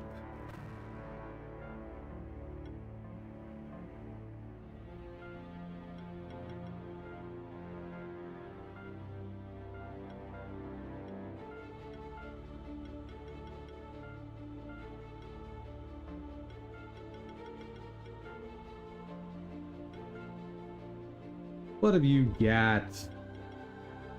Always go for the extra procs. You can shield? Oh. Buddy boy. And your proc is based on defense. This is... Something interesting is happening here. All goblins receive less damage and gain a random buff. Okay. Cascade is always good. Not really crit focused. On using a shield action, additionally, shield an ally. Lowest shield.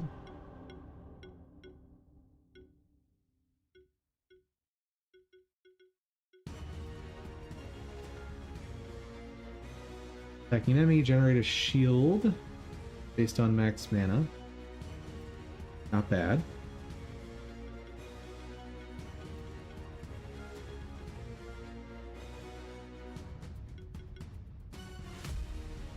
Applying a buff, also apply a shield. Eh. Toxic Slam. Applies poison. Maybe.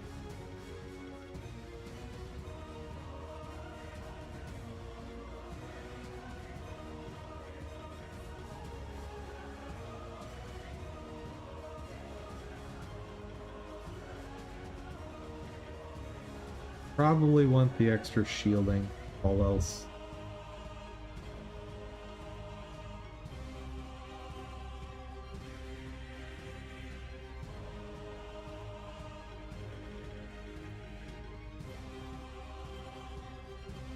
Barrier reduces damage received. That. Maybe later.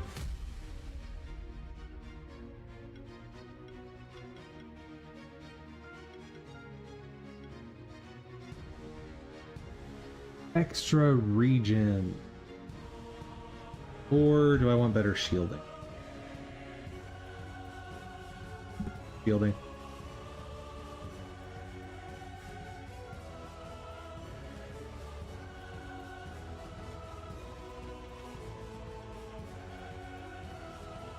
We're not building him for crit, building him for attack and defense.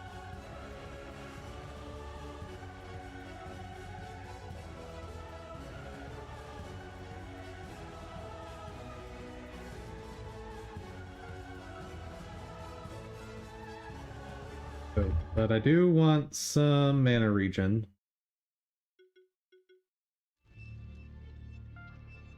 And some mana regen is good. And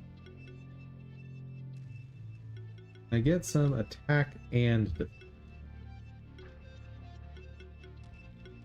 Helmet.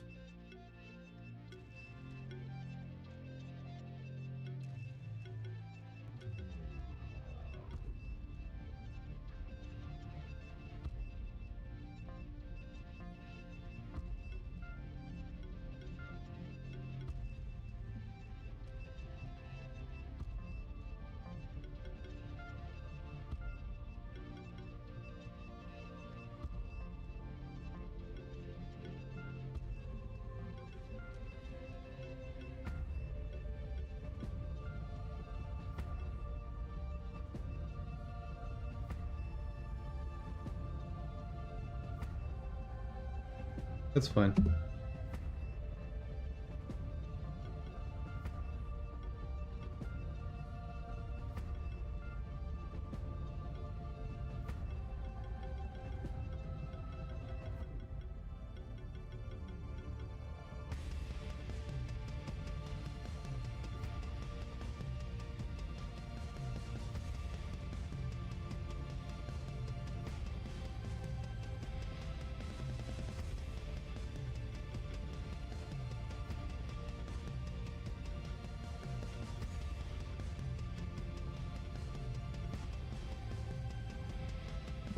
Sure. That's fine.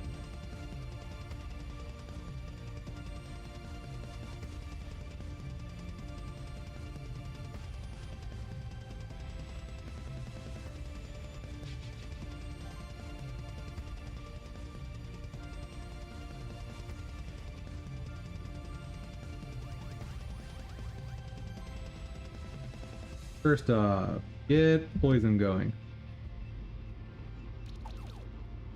Good. Now,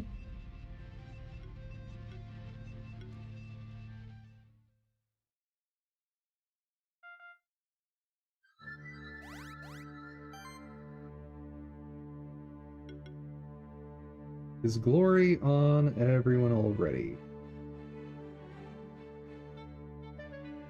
It's on 2 out of 3.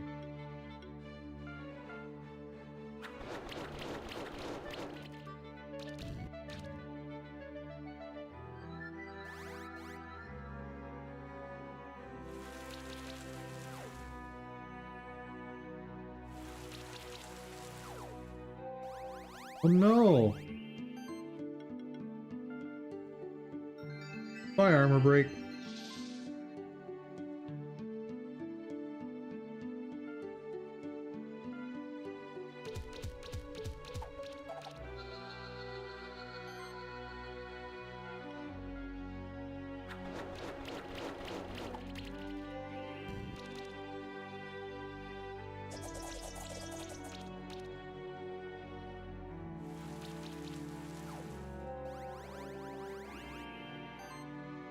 All the buffs.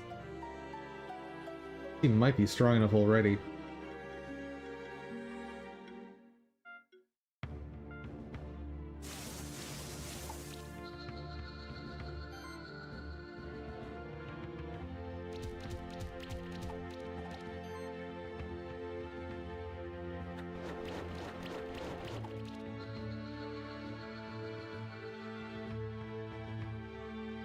Ow.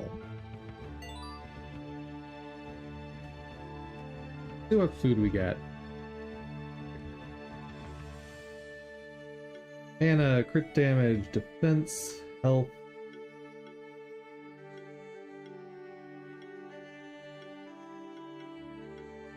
Eight defense, a 13 defense.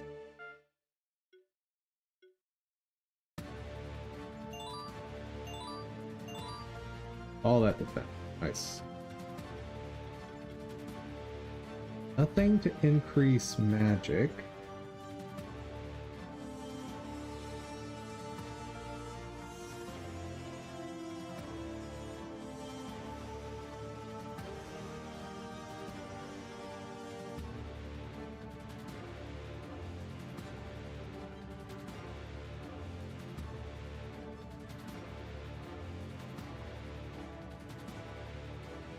I just put defense on all of them. I think I will.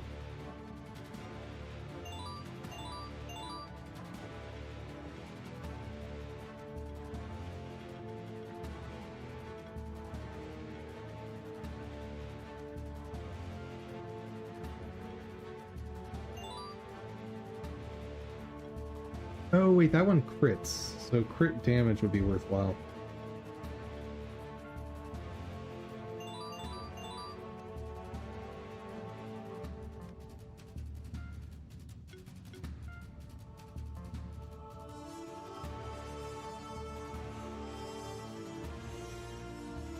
Hey there, Aikijin.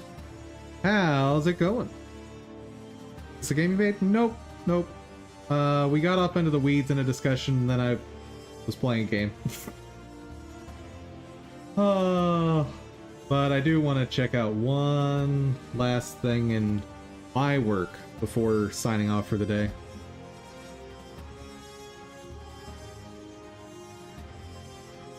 Yeah, somehow today I ended up in a long discussion about political and economic systems.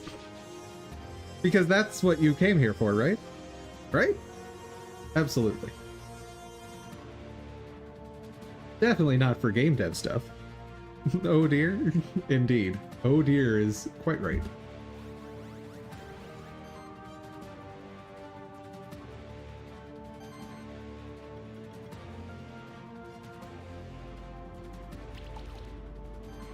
Only one? Garbage.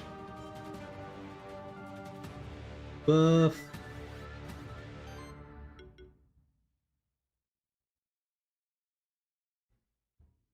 Two have glory already.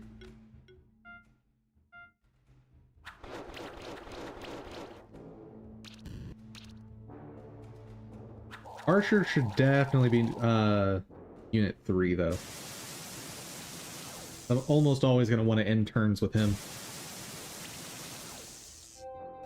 That's not great. No more statuses, please.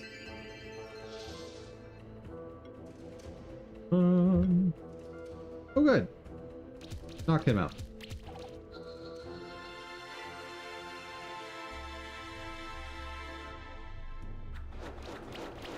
This looks like an E-Cane though? Yes, this is Monster Sanctuary, and I absolutely adore it.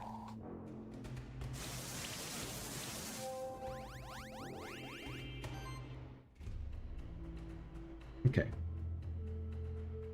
Scripting.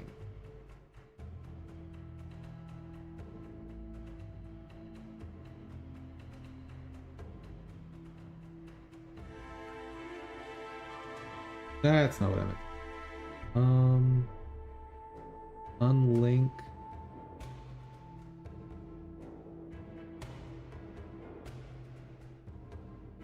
What's happening here?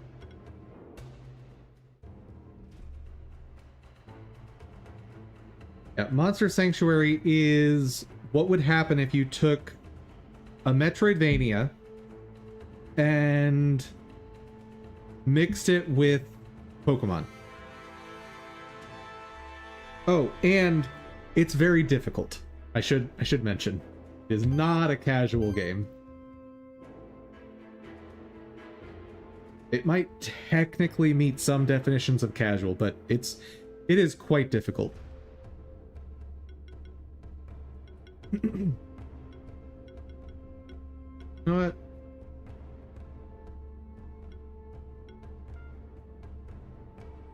Well, since I'm gonna do no damage anyway, I might as well poison.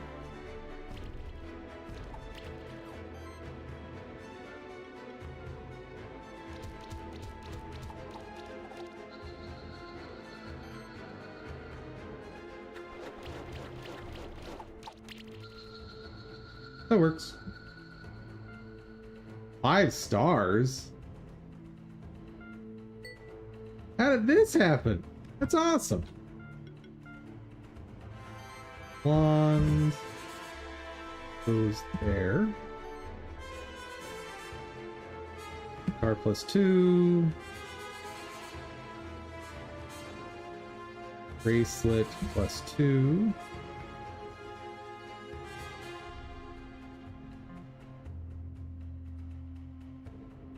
Hide is defense and health. I don't really need the health.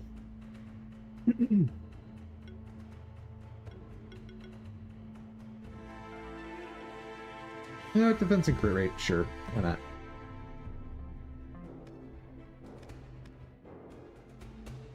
Let's see if we get absolutely wrecked by this guy again. Probably, but... Boop, boop, boop.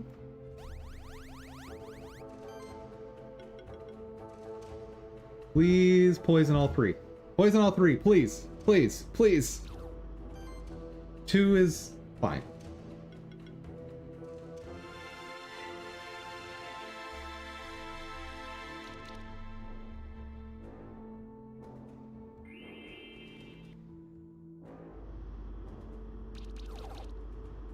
Oh, sure. He gets to poison all 3. Of course. Let's see. BPY.data. What am I trying to automate here?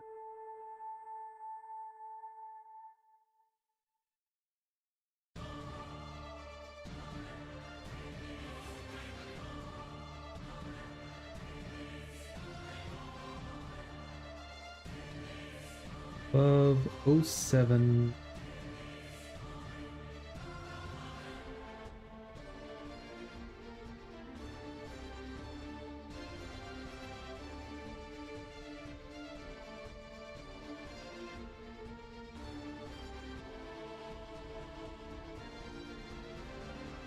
Go axis bounds in front name. I know how to find this out faster.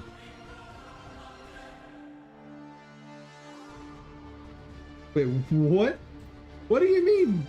bpy.context dot equals false. Where's the rest of my info? Wonder. Wonder!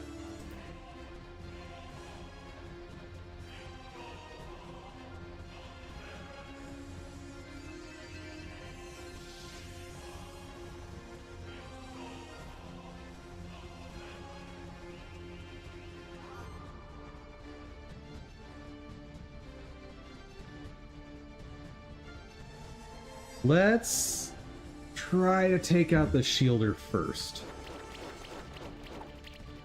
I think he's going to be the most trouble.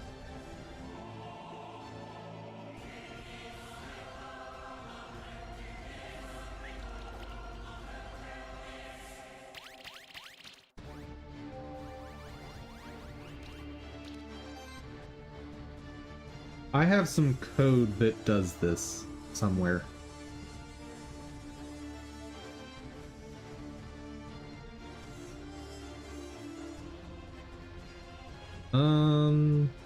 I don't think I need to restore. So let's go ahead and get you poisoned. Alright. Feeding. And probably go ahead and get glory on everyone, but I think we're okay. Nice! One down.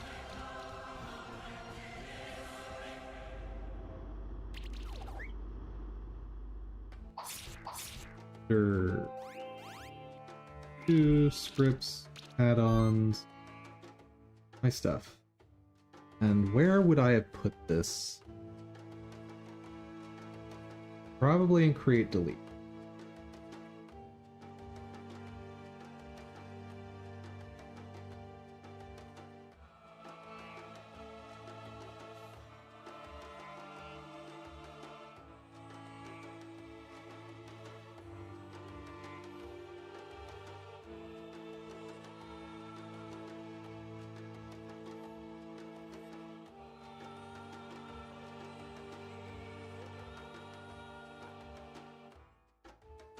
For objects that are camera,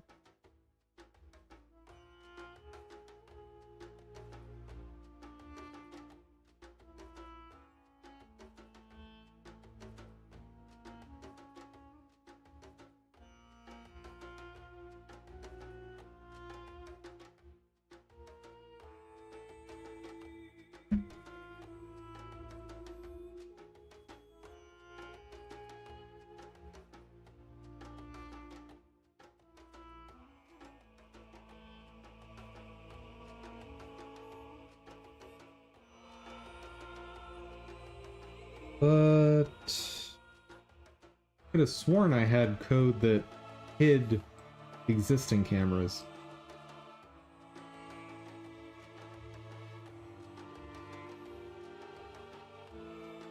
Pretty sure I do somewhere else.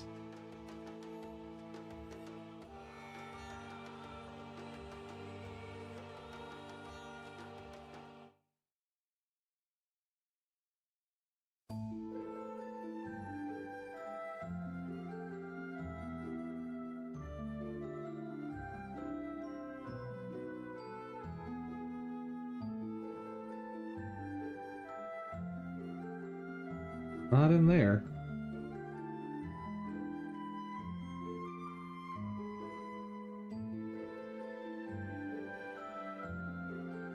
Hide existing cameras. There we are. Hide set. Of course. Ugh. I forgot the way this is organized in Blender is awful.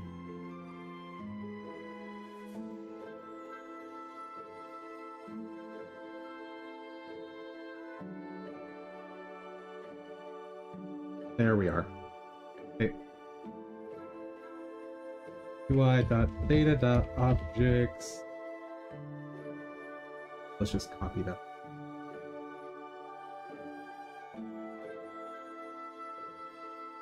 And how are we doing over on the game? Extremely well.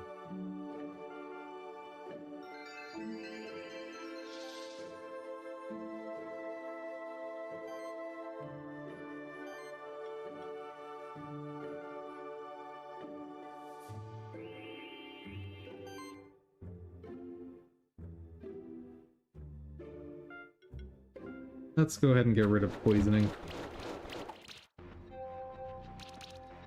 That's frankly just annoying.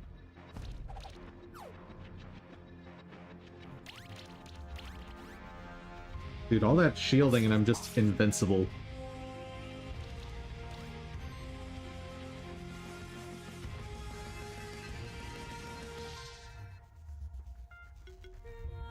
Oh.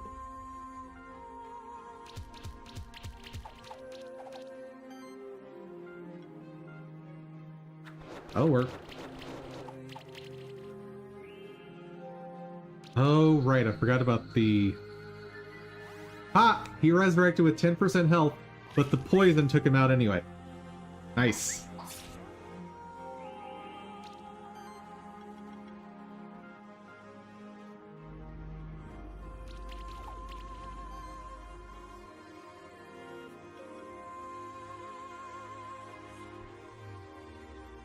I should be shielding first on those turns.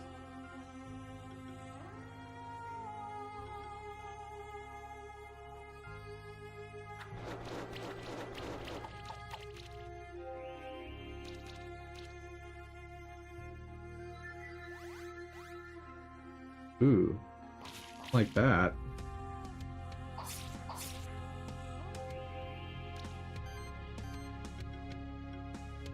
I actually don't need to that. Let's just get more poison. Or not. That works too.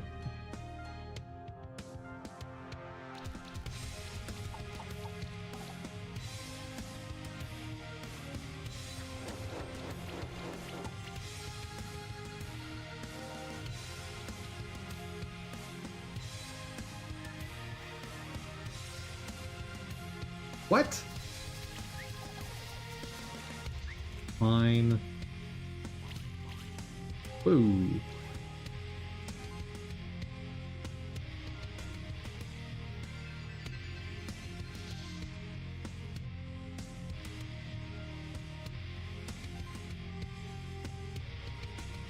I don't like any of these options.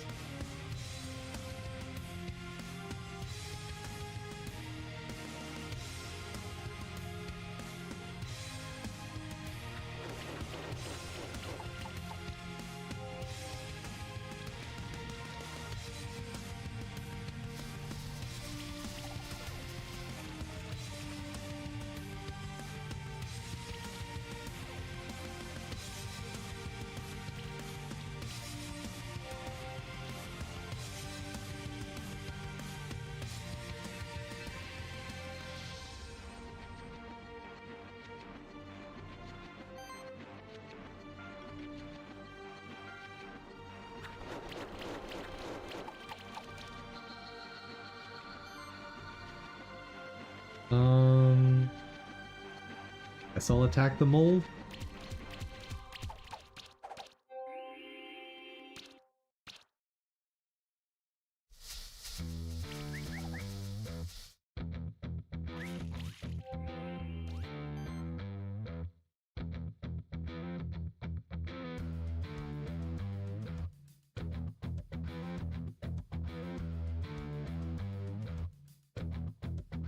Okay, so that is viewport visibility.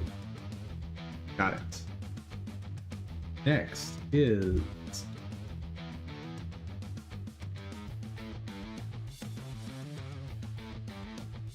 hide render.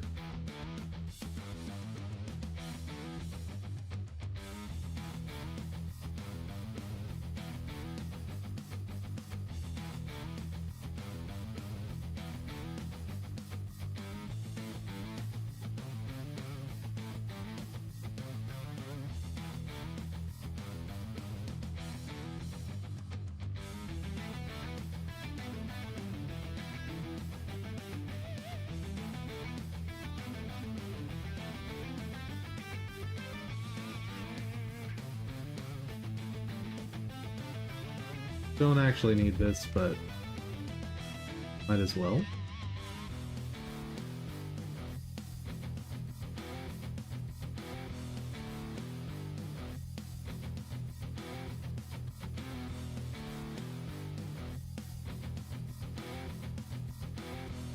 Okay, what are we gonna put on?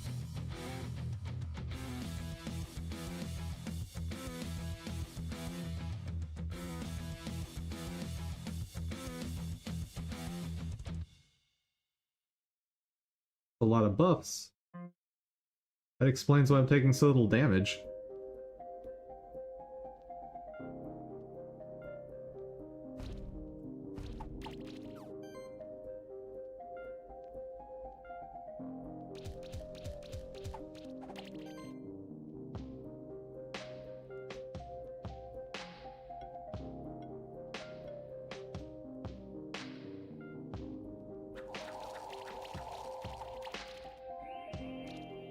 That helps a bit. No damage. He still takes damage though. What is that? Oh. So is this like a, if you just live long enough, you just get a buff? Because like, okay, just end it.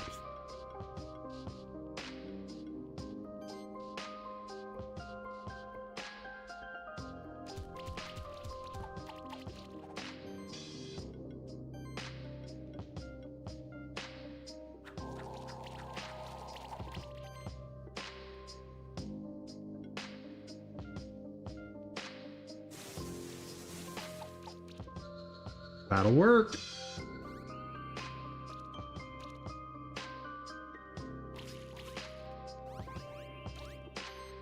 Now I just need to figure out how to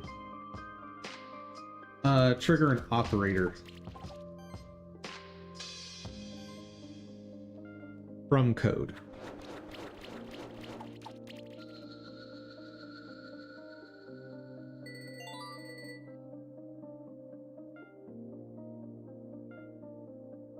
Nice.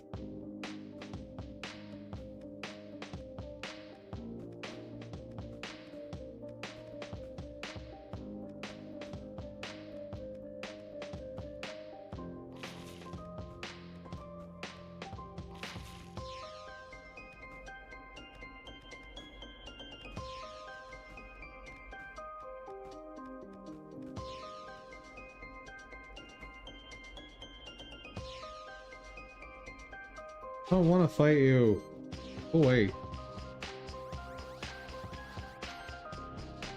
So many buffs to start out with.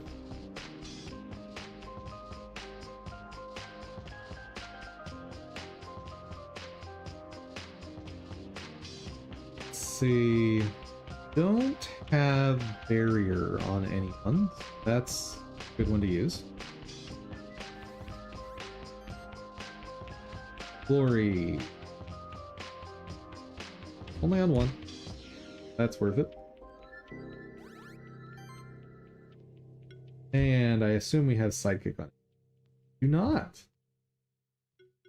But I do want to get poison going. On one guy, apparently.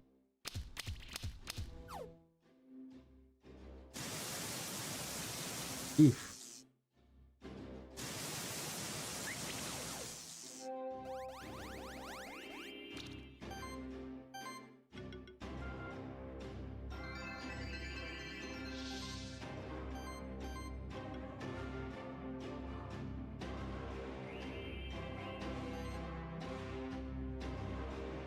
Oh, I have all buffs now. Except... no sidekick on the one character. That's fine.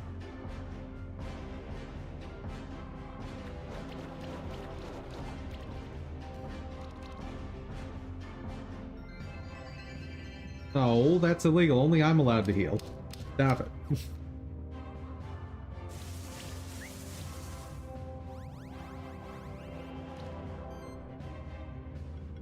Right. Or shielding.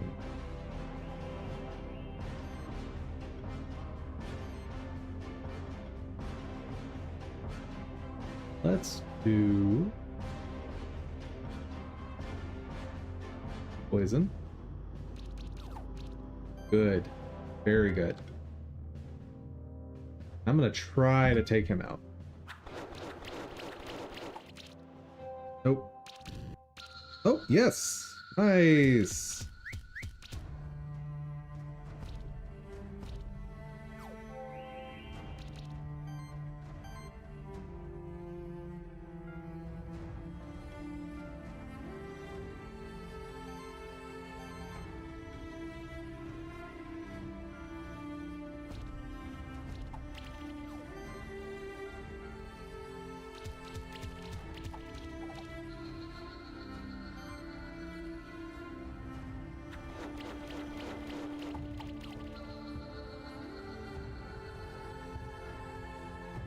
Here we go.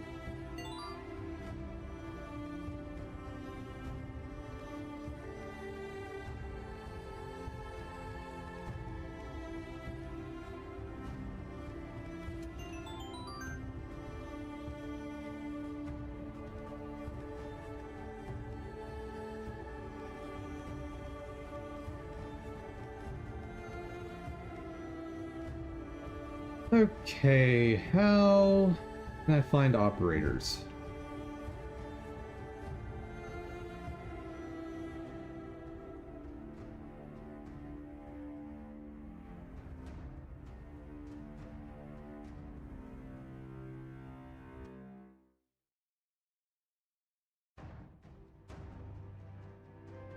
You are located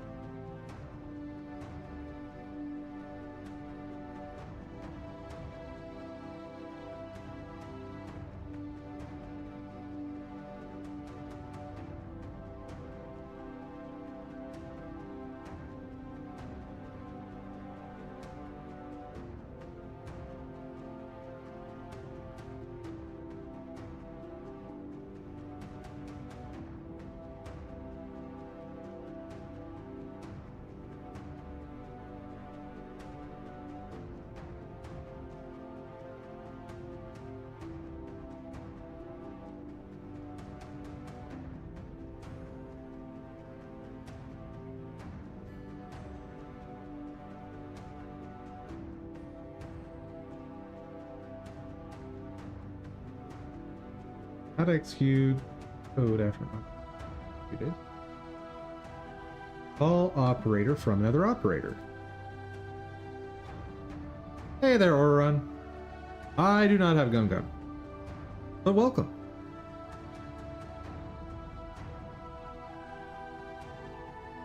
Try this. BPY ops. Camera. Turn around.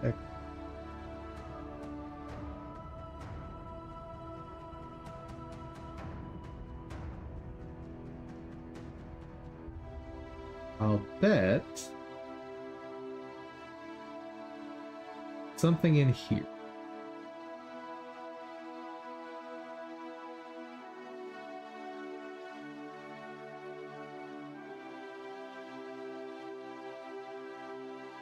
PDSS, there it is.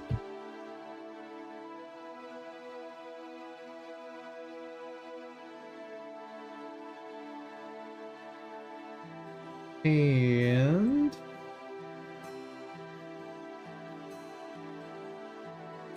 how do I call it?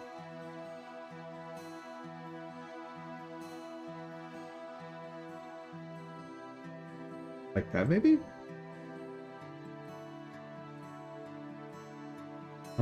Let's just render PNG though, so it doesn't take forever.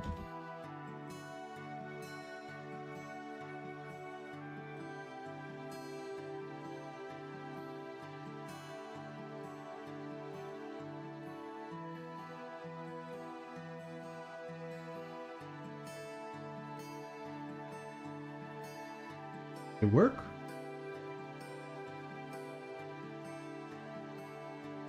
Hey! I learned how to do a thing!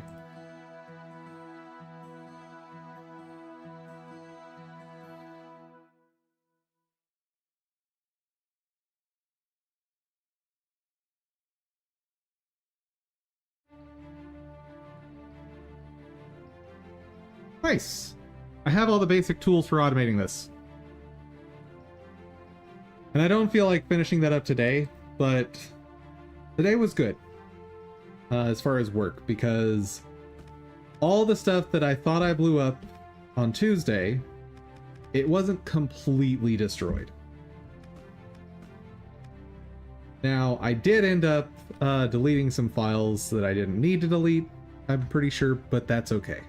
Because now that I am working on a way to automate that, tomorrow night I'll be able to just push a button and all the files will regenerate while I'm not on stream.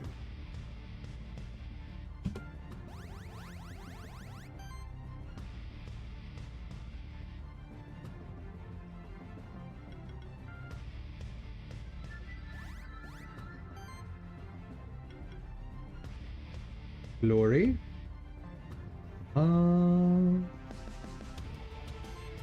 Let's get some sidekick. And some glory.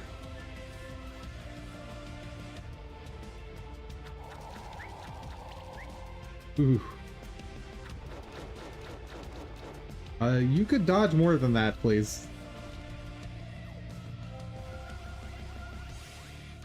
Okay. First off, I want some shielding.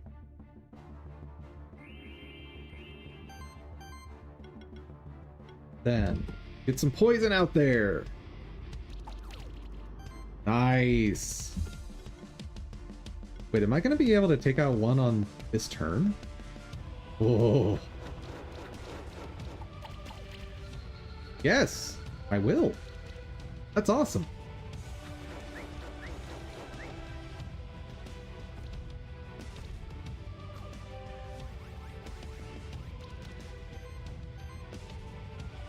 Poison bomb. There.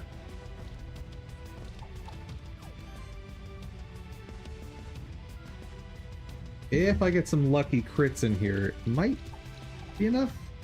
Yeah, it will be. Nice! This team is working out great!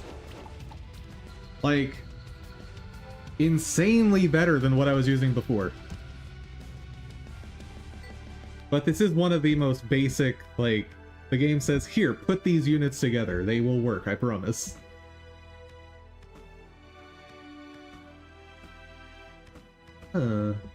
How does one get up there?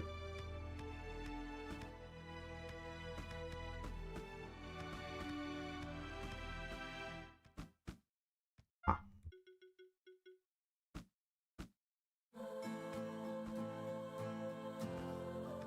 Dude, this game is so cool. Building in creature catching with movement mechanics. So good.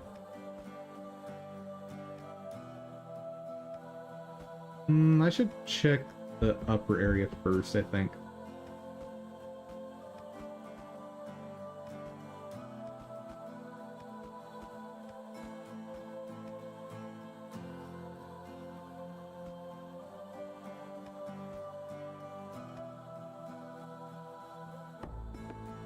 Oh, what's happening here?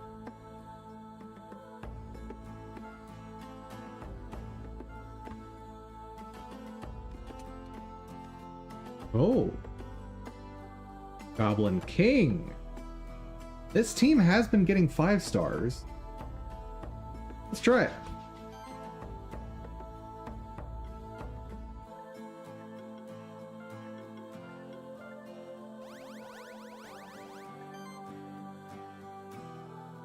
No, I got 2 sidekicks, so I don't want to use that.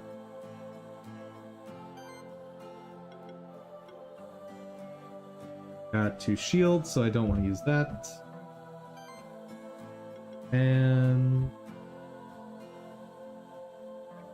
you know what? I'll just let the passives take care of buffing this time.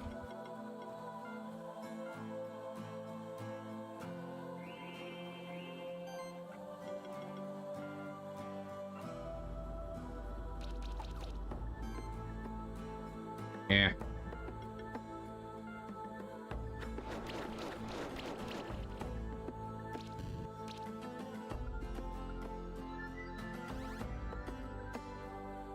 Okay, as long as there's no healing.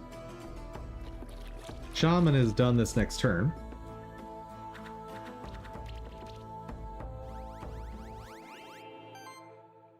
Okay, let's get more shields.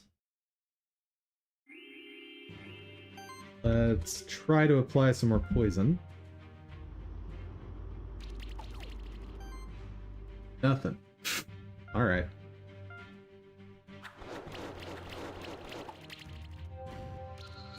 Sweet.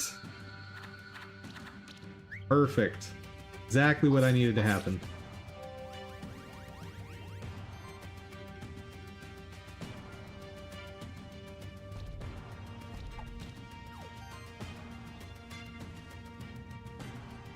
Don't need any more shielding.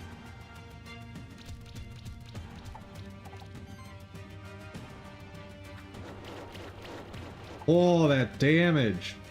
That's awesome. And with all the debuffs, he's getting all his damage reduced by a lot. Ooh, that still hurt, but okay.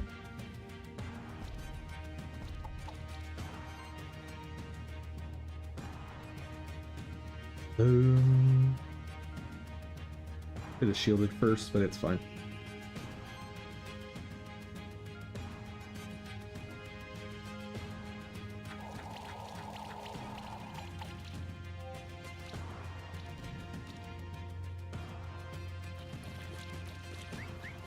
Two more turns?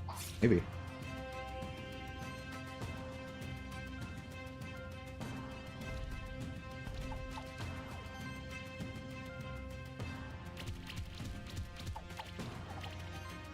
Actually, I think we're done this turn. That should definitely be a 5-star. Give me that 5-star. Yeah! Goblin King Egg!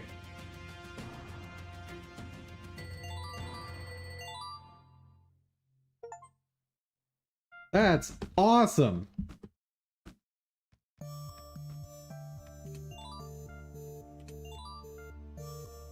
And... hey, chat. Do you have a name for Goblin King? What would you name him?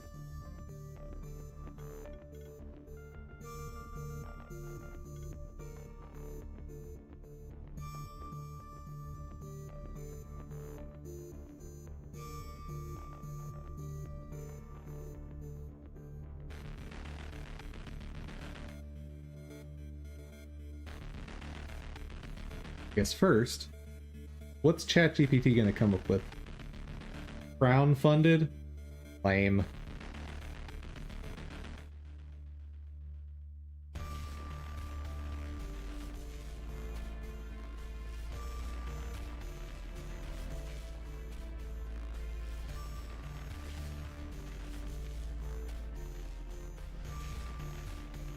Rules by sheer audacity. What?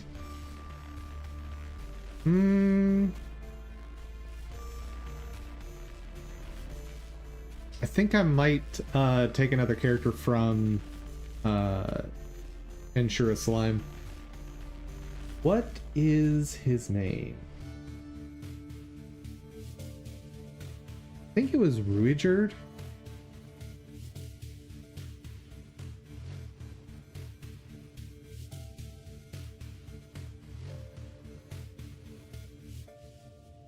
Rigurd. There we go. Unless I get another name from chat. That's what I'm going with.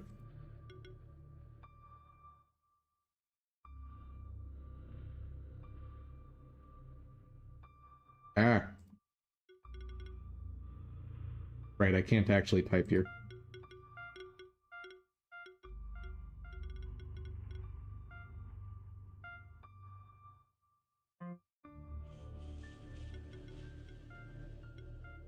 So what is he built to do? This is damage taken for every buff. Heal all goblins in the party for 10% of own max health at the start of every turn and apply a random buff. Oh, he's just better. Okay. I can work with that. Just better. Let's see. What else does he do? Ah, multiple stacks of might. Like that. Does he have a way of poisoning? Because I'd like some more consistent poisoning.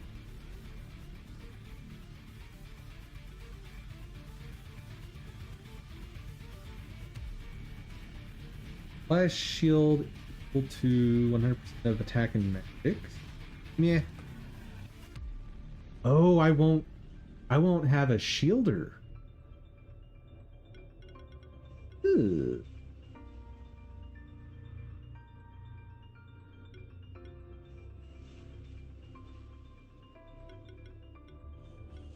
Huh.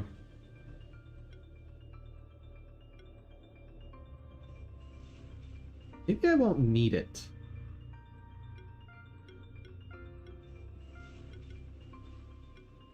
That's possible.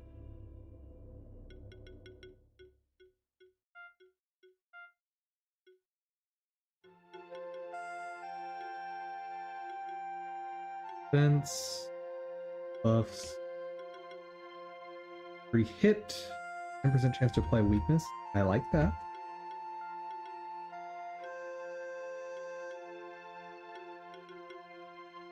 Crit damage. Not too concerned with that right now. He doesn't build much crit anyway. Proc there.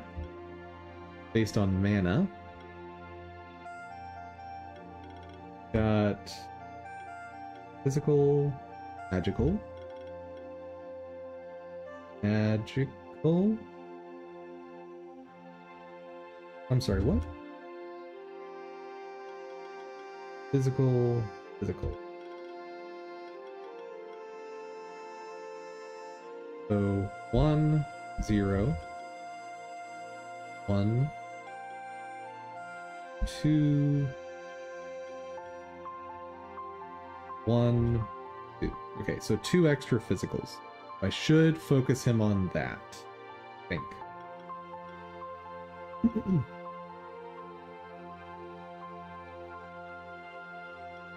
Well, all the auras, for obvious reasons.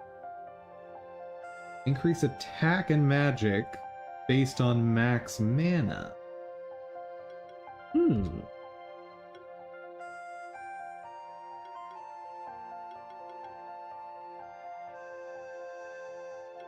So an option for him is build him as tanky as possible. Or just as much health and mana as possible. And he'll be able to do some damage just based on that. Okay. I can go for trying that.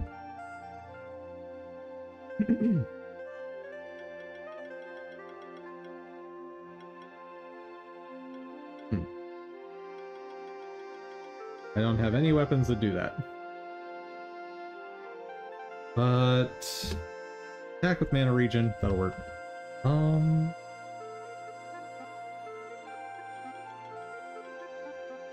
Ribbon, obvious choice. Give me a minute, guys. I will be right back.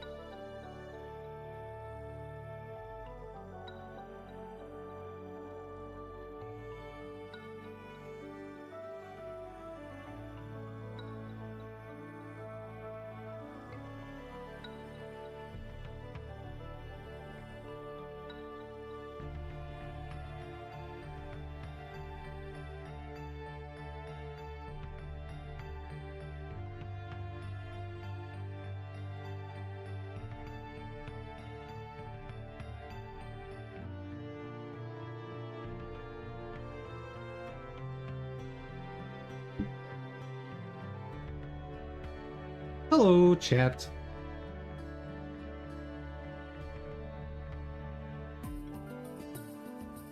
Let's see how much more we can raise his health. Some defense is definitely needed.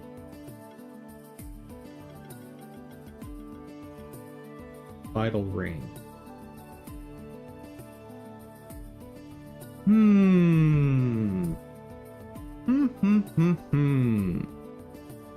Rounded.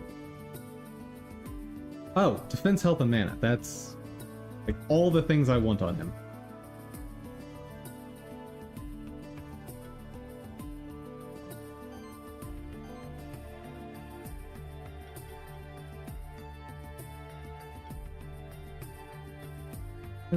For chance. Go ahead and give him that. Mana regen is definitely low, but I've yet to run out of mana with him, so maybe I don't need it.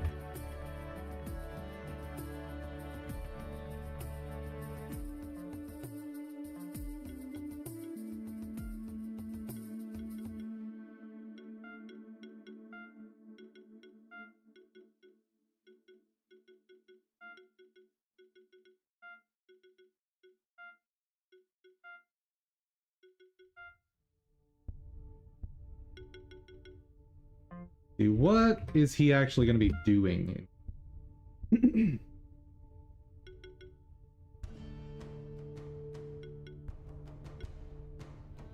What is the best use of his turn? Because most of his stuff that providing value-wise right now is just passive.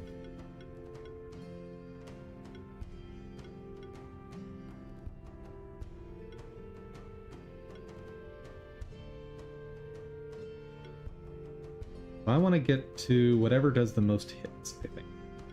5, 2, 3, 5.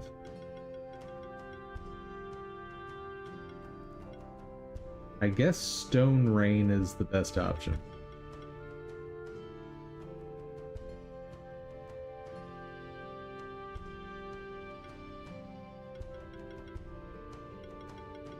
So, Severe Cuts, level 2 is going to be very nice.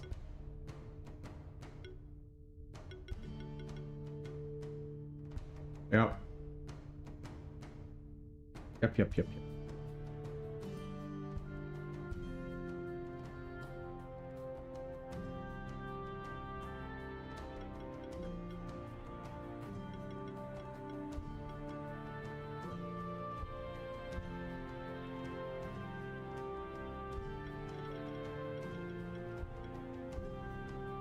Yep.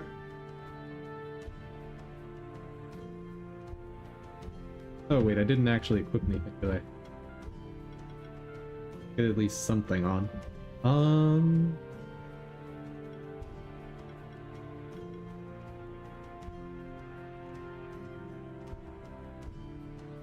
Sure. For now, that'll work. Crit damage, thank you.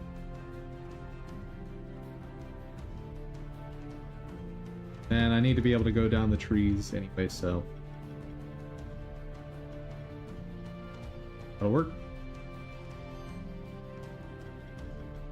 Same reasoning here. But I do want an extra proc.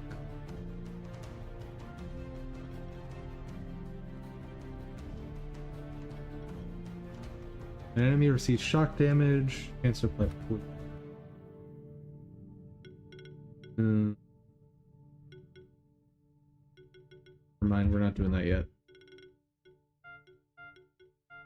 Because I want that.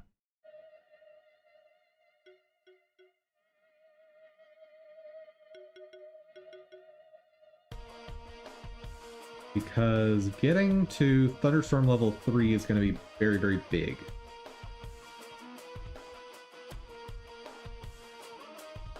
Since 2 hits, all enemies, 50% chance of shock on each of those hits, plus an additional 15% chance to apply another stack of shock on each of those hits.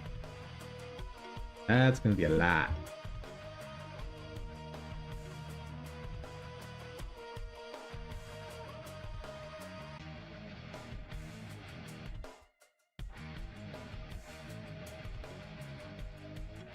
$475.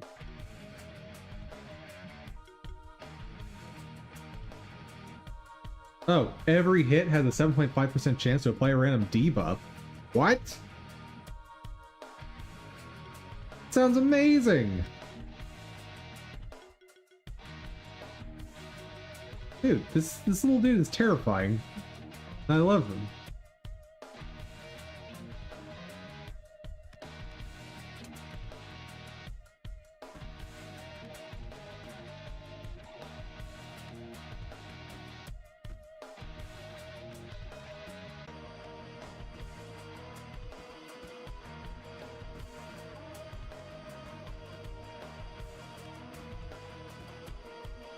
How can I possibly reach that?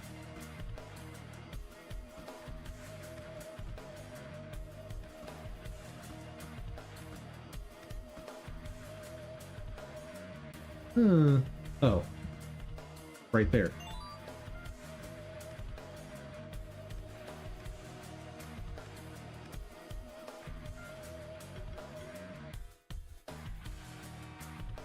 Here you are.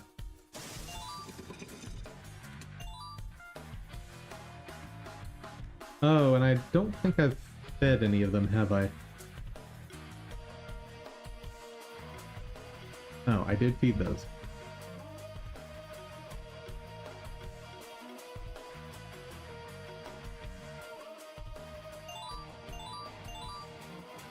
Perfect.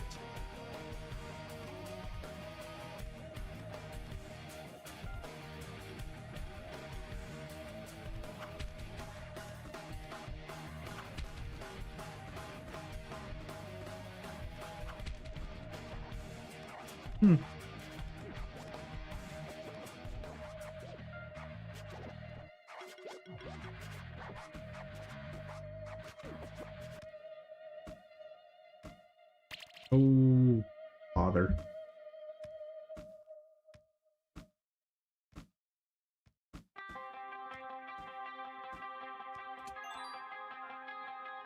Lame.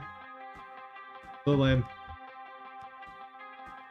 In the dark jumping puzzle, and all I get is 2 bronze? Garbage. Oh, light bugs! Let's go!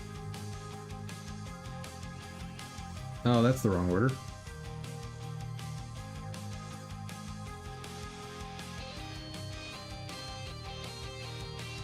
Glory on 2, so don't need that. Might. Can still get might on everyone, so.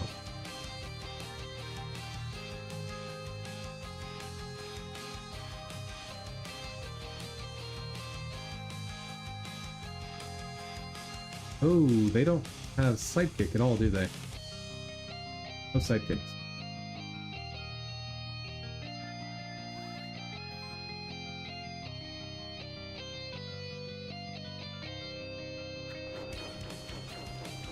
Dude, that guy's getting terrifyingly strong.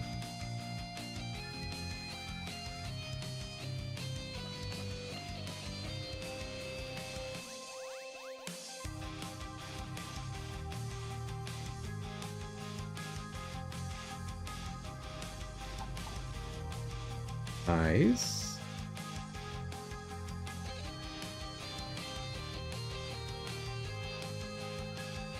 I'm lucky. Yeah, there we go.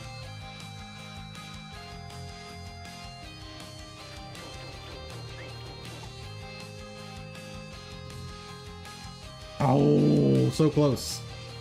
So close.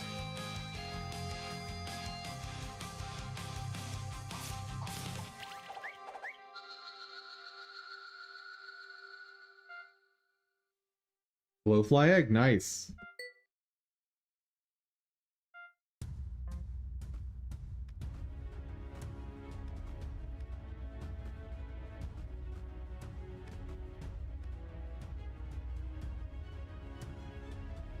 Hmm.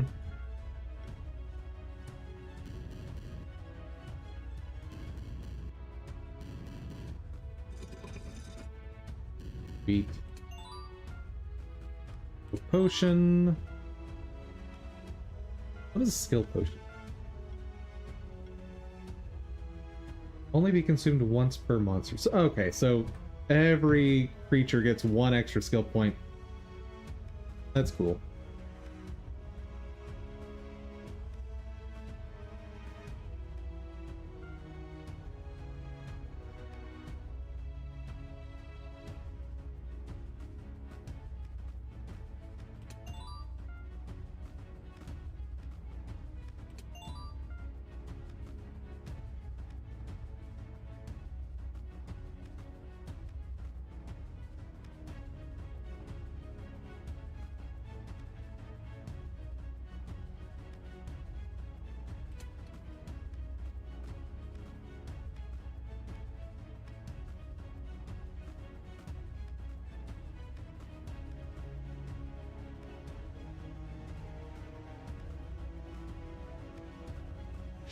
Fine, we'll fight you. I need to reorder those.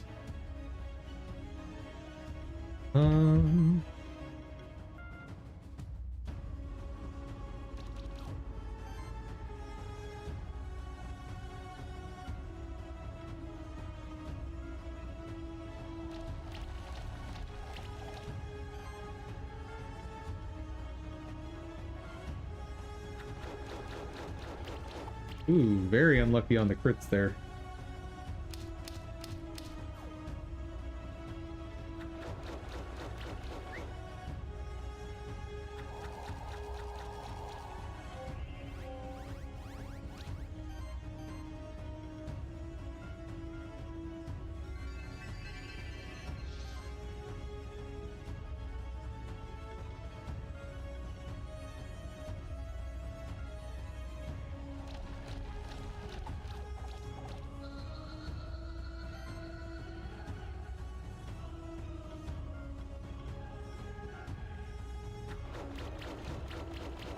That's more like it.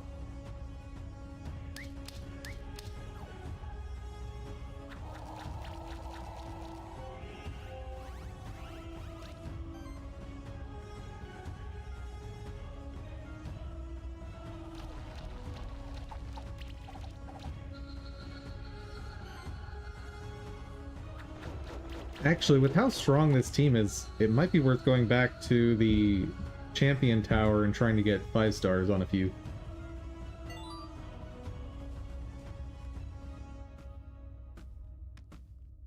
Should be getting to a teleport spot soon, though. Yeah, I can't do those. Ooh, maybe.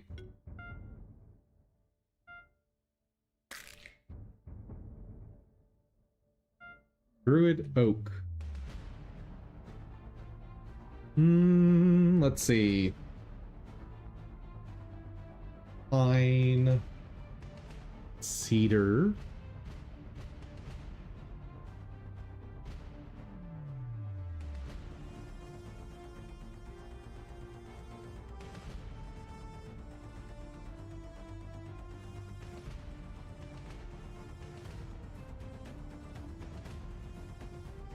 What kind of pun can I come up with for this guy?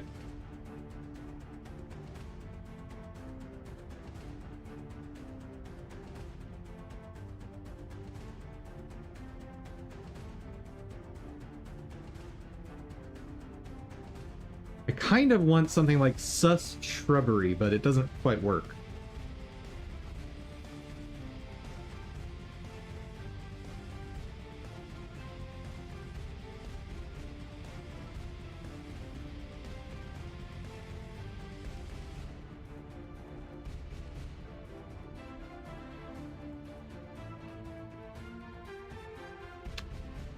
Oh no!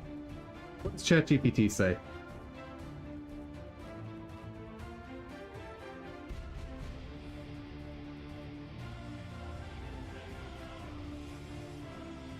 Name Druid Oak.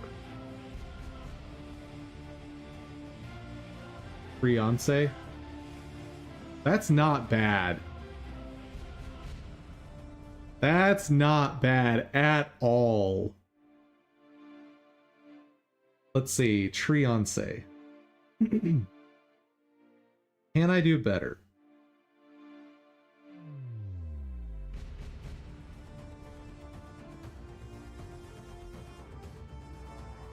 I think that might be the best I'm gonna get. Pretty good.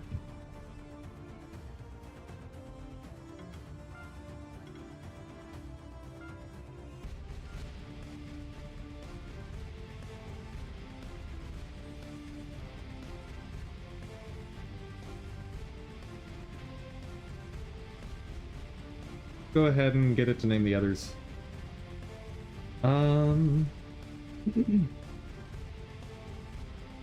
Name Blowfly.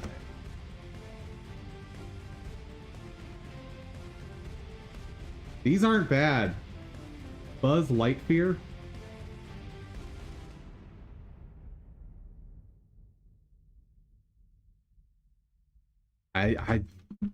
ChatGPT is getting my sense of humor much better.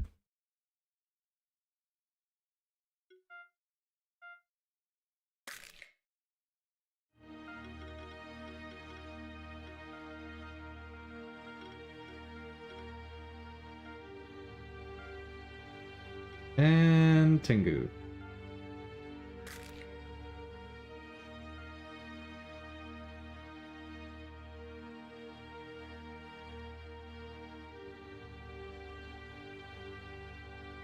I don't even know what that is. No. Edgar Allan Crow. Oh man. If this was more of a corvid looking Tengu, that would be amazing. No. Geek Freak? No.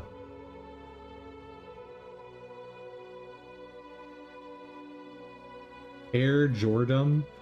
Not bad, but no.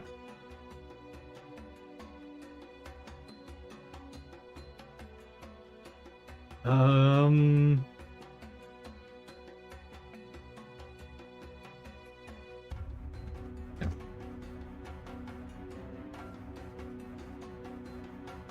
Burbicane? Like hurricane?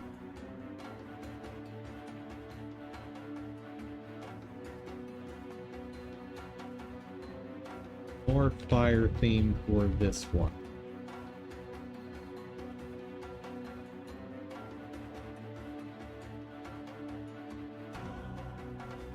Blaziken? No.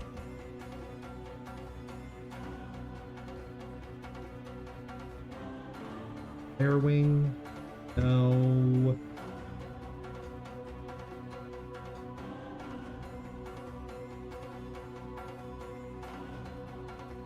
Pyro Cluck. Doesn't really work, does it?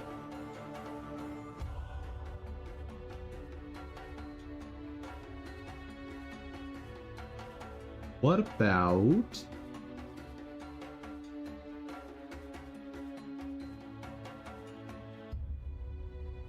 What about something more just focused on the nose? Go with...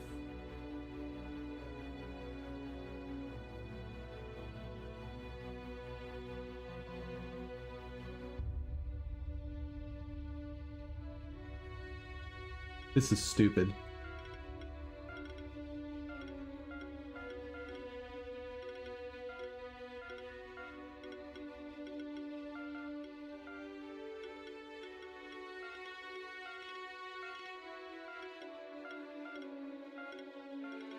Flared nostrils, done. That's the one I came up with. Y'all can hate me for it.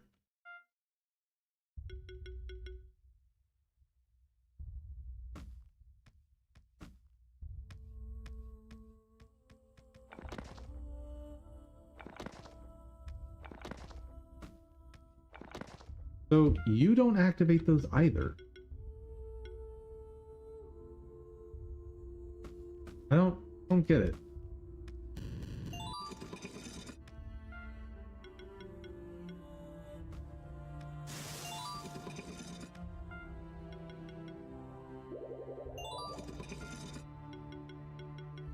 So what activates the green switches?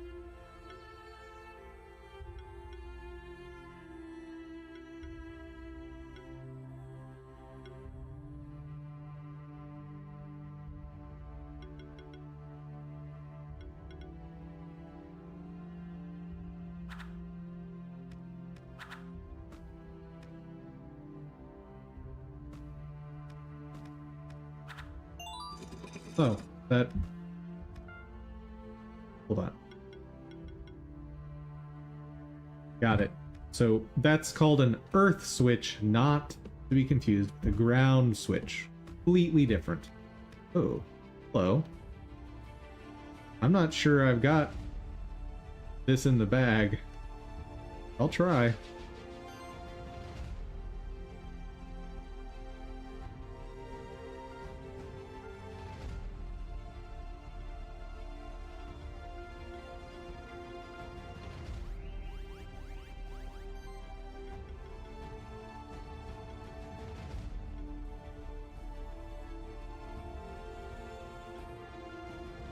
I want more buffs to start out with. A little worried.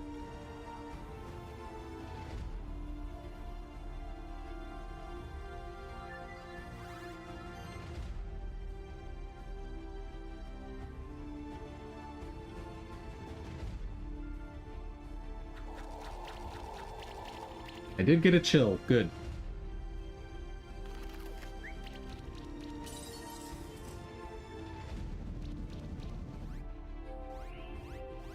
That's not very nice.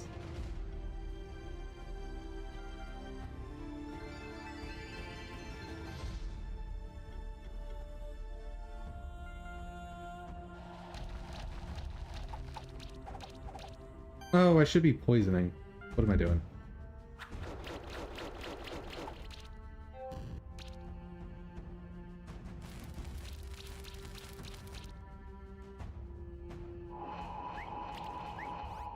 Yeah, it's not too bad.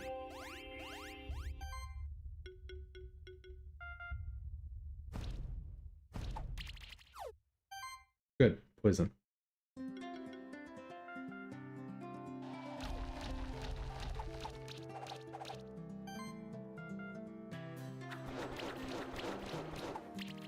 And I did run out of mana on that character. So I do need more mana regen, unfortunately.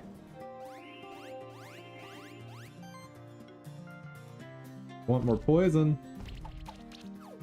Thank you.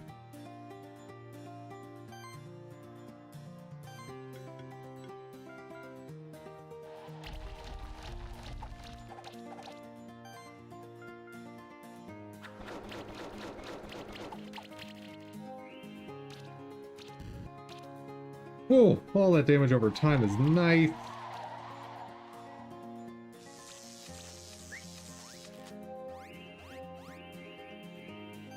Okay, we're gonna cap the poison. Actually, this should be the last turn.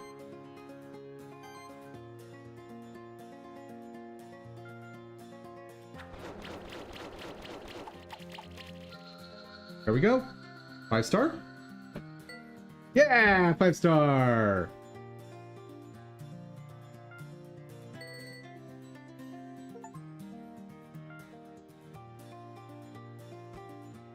And I have a teleport spot. Pretty pleased.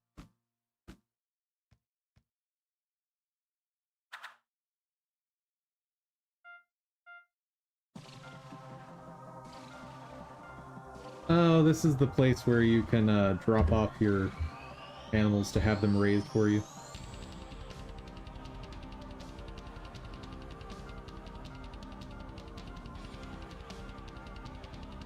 Ooh, what?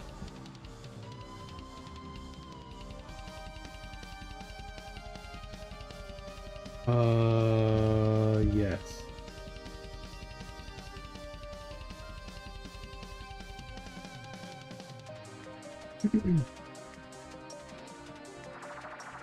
Let's see if we can get some 5 stars on these so I can get all the eggs I missed.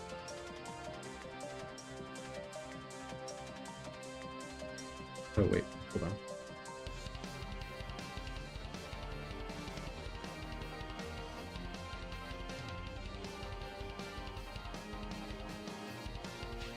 Oop, I don't even know which one I did. But we're fine. Go ahead and get poison as fast as possible because with how much health these things have, that's going to be massive.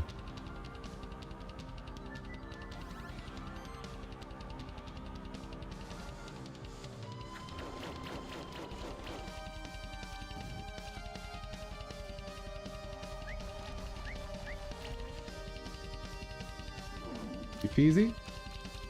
Woo! That hurt.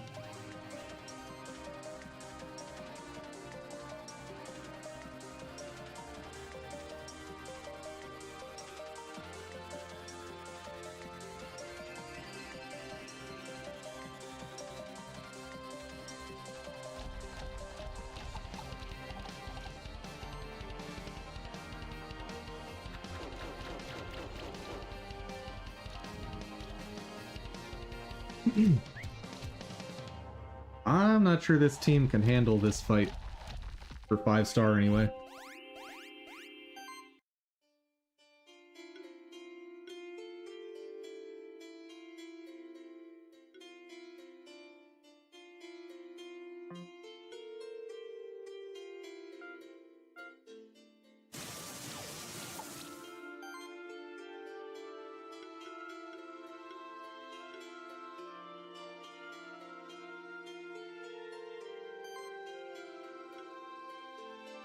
Oh, can do more damage this way. Nice.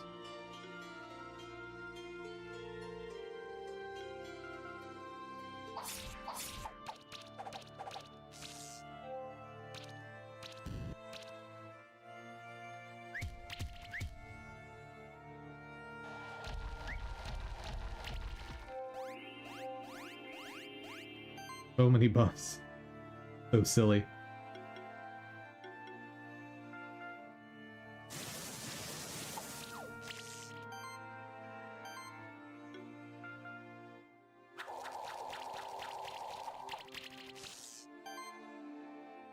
And we're done.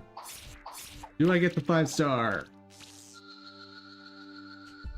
I don't think so. Oh, I did.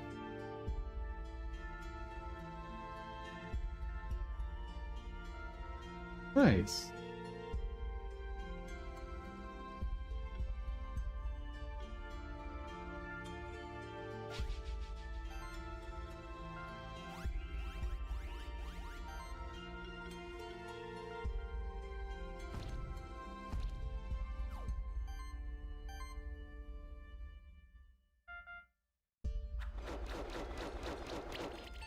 It would be really cool if each hit had that 15% chance separately, so that it could do multiple stacks per turn. So that might be a tad broken.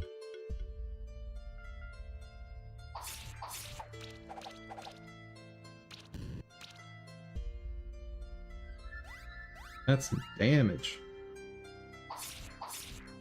Ooh, Nelly.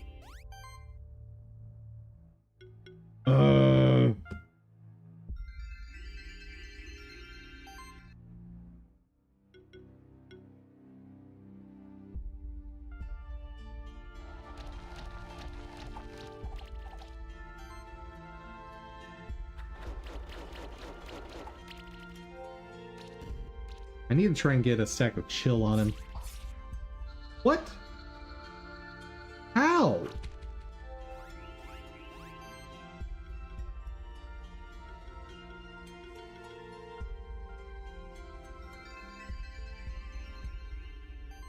Like,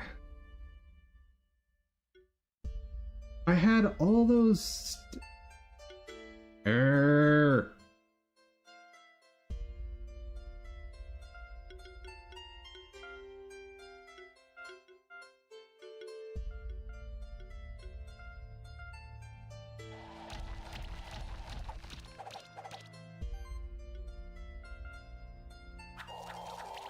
Good. Stack of chill.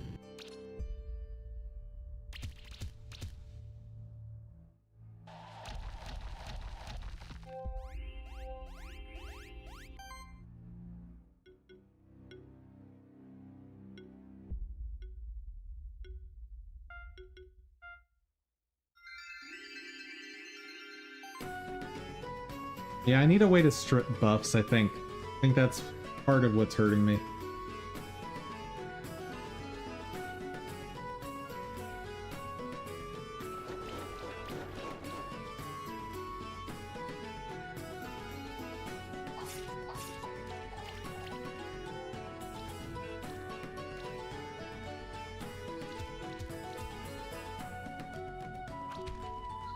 That's not allowed. That's garbage.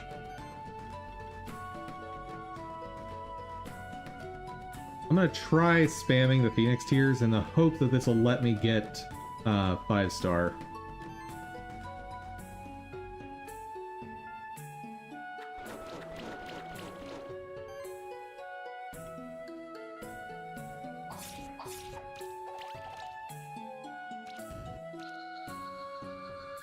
Did it work? Nope. Garbage. So how can I survive that? First off, who had the ability to strip buffs?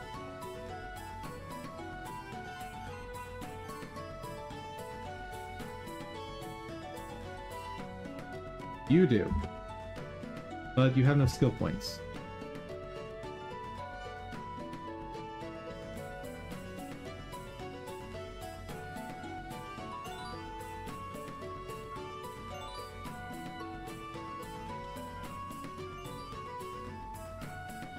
Boom, don't care.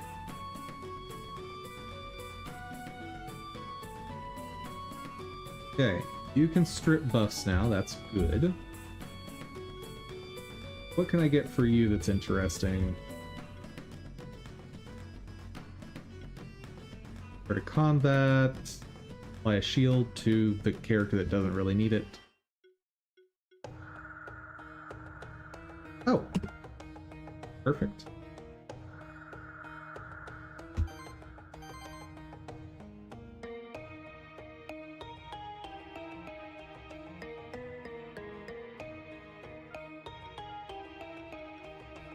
That might actually be enough.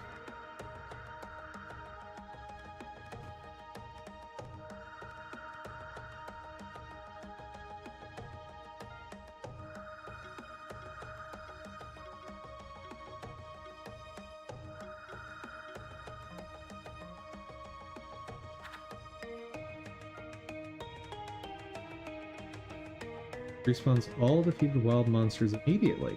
Ooh. I don't remember that existing.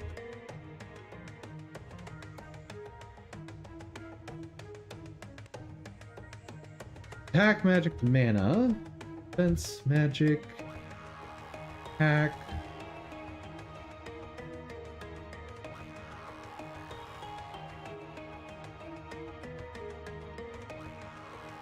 Not loving any of these, to be honest. Grab the hide.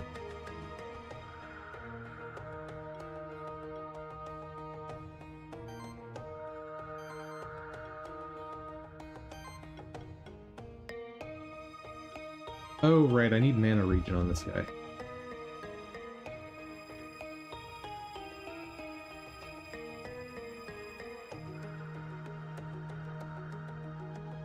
Ew. So I want defense and mana regen.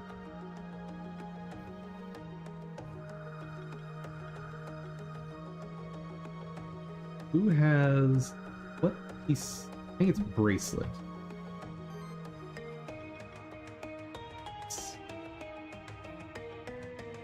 Okay. Do you have a bracelet for sale? Bracer. Bracelet.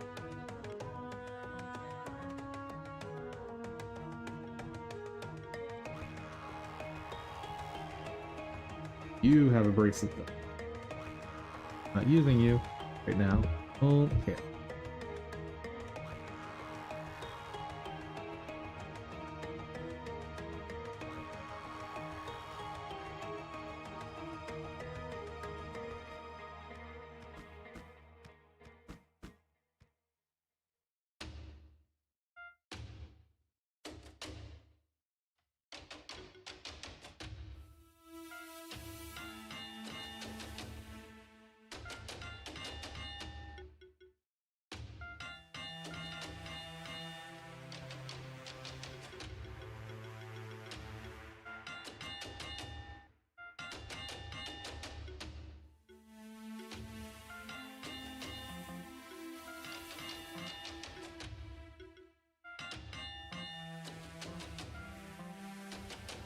Hey, is that going to be enough?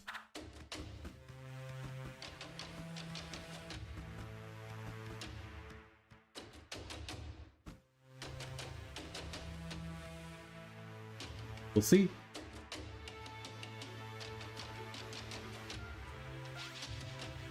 I think it should be. As much as I want to get the poison going, I might be better off buffing first.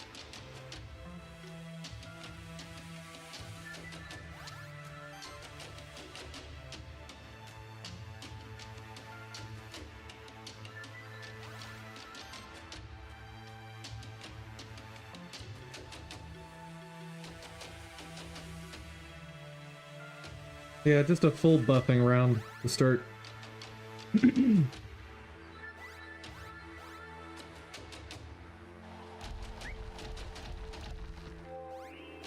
That's fine.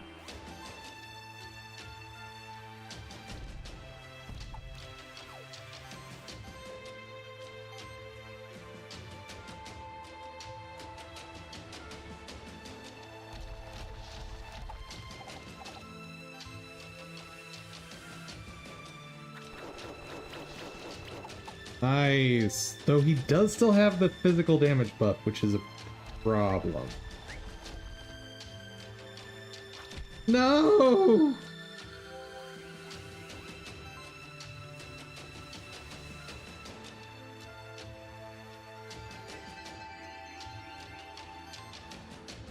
Absolute garbage.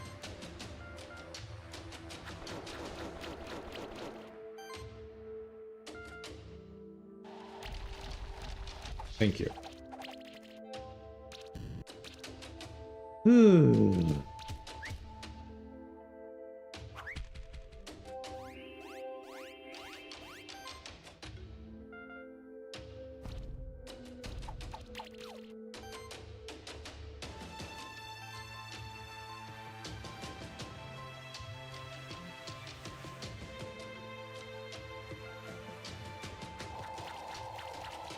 Good. Stack of chill. Now.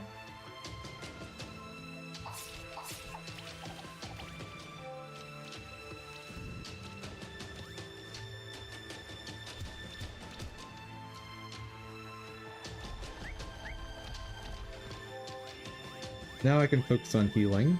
Good.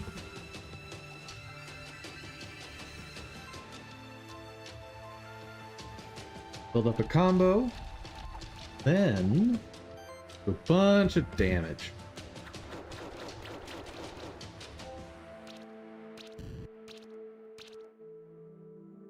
Next turn I win.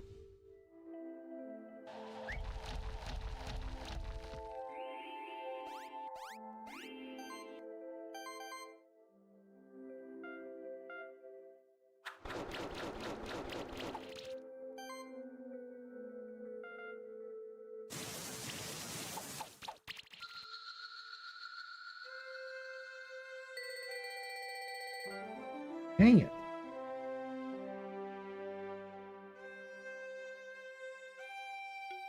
Let's try this Spectre then.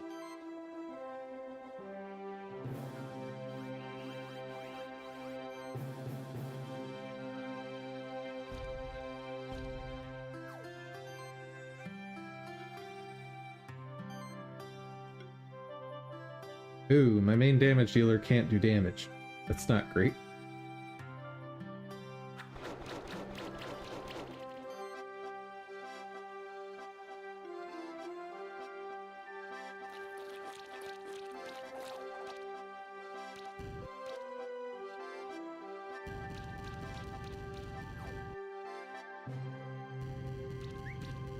Plus side, he's not doing much damage.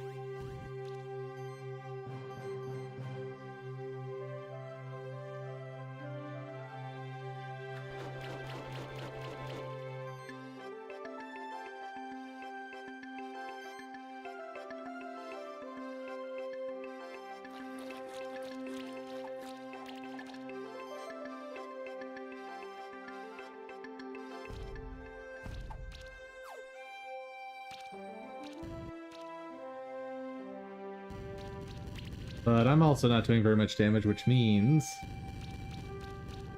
probably not enough to get a 5-star.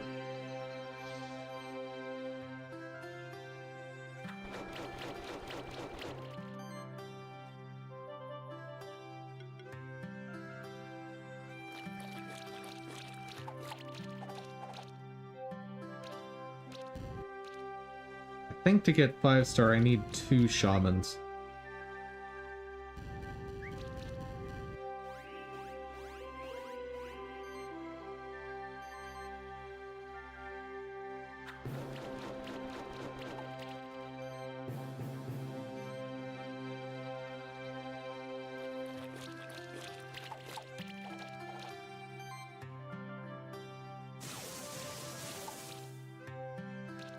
Or maybe I just need to refocus how I'm doing damage.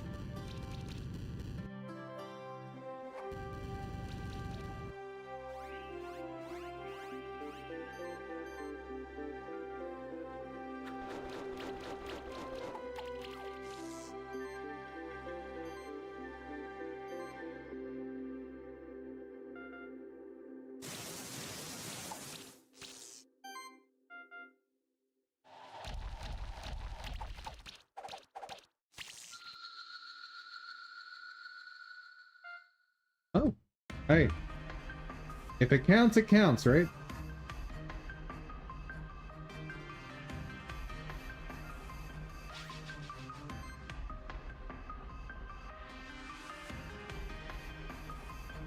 The...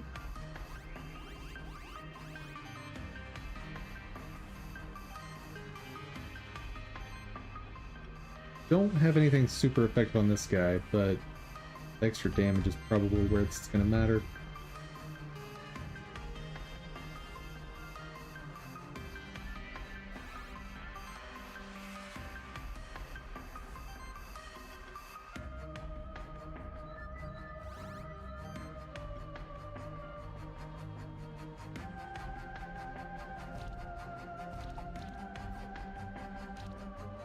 Ooh, nice poison damage. Very nice.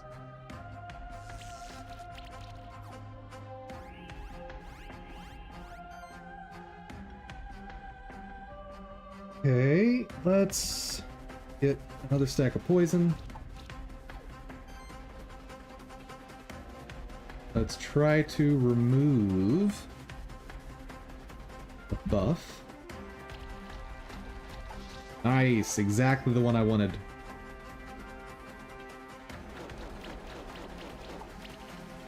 Didn't remove the other one, but that's okay. Ooh. Love that.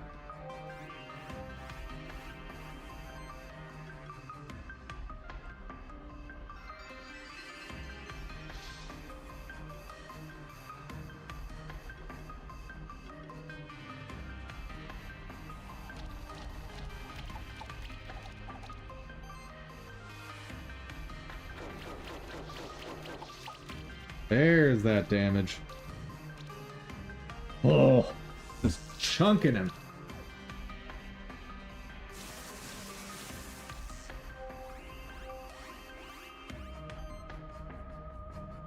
And just to make sure, one more stack of poison.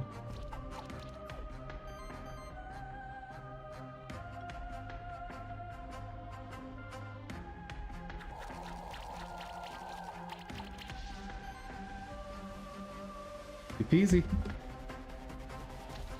Should be 5.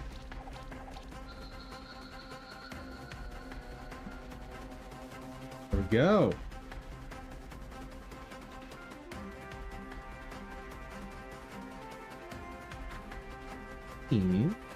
Oh, still 2 more.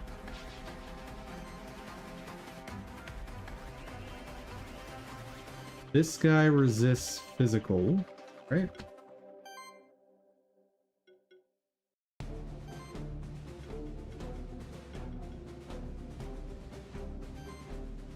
No.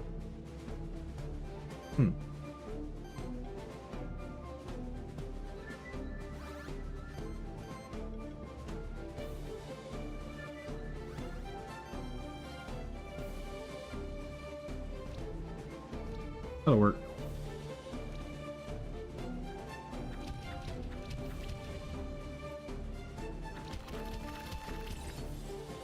Ooh.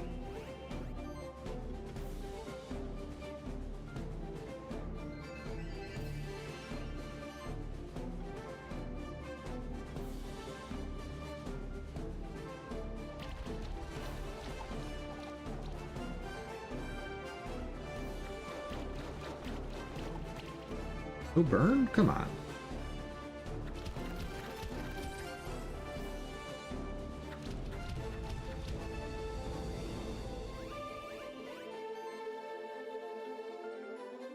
A little more poison. Try to get a burn on there, please. Yes, we got the burn.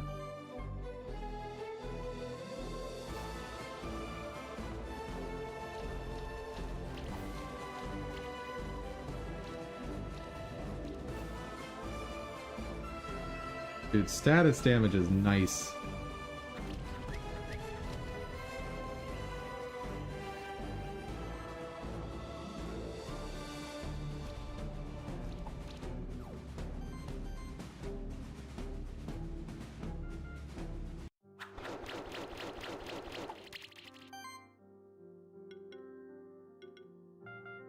And we're done.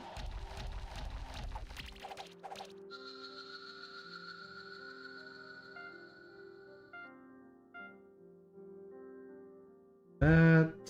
Oh, still got the Minotaur.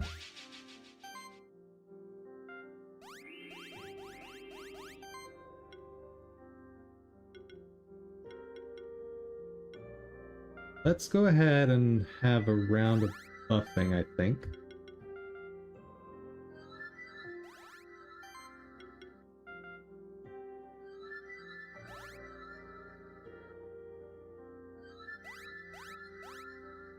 Don't kill.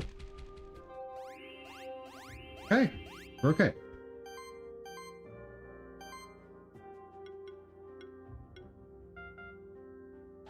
Strip the buff.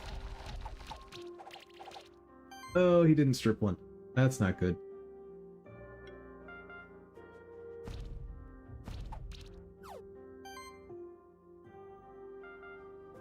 Strip a buff, please. Yes. Oh, stripped all of them. Archer is MVP. End of story. There's nothing else to it. MVP.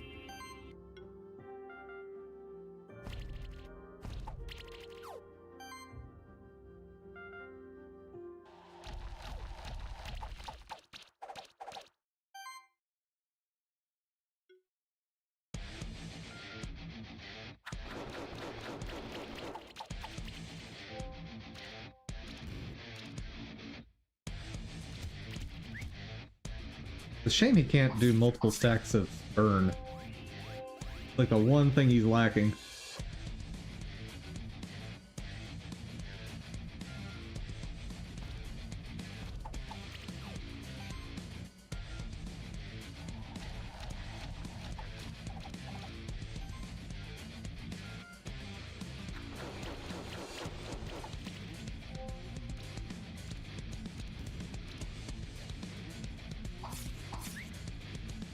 And we win. In case it matters,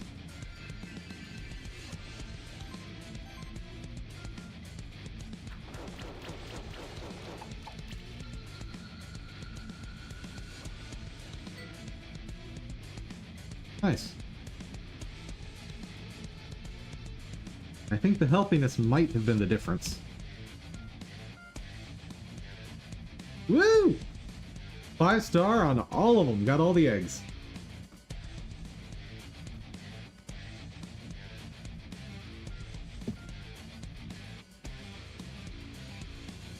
So let's check out spoils of our battles.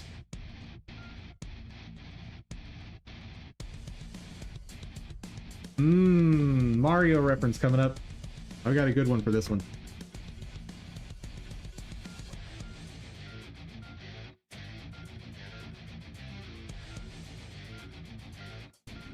Tribone.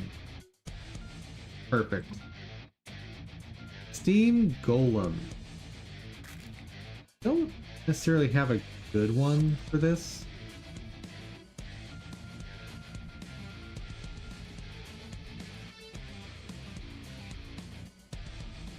How do you spell his name?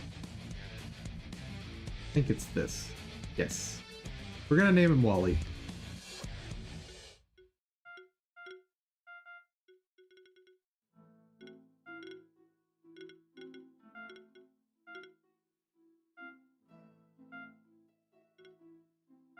Raduga.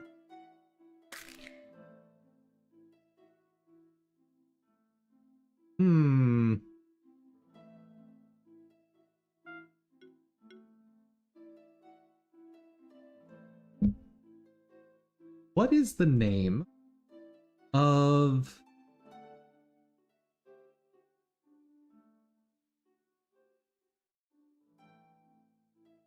What is the name of... I think it's called a rainbow phoenix.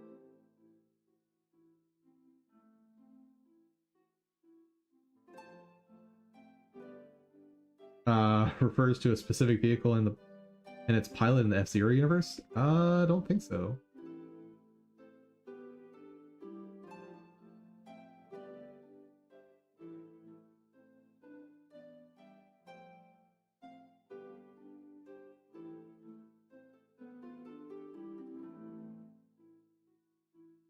Oh, never mind. Rainbow feathered bird. The logic.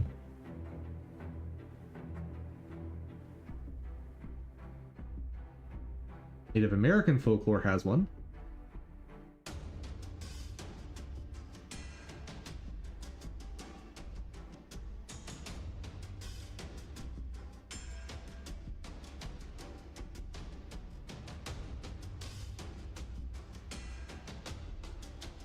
Sure. Why not? Well, unless ChatGPT can come up with something funny. Aim Raduga. Skittlestorm? Lame. Prism Wreck? No.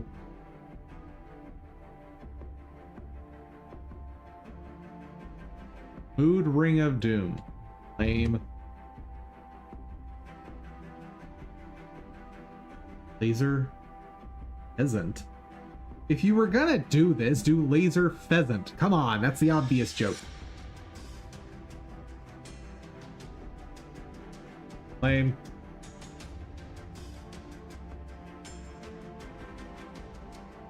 Roy G. Bivlance. Come on. Terrible.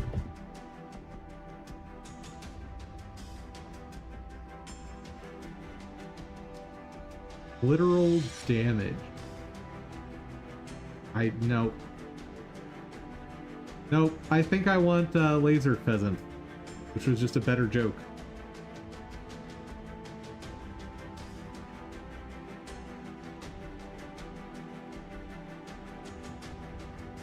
Oh, wait, we were gonna use Flappy Gilmore.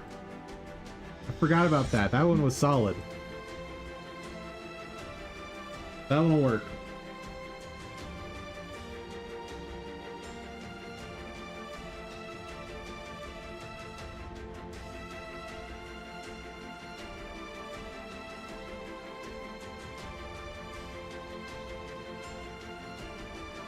Beetleoid.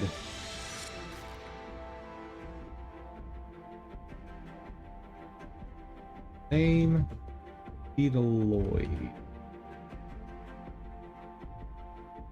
Beatbox 9000? That's not bad. Try again.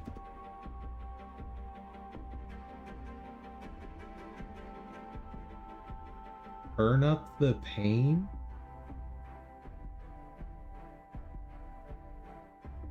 Beetlebox 9000 it is.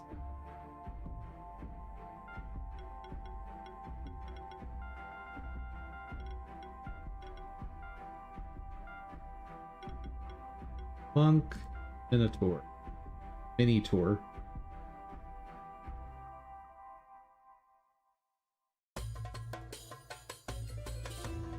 Beef nugget. It's not awful. No.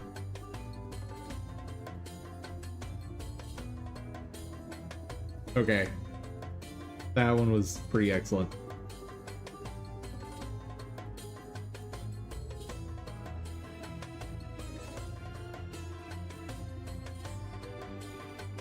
That one's pretty awesome.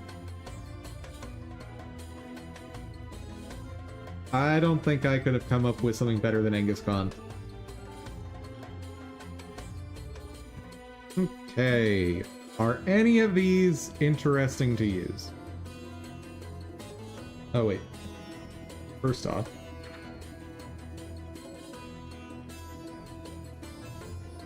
Night. Night. Light up dark rooms. Heavy blocks, walls, levitate, lightning bolt. Nope, nothing new on that front.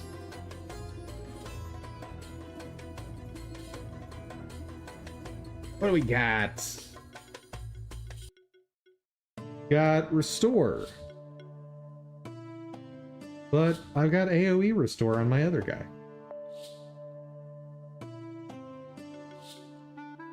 And a prog. And a prog. Additional stacks of shock. Insect monster.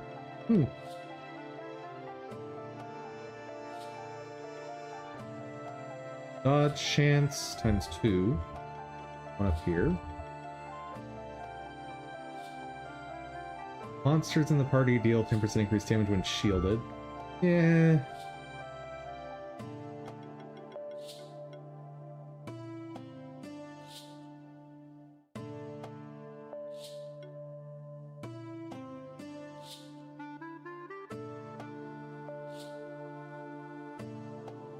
That's kind of neat. Non-damaging action. Apply shock.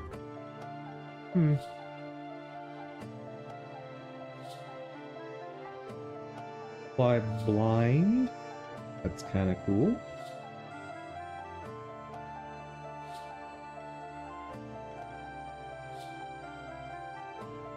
Increase defense based on mana. That could be useful. Nope. Yeah, I don't think so on this guy.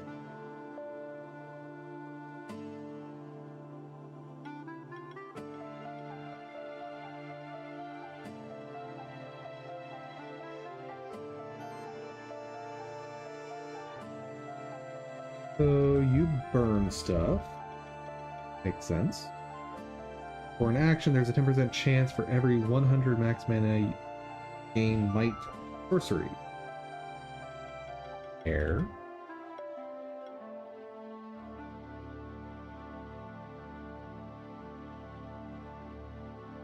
Not a ton of procs.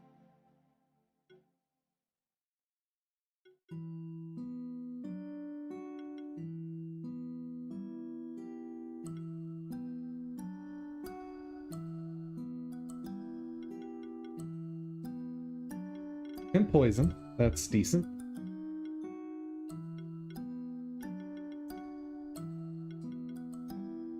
This guy can't burn. That seems silly. Seems like the one thing he should absolutely be able to do.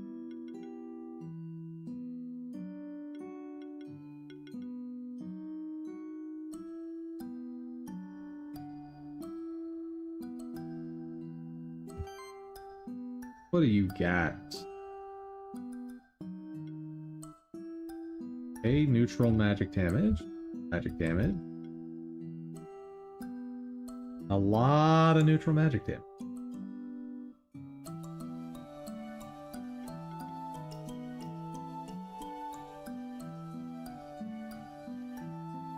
Extra hit from Glory. And he applies Glory. Good.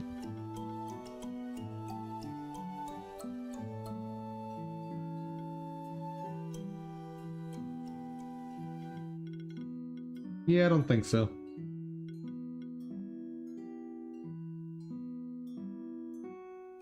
Like he's got 3 procs.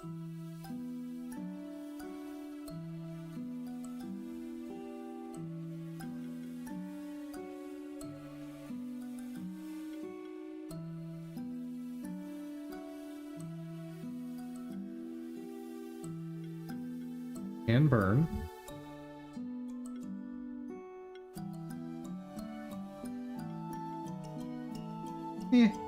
Doesn't seem like it's going to be any better than what I've got going on.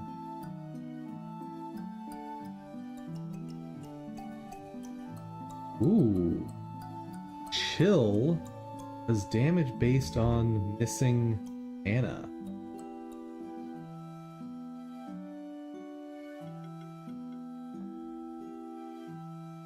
Okay, so this is how this guy gets interesting. You want to just build all of the procs and focus on something like Arcane Bolt. Then Toxin, Cooling, and Shield. That's what you want to do. Because then he has a pretty strong likelihood of applying both statuses every turn. That's the play with this guy, for sure.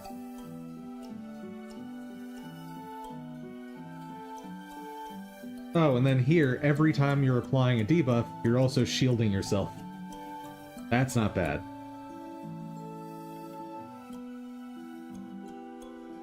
Defense based on mana.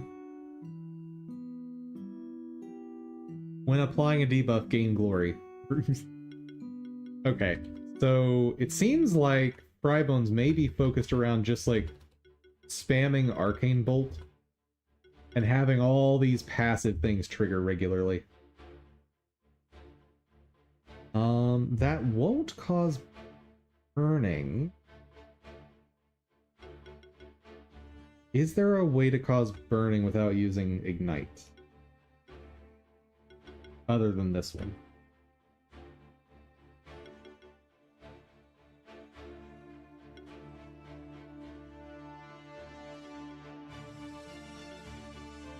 Doesn't seem like.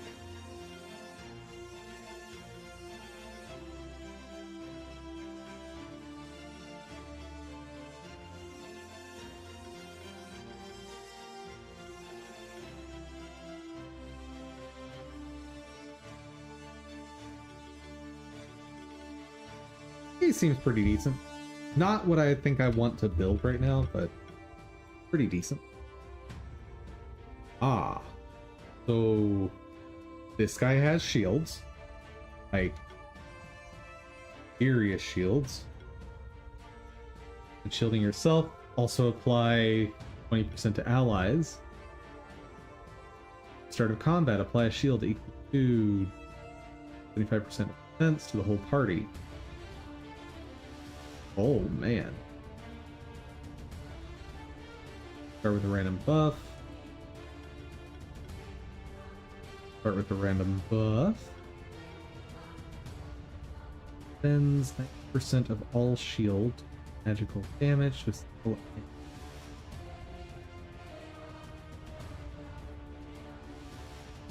That could be interesting. Constructs in your party receive less damage and more resistance to debuffs. Interesting.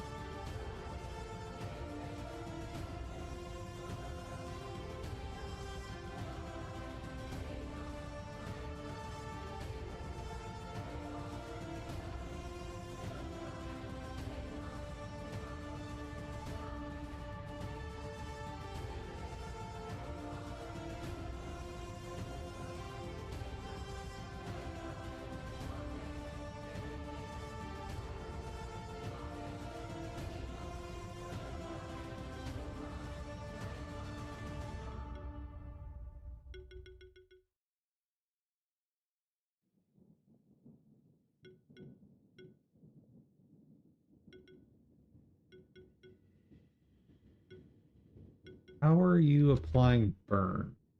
Oh, fire attacks have a chance to burn. I don't think so. I'm liking my goblins.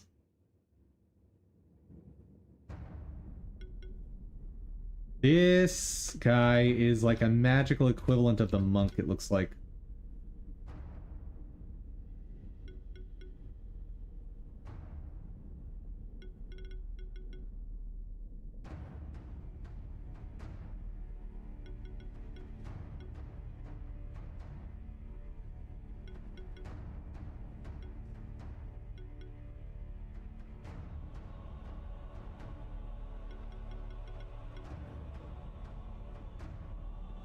Basic attack replaced with magic attack. Gain a random buff when you do it. Not bad. It would be a way to build this guy without having any mana regen.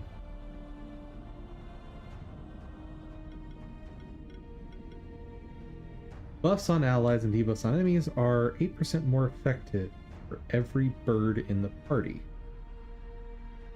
That's unique.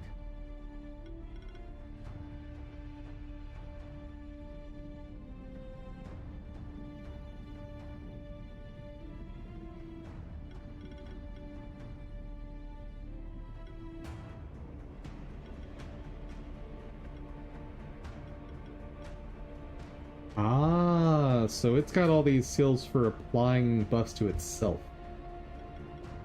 It's kind of cool.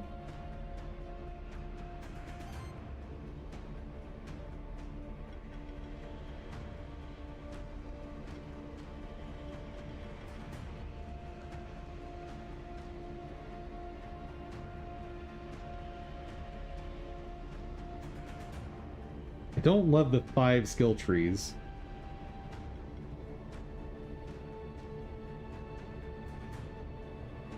Spreading shock is good. Monsters in the party have a 75% chance to remove a debuff from themselves when they trigger shock damage. Not bad.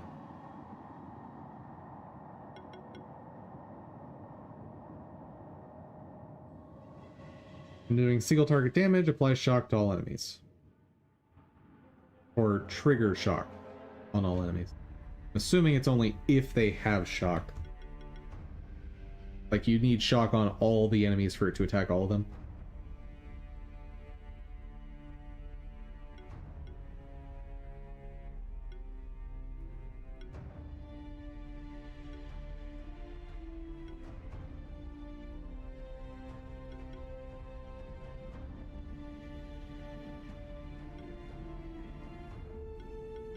Fail.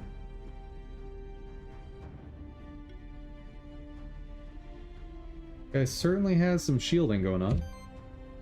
Minotaur, yeah, I can already tell I won't care about this guy.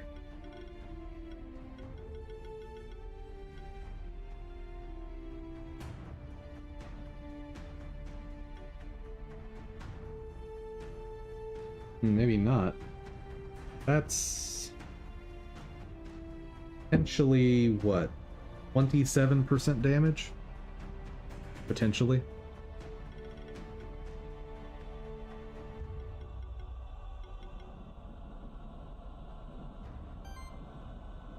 And that's that.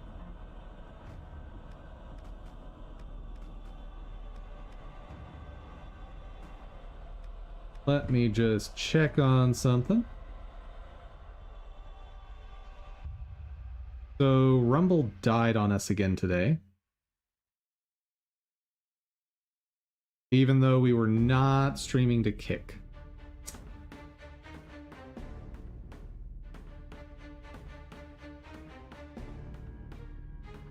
And I get no notification that it stopped, by the way. Like, oh, nope, I did actually get a notification this time. Normally I do not.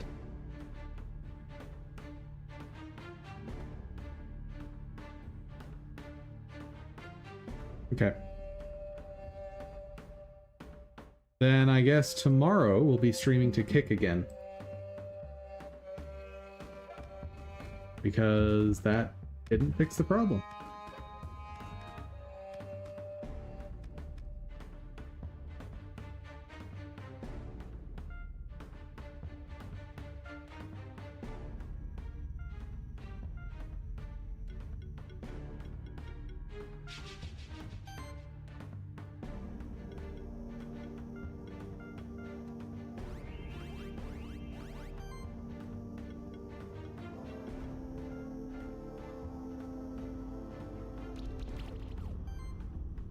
Lame.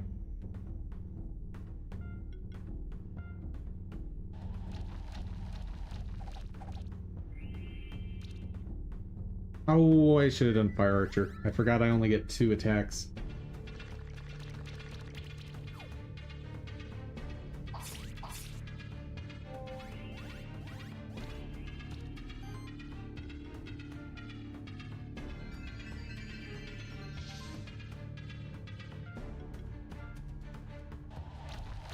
But should be able to take out 2 fighters. Or not.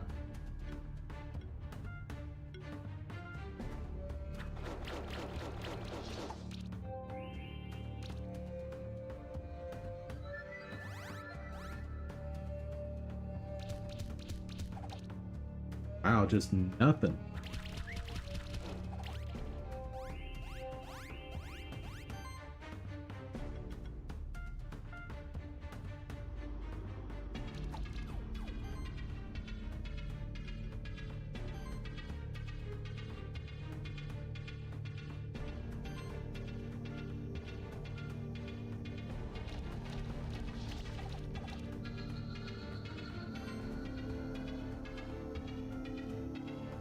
Burn? Yes, burn. Nice.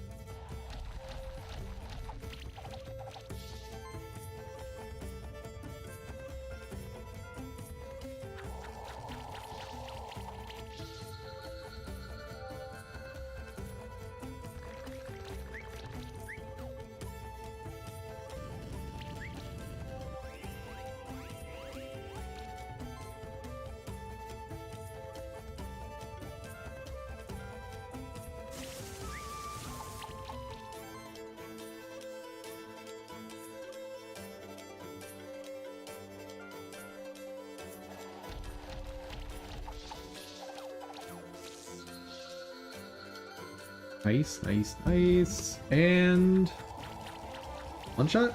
Yes.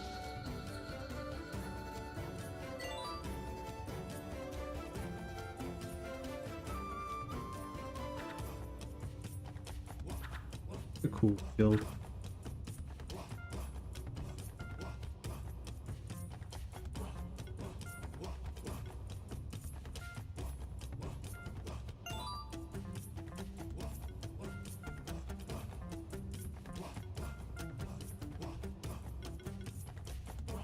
$15.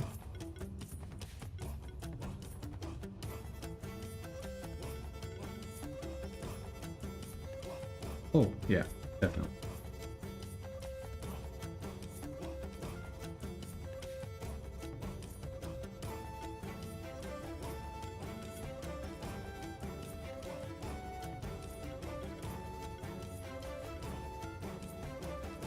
Rock. Good.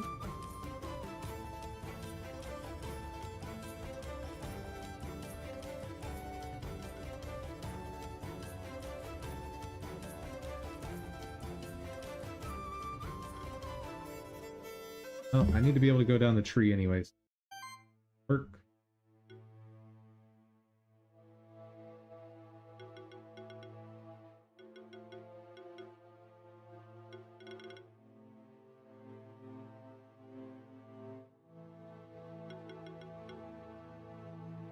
Monster deals 5% more damage.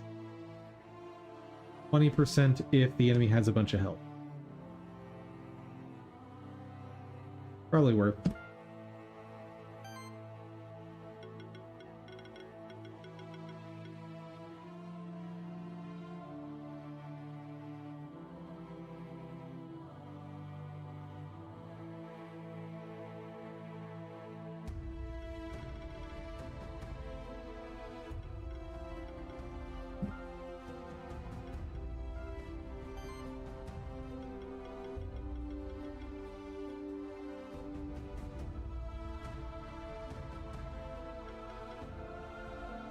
Flash freeze, triggering additional damage hit and applying chill. Eh. But passive chill application along with that means every hit has a chance to have an additional 100% damage hit. I like it.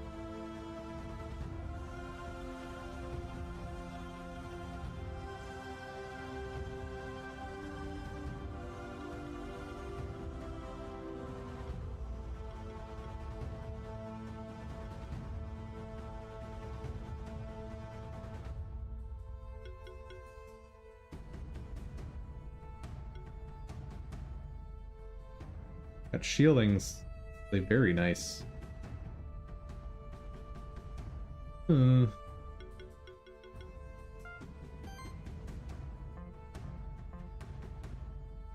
do you got for me?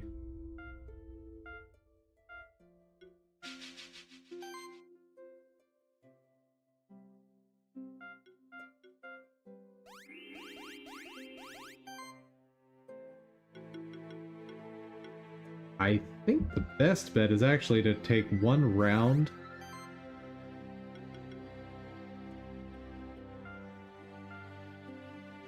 and just buff. Because I'm not going to do a ton of damage on that turn anyway.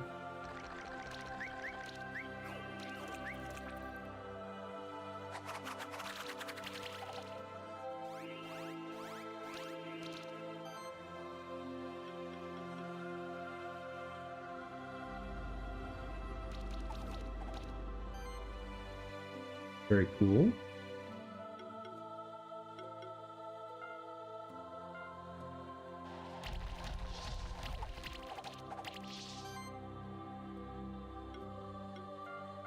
If it applies burn and does a bunch of crits. I didn't get enough crits. I got a lot of crits.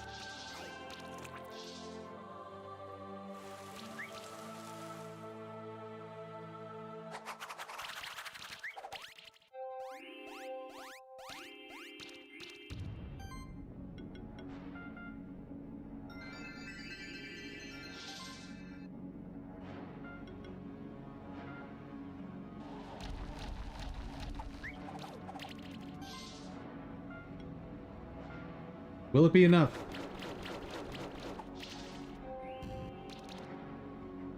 It was close. If burn had been applied, I think it would have been a win there.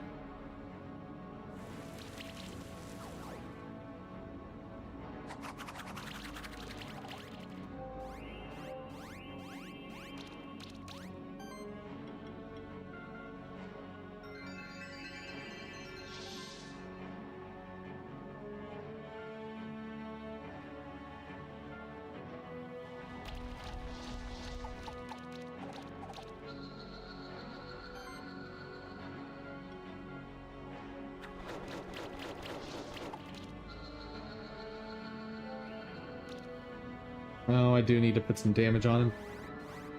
The regen.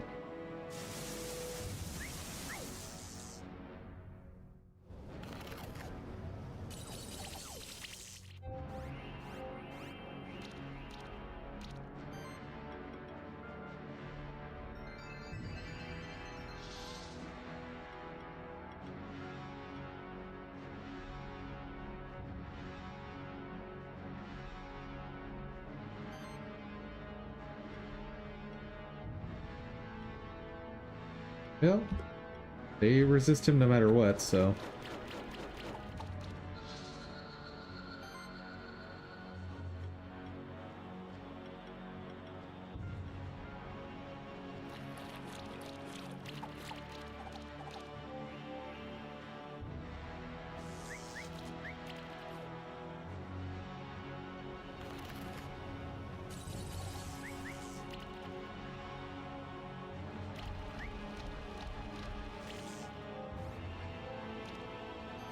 I think I'm gonna go for some poisoning.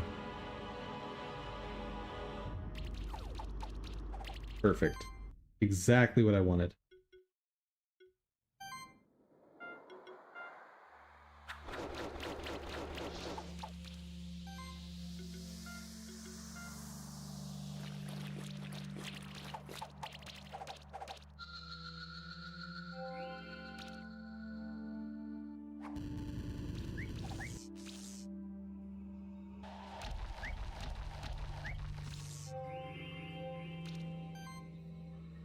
And we're maxed out on buffs.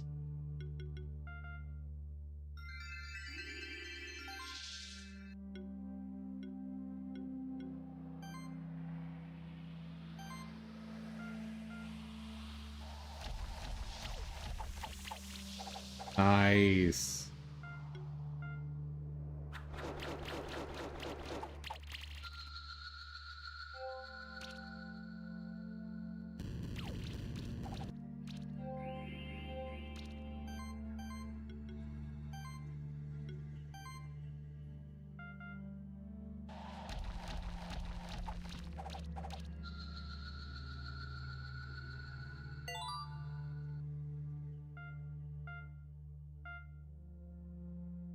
The potion is nice.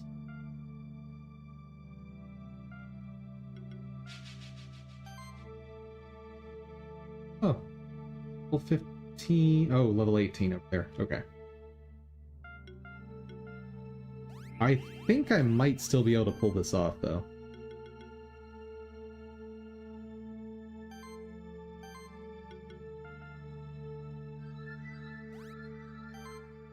That was dumb of me.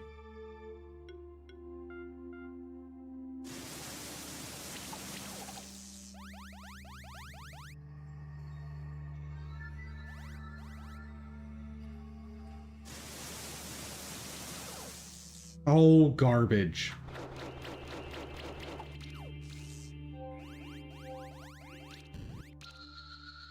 What? Are you serious right now? No, we're redoing that.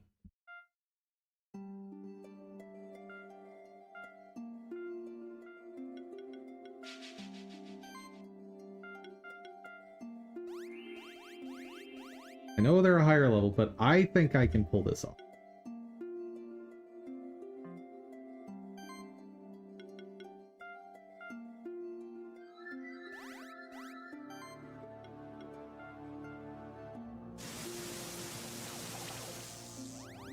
That's more like it. That's a good start.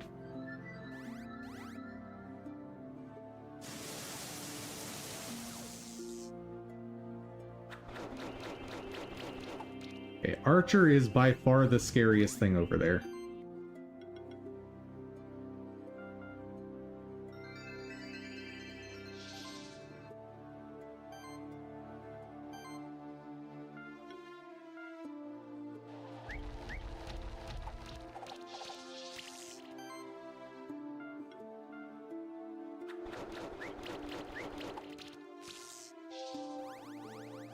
Okay, we're okay.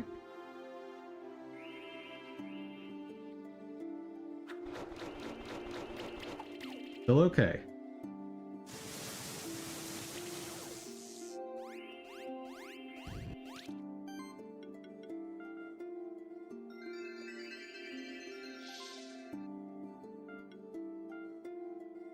I just want to make sure the archer is gone.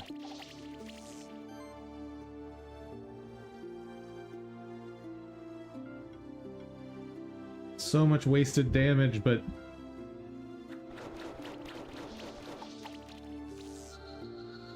having the archer gone is important.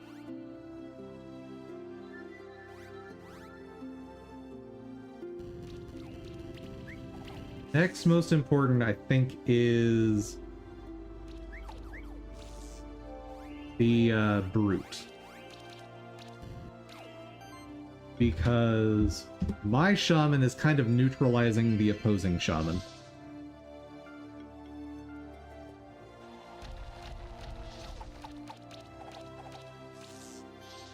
Good, 2 buffs down. 1, 2. 4, okay, 4 buffs down on him. Good. I don't like that.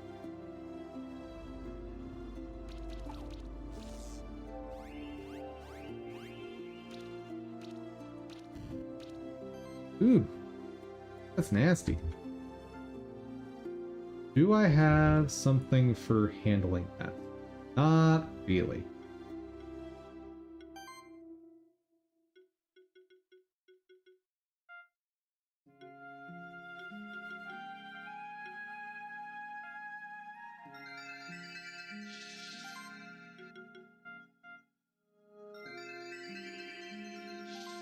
Ooh.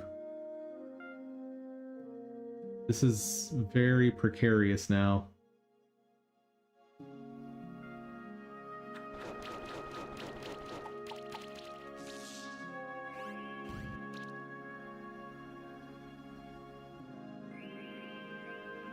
If they ignore Goblin King, we're fine.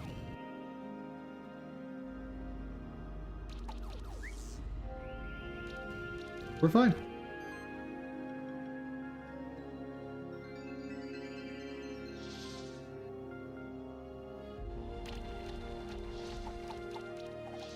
Whoa, what's... Why am I getting retaliated against? What did that?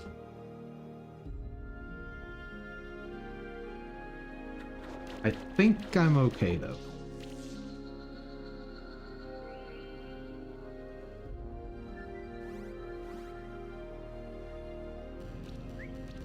We're fine. Ooh. Still fine. That was scarier than I would have liked.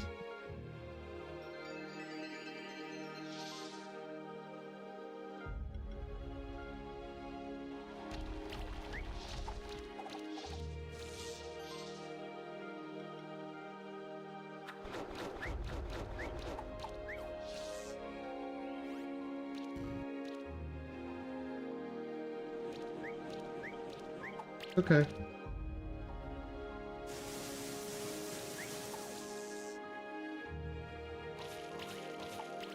Oh, God. That was uncomfortable.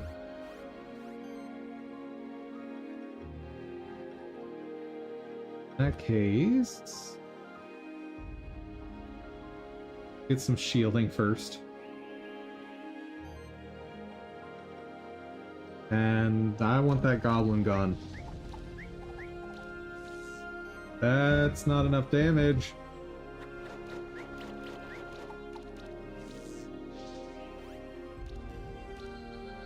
That was enough damage, though. Excellent.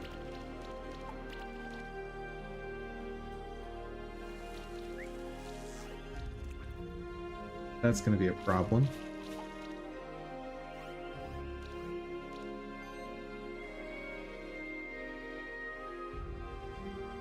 I think all-out offense.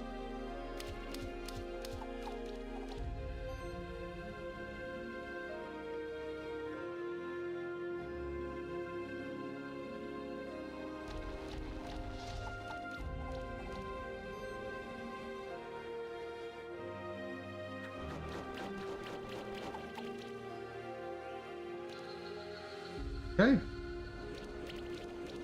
This should be in the bag.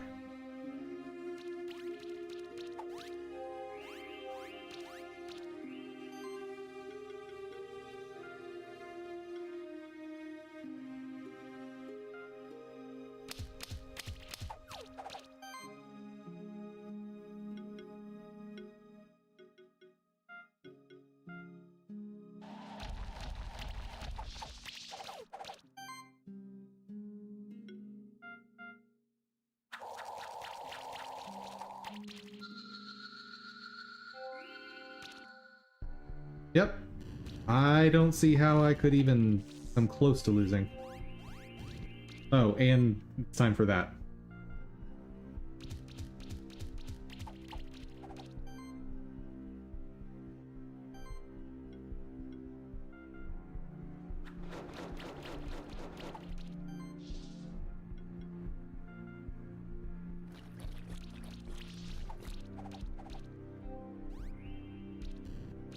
Uh-oh.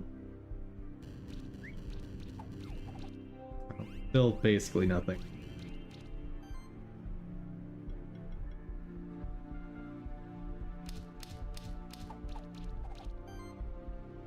Right, he can't stack poison. Okay, though.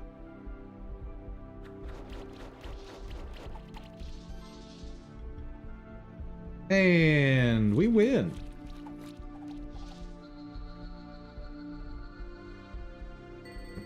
Nice, nice!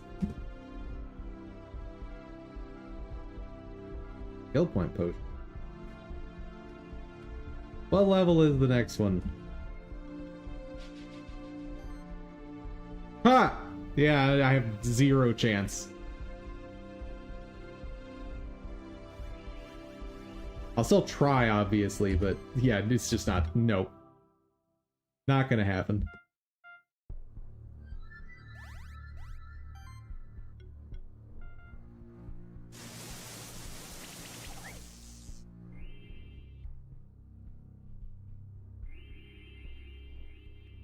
Oh, chunky shield.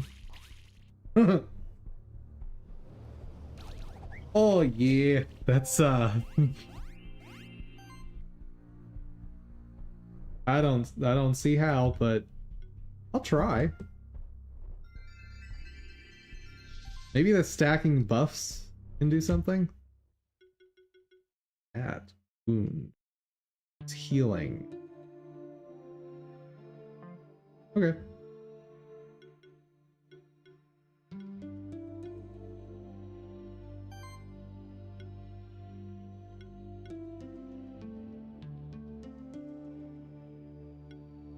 I think I want to get rid of, I guess, the shielder first.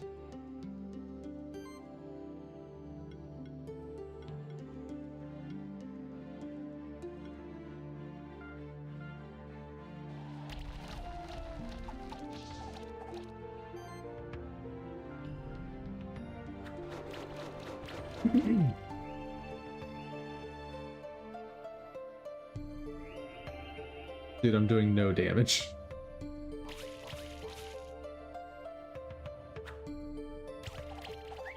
Oh! That's illegal!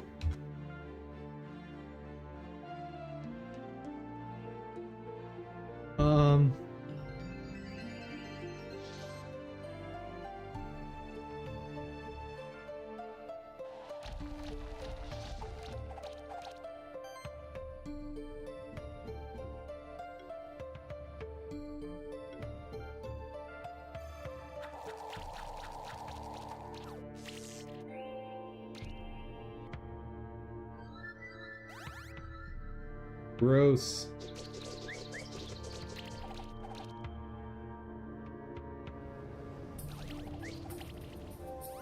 How are they alive?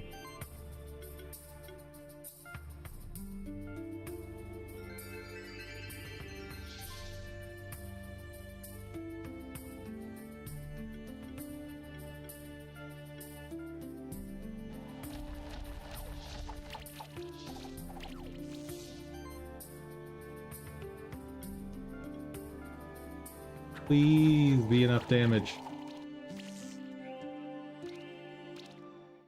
It was not even close. What is that? I don't even know what just happened. Yeah, there we go. I knew that was coming. But considering I'm 9 levels below on average, like, this is a fine attempt.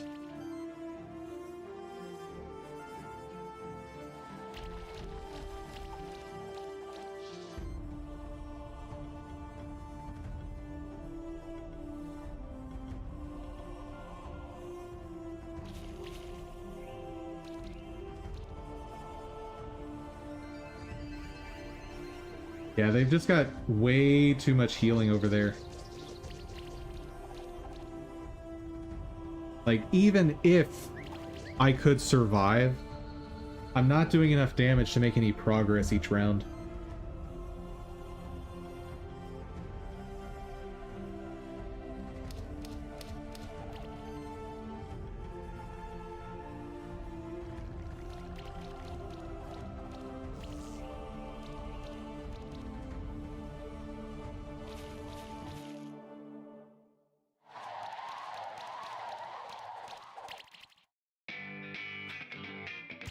Yep.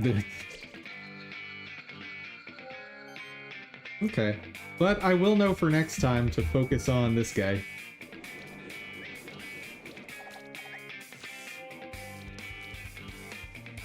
Because that ice damage is nasty.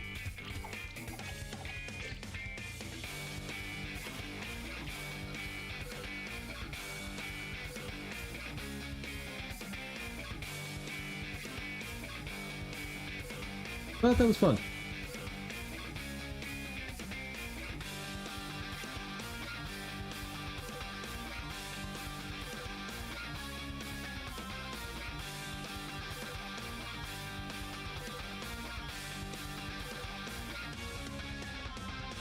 Very, very cool.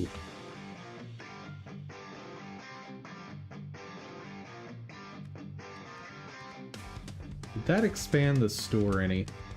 Want to check the store, that's where I'm gonna end it though. Because this has gone on a lot longer than I'd planned on. But, you know, after the disappointment on Tuesday, I needed a fun day.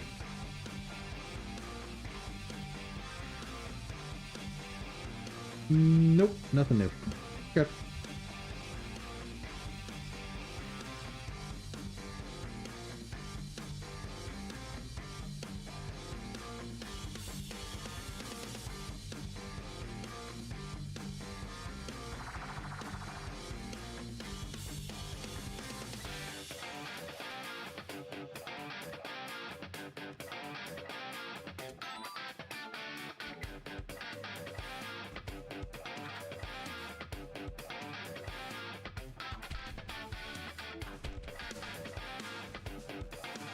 Oh.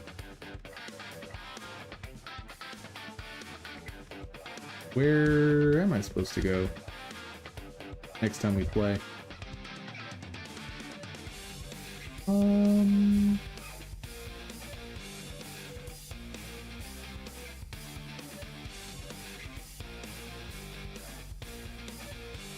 I haven't looked on the left here since starting the game.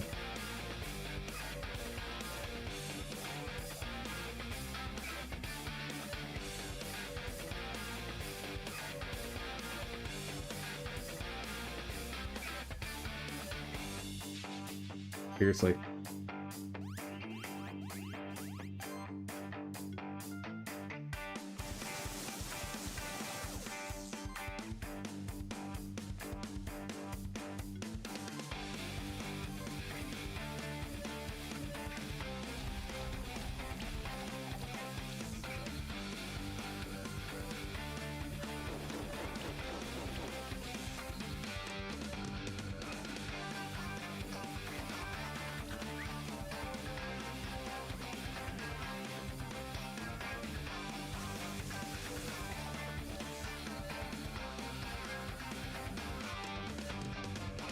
Oh, you can get 6 stars apparently. I was unaware.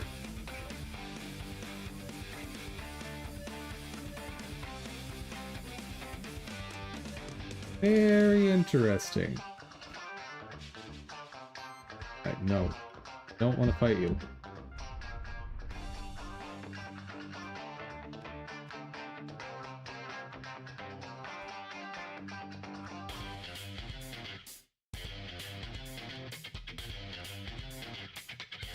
Oh, definitely don't have whatever's needed for that.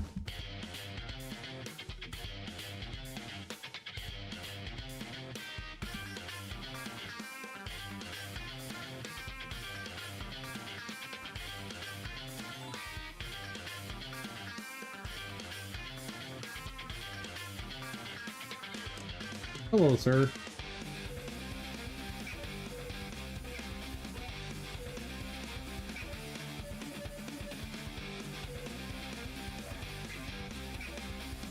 I do need to catch one of those. I know I'm supposed to be stopping, and I know I'm not.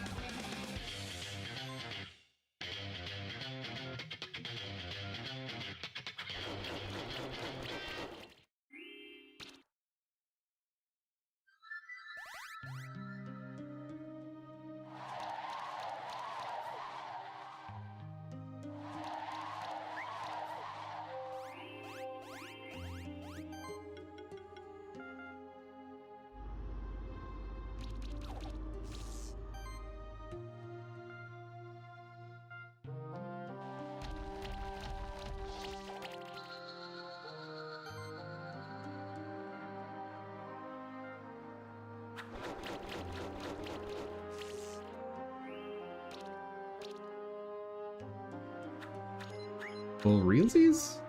Thought that was for sure enough damage.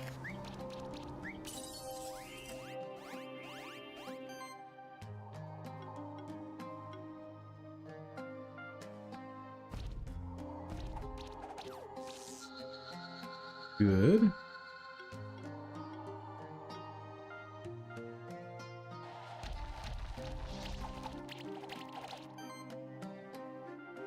And done. Yes? Yes.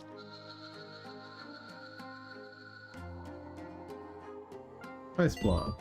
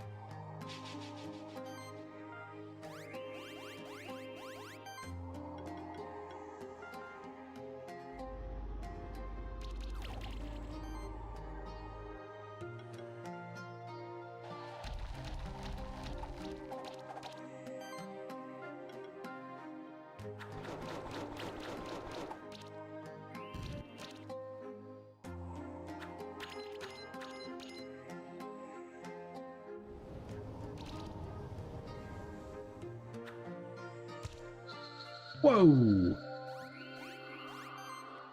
That's horrible!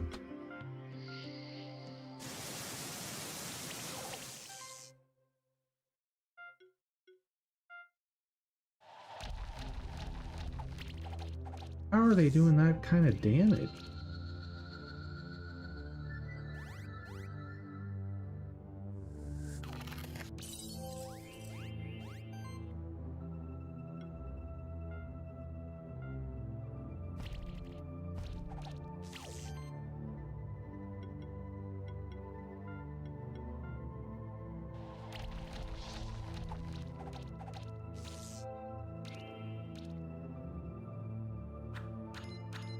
Okay, poison will take that one out next turn.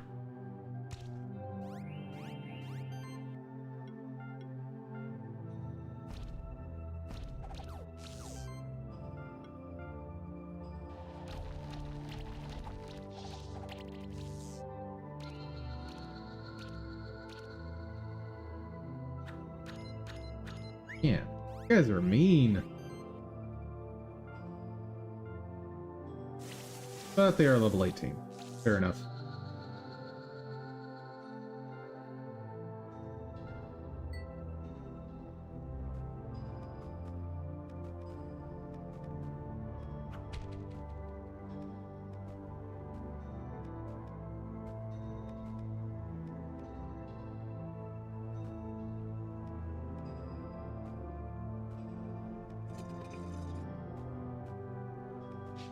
No, did not mean to do that. I'm gonna end up hitting them a few times anyway, going back and forth.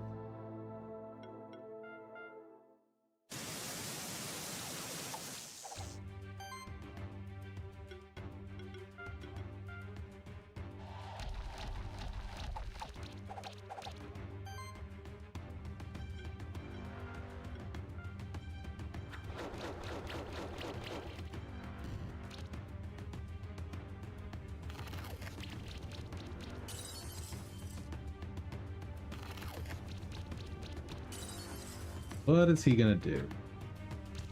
Ooh.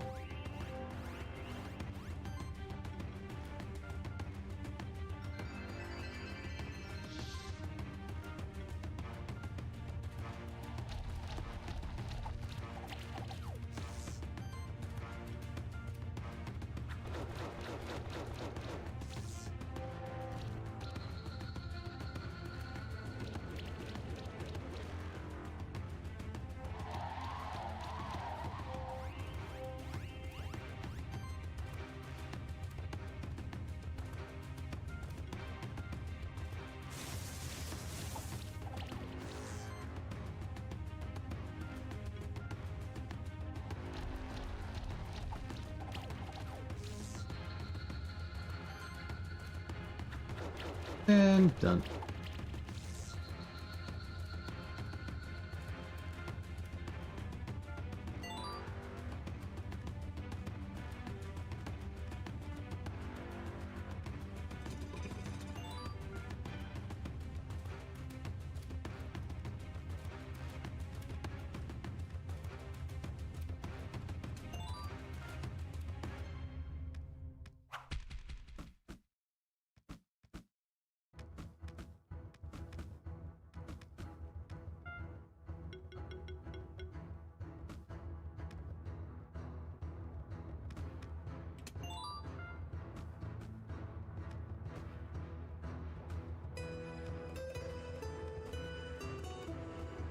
Okay, teleport crystal should be around here any screen now, right?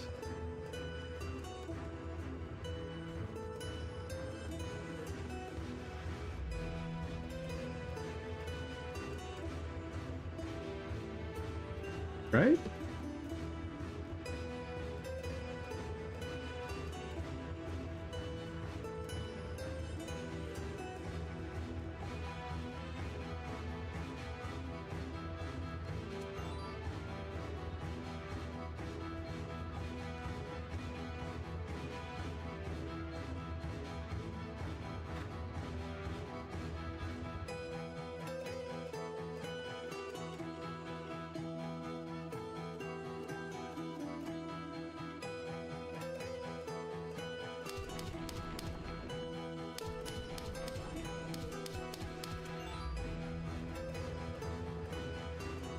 Okay, I'll give it one more map to try and get a teleport spot.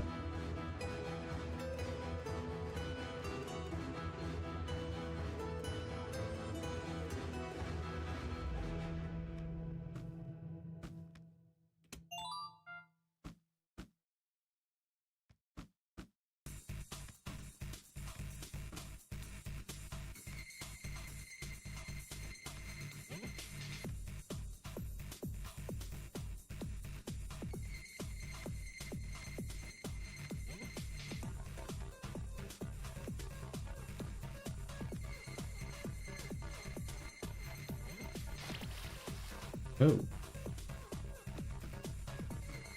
Well, that'll have to do.